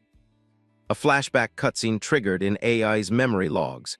She had been completely simping for Haruka's account for multiple patches now. The lore, she was walking back to her spawn point when a griefer initiated PvP, and Haruka literally frame-perfect spawned in to carry her. Because of his assist, she queued up for the dojo and aggressively grinded her stats. Haruka was the only player who consistently dropped support buffs whenever her morale tanked. But in the current meta, she felt Haruka's camera was 100% permalocked onto Himawari's avatar. When the fake news of his permaban dropped, AI felt like an absolute void had completely formatted her save file. That massive grief instantly converted into pure aggro. She spammed a highly toxic scream, absolutely refusing to accept any other female players partying up with her carry. Hachi's animations completely froze at AI's violently toxic reaction. The dragon NPC literally didn't calculate that her troll emote would trigger such a massive enraged timer. AI unsheathed her blade. Toxic green mana violently spiraled around the weapon's hitbox like a literal hurricane. Her eyes completely lost their tracking, 100% hard-locked onto Hachi as the primary raid target. AI initiated a completely unhinged attack string. Haruka was forced to burn stamina to perfect parry the strike literally right in front of Hachi's hitbox. The collision generated an incredibly massive pressure wave, forcing Haruka to grind his teeth. AI's DPS was now heavily multiplied by her enrage buff. She screamed an incredibly toxic voice line, swearing she would permanently blacklist both of their accounts. The sword model vibrated violently under the massive mana load. Standing AFK in the backline, Shinji Yukimura rendered a highly victorious smirk. He had successfully data mined AI's absolute critical weak point. He dropped the lore that his charm script received massive DPS multipliers whenever the host processed highly toxic, negative emotes. It literally hard-coded itself into the user's registry like an unpatchable virus. Haruka glared at Shinji with an absolutely lethal aggro meter. He blatantly flamed the griefer in all chat for treating player accounts like disposable toys. Shinji dropped an incredibly degenerate, toxic smirk. He clenched his fist, 100% prepped to execute an even more violently abusive version of his mind control macro. Namiki Haruka ground his teeth while aggressively parrying AI's attack strings. He absolutely couldn't throw out counterattacks, terrified of dropping critical damage on his sister's already debuffed avatar.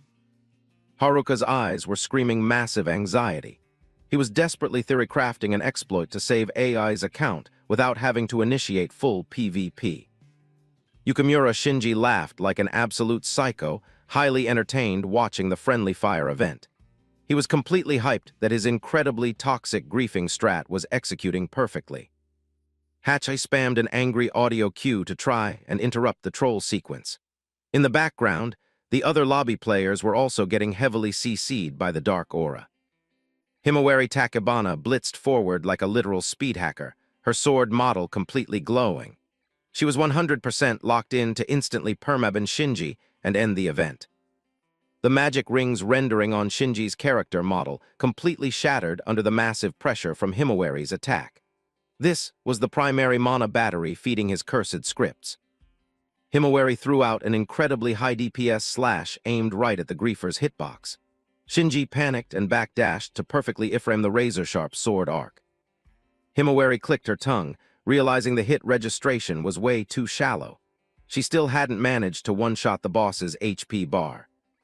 Shinji stared at his actively bleeding hand with an absolutely tilted expression. Bright red blood pixels were rapidly dripping onto the freezing dungeon floor.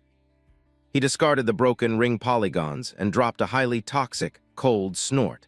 The griefer's arrogant AI was still completely maxed out despite taking chip damage. Himawari aggressively spammed voice chat, ordering Shinji to immediately cancel his trash-tier griefing. However, the bastard completely ignored the admin warning. Shinji flashed a highly corrupted smirk, dropping the dialogue that his AI was literally programmed to never yield. He even threw a toxic insult at Himawari for having a female character model.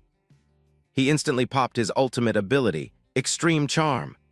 A violently dense purple aura detonated, rendering incredibly grotesque, tracking tentacles. The magic tentacles aggressively animated, radiating an absolutely suffocating pressure aura. They looked like toxic snakes, 100% primed to grapple the target hitbox. The tentacles aggressively hard-locked onto AI's character model, forcing her to trigger a highly pained audio scream. The cursed script once again violently injected itself into her root directory. Both Haruka and Himawari completely dropped their inputs, utterly horrified by the absolutely cursed cinematic rendering in front of them. They spammed AI's name in dead chat. Shinji dropped his tongue in a completely degenerate emote, issuing a hard command for AI to dump all her stats and permanently become his inventory item. AI's avatar was physically hoisted into the skybox by the violently purple tentacles. She completely lost all iframes against the overwhelmingly broken pressure of the curse. Shinji laughed like a complete maniac, 100% drowning in his own toxic power fantasy. He seriously thought he had unlocked admin privileges to rewrite other players' saves. Haruka stood completely AFK, his sword model violently shaking from max-level aggro. He watched the entire cutscene play out, but couldn't spot a single pixel-perfect window to interrupt the grapple. Haruka screamed in absolute fury, dropping a hard command for Shinji to instantly cancel the grapple on AI. His eyes started aggressively flaring with the red aura of an incoming banhammer.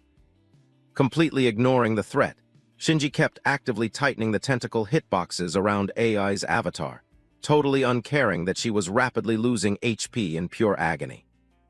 He dropped the lore that AI's highly toxic emotes, like pure hatred and tilt, were literally the most optimal mana batteries to overclock his magic scripts. Shinji whispered highly cursed dialogue, actively attempting to gaslight AI into deleting her own save file and permanently binding her account to his. AI's eye textures completely broke. She weakly triggered an accept prompt to the villain's commands while stuck in a heavily lagged, half-DC'd state. The magic tentacles violently glowed as the psychological hack hit 100% completion. An incredibly toxic, dark aura completely swallowed the debuffed girl. The script's output was so insanely high it literally started warping the rendering geometry of the zone. AI's account was now nothing more than an AFK bot for him to pilot. Himawari covered her mouth, completely stun-locked by the incredibly brutal format of AI's account. She literally couldn't process how a player's data could be corrupted so fast. AI's head slumped, saliva rendering from her mouth as she completely lost all AI logic. This entire cutscene was an absolute horrifying nightmare to spectate. Haruka and Hachai stood by, glaring at Shinji with absolutely maxed-out disgust. They realized this player was literally a malware virus wearing a human skin. Hachai analyzed the combat logs and dropped the intel that Shinji was literally leeching AI's most toxic debuffs to directly buff his own base stats. Haruka was completely blue-screened hearing that drop. He realized that if the timer went on too long, AI's data would be permanently corrupted with zero chance of an account recovery. Shinji tilted his camera to the skybox, completely high on the new stat buffs aggressively injecting into his code like an illegal macro. Himawari couldn't tank the griefing for a single frame longer. She blitzed forward, sword drawn, screaming in voice chat that he needed to stop treating player accounts like disposable toys. Shinji dropped an arrogant smirk and instantly cast High Gravity Banishment Extreme. An absolutely massive gravitational AoE instantly flattened the entire zone.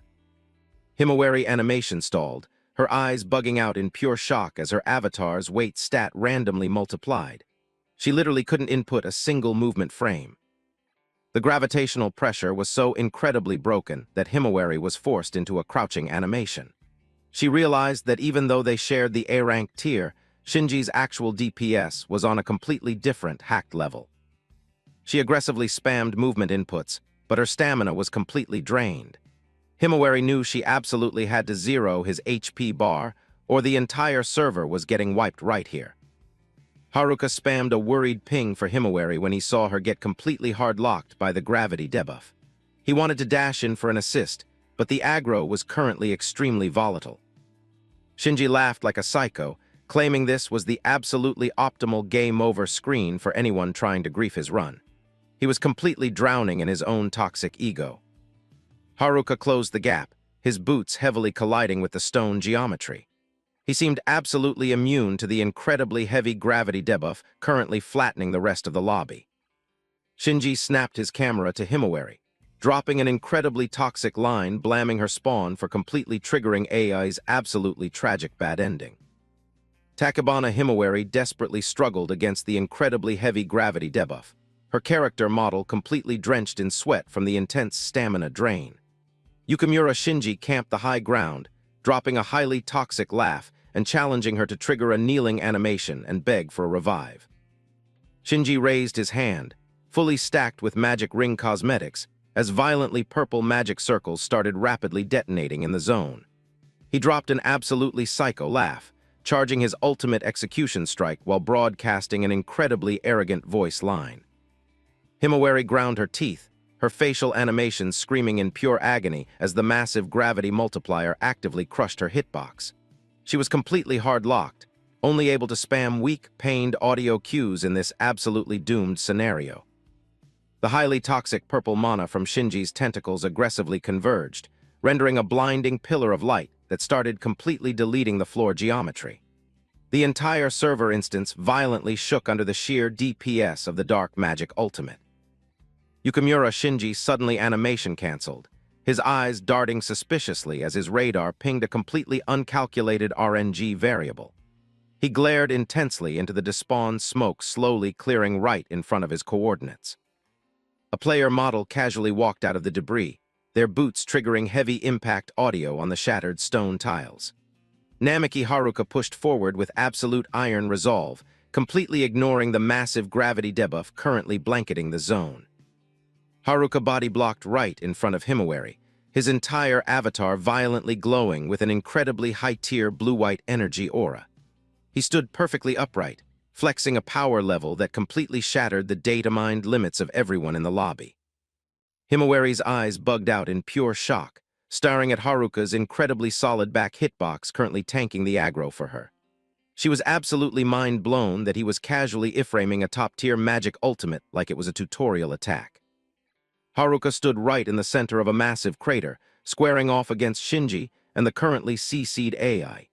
He locked his crosshair dead onto the griefer's eyes, dropping a hard admin command for him to instantly cancel his psychotic griefing script.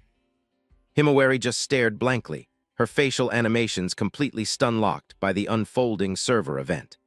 The floating debris polygons in the background were massive red flags that an incredibly high-pressure magic aura was currently hard-locking the battlefield. AI looked absolutely pathetic. Her eyes were completely dead from the mind control debuff, and her saliva textures were actively dripping. Namiki Haruka's audio spiked, aggressively reminding the griefer that he had just openly flamed the highest priority NPCs on his friend list. Haruka's eyes violently flared with the red aura of absolute maximum aggro. He dropped a server-wide broadcast, 100% confirming he would never drop aggro on a player who intentionally griefed his party members. Yukimura Shinji laughed like a complete maniac, literally unable to process the incoming audio logs. He aggressively trolled in chat, asking why an absolute scrub, low-level, like Haruka was desperately trying to trigger the hero cutscene. He kept spamming toxic emotes, labeling Haruka a massive hypocrite just playing the good guy roleplay. In the background, Haruka just stood AFK with his sword equipped, completely filtering out the low-tier flame. Shinji screamed that Haruka's cosmetic vibe literally made him want to vomit. A highly toxic purple mana aura started violently rendering from his hand, 100% prepped to throw out a completely suicidal ultimate. A violently explosive purple magic blast detonated, aggressively launching all the background geometry into the skybox. The attack's DPS looked like it was programmed to instantly permaban anyone caught in its massive AoE. But Haruka's hitbox stood completely immobile, perfectly body-blocking for Himawari in the backline. She could only spam his username in absolute shock, totally mind-blown that his HP bar didn't even drop a single pixel. Realizing his nuke registered 0 damage, Shinji aggressively clicked his tongue in chat. His incredibly arrogant, victorious smirk finally started glitching into visible panic. The psycho griefer doubled down, aggressively spamming a massive wave of magic circles straight from his hands. He violently screamed, dropping a hard command for Haruka to immediately trigger a kneel animation. An incredibly bright blue aura detonated from Haruka, completely nullifying and deleting the toxic purple magic pressure. He just casually stood his ground while shattered stone polygons violently exploded around his hitbox. Shinji's eyes bugged out, sweat aggressively pouring down his character model. He literally couldn't decode why his magic scripts were returning 0 damage against a player he had firmly tagged as absolute trash. Haruka's eyes completely froze over, staring directly into the enemy's camera. He dropped an incredibly toxic, sarcastic ping in chat about the absolutely pathetic 0 DPS inputs the griefer had been spamming all fight. Shinji officially hit maximum panic mode. He screamed and dumped 100% of his MP bar into one final, desperate ultimate. An absolutely colossal magic circle rendered right over his coordinates. He popped his high-gravity banishment extreme ultimate, cranking the gravitational pressure debuff to the absolute hard cap. A violently bright purple light completely swallowed the entire PvP zone. The insanely broken DPS completely shattered the floor, ripping up massive chunks of geometry. Giant boulders were violently launched into the air under the sheer, unadulterated pressure of Shinji's magic. A massive, deep crater randomly rendered right in the dead center of the arena. While every other player was completely flattened by the debuff, Haruka stood perfectly upright, body-blocking Himawari without dropping a single pixel of health. Shinji went completely berserk, aggressively spamming even more magic directly into the crater. He was violently screaming, desperately trying to bury Haruka's hitbox at any cost to wipe his own massive fear debuff. Haruka casually raised his hand, instantly parrying and deleting the highly toxic purple mana stream. Violently red lightning started aggressively arcing around his arm, acting as a massive red flag that a brutal counterattack was queued up. Close-up camera on Haruka's face. His killing intent was actively generating a visible aura. His violently glowing red eyes were absolute proof his patience meter for this griefer had officially hit 0. Shinji's jaw hit the floor in pure terror. He literally couldn't process the frames showing his highest DPS ultimate getting casually swiped away. His facial textures completely paled as the fear debuff maxed out. Hatchet camped the sideline, dropping a highly proud smirk. The NPC casually dropped a chat line confirming that this was exactly the broken power scaling her master was supposed to flex. Haruka walked right up the debris pile, his camera angling down at Shinji with a completely freezing glare. He dropped a hard admin order for the griefer to instantly cancel his totally suicidal troll strat. Completely cornered, Shinji dropped to absolute bottom-tier toxicity, manually grabbing AI's hitbox to use as a meat shield. He spammed magic tentacles to actively choke her avatar, screaming like a low-level mob backed into a corner. Himawari completely panicked, reaching her hand out to try and interrupt the animation. She was terrified the griefer would actually trigger a team kill in his desperate state. Shinji laughed like a complete psycho, his tongue clipping in a highly degenerate emote. He dropped a server broadcast, announcing he was about to actively delete Haruka's highest-value inventory item right in front of his camera.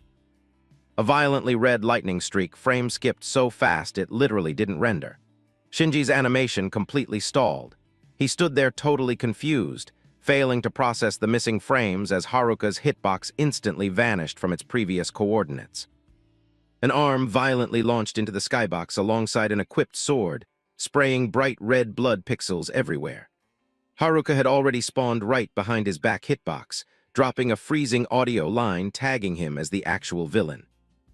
Haruka stood AFK with his back turned, his character model aggressively sparking with red lightning.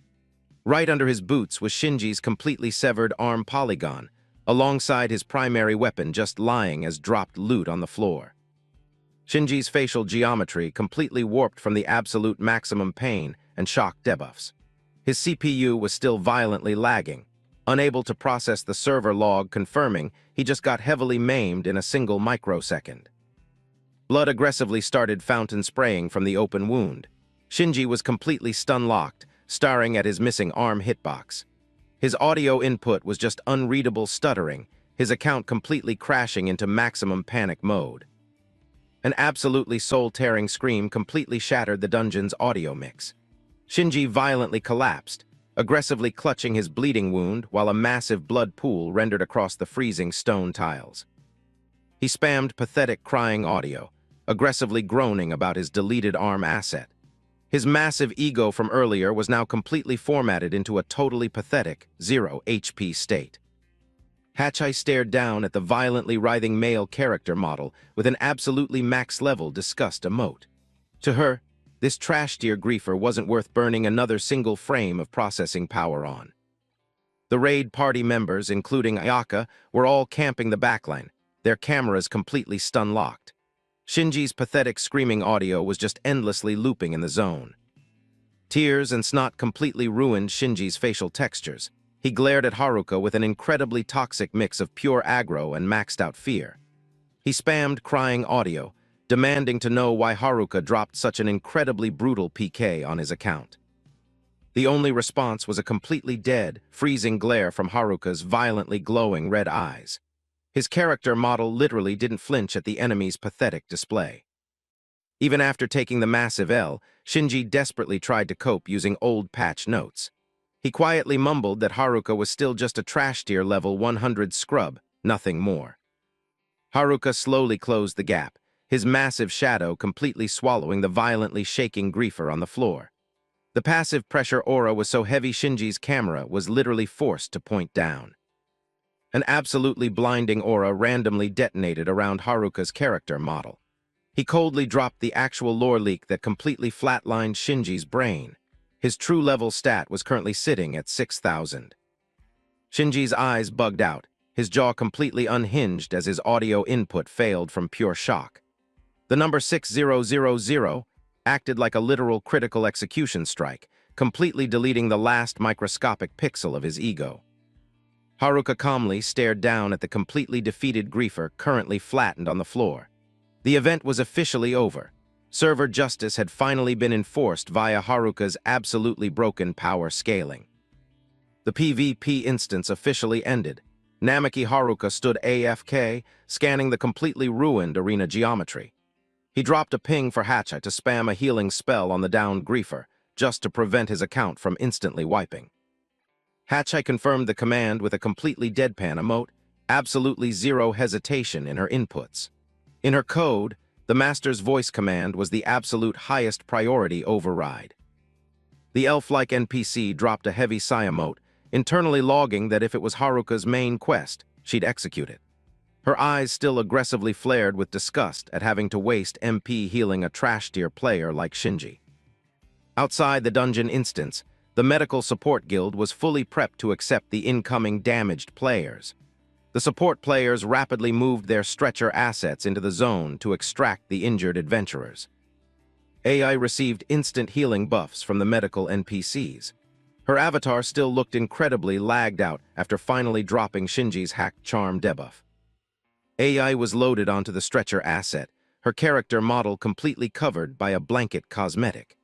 The entire lobby was going full tryhard to make sure absolutely zero unexpected wipes happened.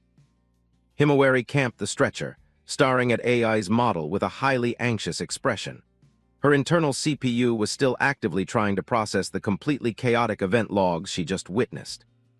Suddenly, AI weakly opened her eyes and triggered Himawari's name in voice chat. Her facial animations clearly rendered a massive guilt debuff for all the friendly fire she dropped while her AI was hijacked. Tear particles aggressively rolled down AI's cheeks as she desperately tried to force out a genuine apology prompt. She was carrying a massive regret debuff for letting her account get turned into a bot to grief her own party. Himawari gently closed her eyes, actively suppressing the massive emotional chaos in her own logs. She completely understood that the friendly fire event was 100% not AI's fault. The female knight dropped a highly wholesome support smile, firmly holding AI's hand to buff her morale. She dropped a voice line telling her junior not to sweat the logs and just focus on AFK regenerating her HP. AI panned her camera over to Haruka, who was currently standing AFK in the background. She mumbled a quiet, "Thanks for the carry," to Haruka for literally saving her account from a permaban again. Inside the temporary safe zone, AI was finally AFK on the bed asset, but kept aggressively spamming apology lines in chat. Himawari and Haruka were camping her spawn, creating an incredibly rare, low-aggro environment. Haruka dropped a ping for Himawari to initiate the fast travel sequence for AI so she could get proper high-tier healing buffs. He confirmed he was going to hold his spawn here for a bit to finish clearing his active quest log. Himawari stood AFK in the massive lobby, her facial animations completely locked into a heavy thinking state. The ambient siren audio looping in the background acted as a massive lore reminder of how incredibly sweaty this dungeon actually was. Haruka closed the gap and dropped a quick HP check on her account.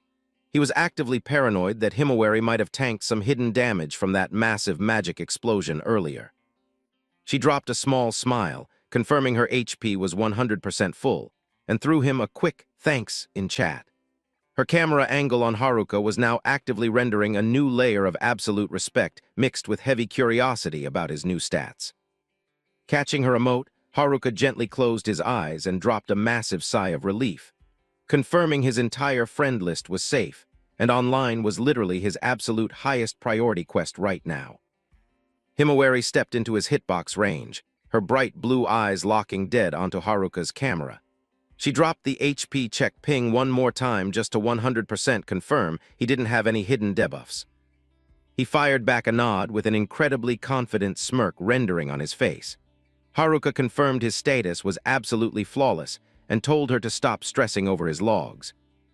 The female knight dropped a small smile, her facial animations clearly showing a massive relief buff. She internally spammed thanks that Haruka managed to spawn in on the exact frame to carry the raid. Himawari suddenly completely lit up, surrounded by an incredibly sparkly, euphoric aura VFX.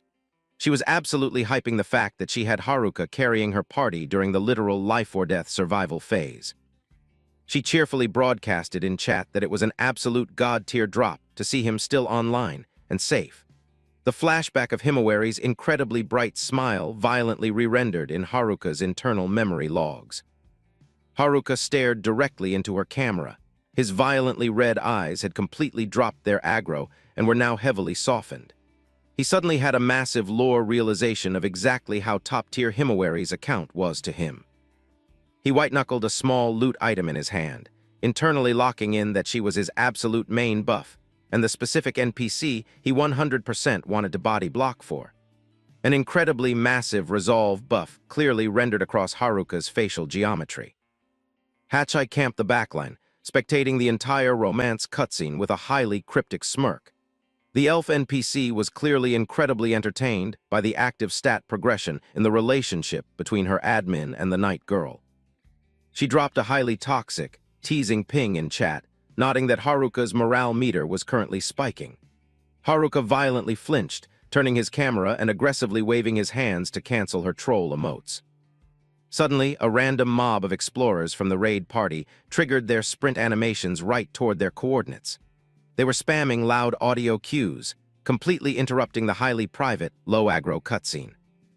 Raid leader Ishihara Katsuhiko initiated dialogue, dropping a massive "thanks for the carry" to Haruka for the Orochi assist. Haruka awkwardly waved his hands, humbly passing the credit, claiming it was 100% just good party synergy. Katsuhiko excitedly leaked the server logs, confirming the raid successfully wiped 3 out of the 6 heads on the colossal Orochi boss. He aggressively hyped this up as an absolutely massive progression milestone for the entire server. The veteran explorer slightly closed his eyes, his facial animations rendering deep thought as he brought up the lore that they finally successfully banned the griefer Shinji Yukimura. Server stability was officially restored in the dungeon zone.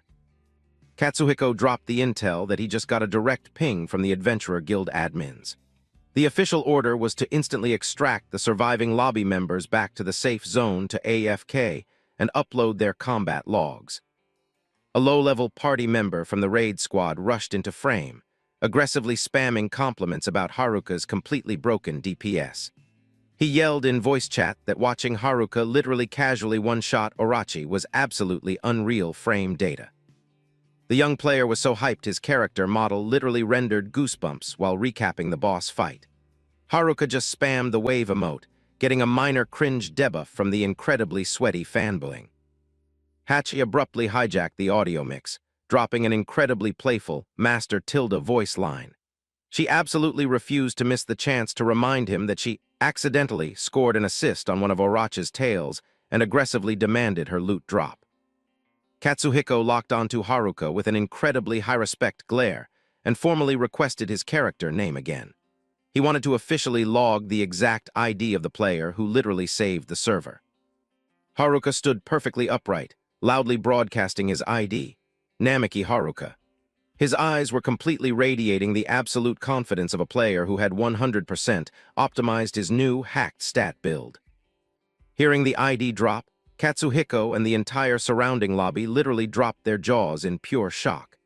They absolutely couldn't process how a supposedly trash-tier level 100 scrub managed to execute such insanely god-tier mechanics. Haruka awkwardly triggered his head-scratch animation, seeing the lobby's massively over-the-top reaction. He internally noted that he probably needed to heavily throttle his DPS flexing to avoid pulling unnecessary server aggro. The Explorer lobby started aggressively spamming the chat, theory-crafting how an absolute low-level account randomly spiked to god-tier DPS. A few toxic players even started whispering accusations, claiming he must have used exploits to boost his stats. Himawari noticed the lobby's chat getting highly toxic and instantly stepped up to drop an admin warning. She ordered them to stop spamming disrespectful flame at the player who literally just carried the entire raid and saved their accounts. Katsuhiko completely muted the toxic chat and once again dropped a highly formal "thanks" emote to Haruka. He announced the raid guild was 100% going to wire him an absolutely massive loot payout for his god-tier carry today. Namiki Haruka's facial animations completely glitched into pure shock at the totally random trade offer. He literally couldn't believe his audio feed when asked if he actually wanted to accept the massive quest reward.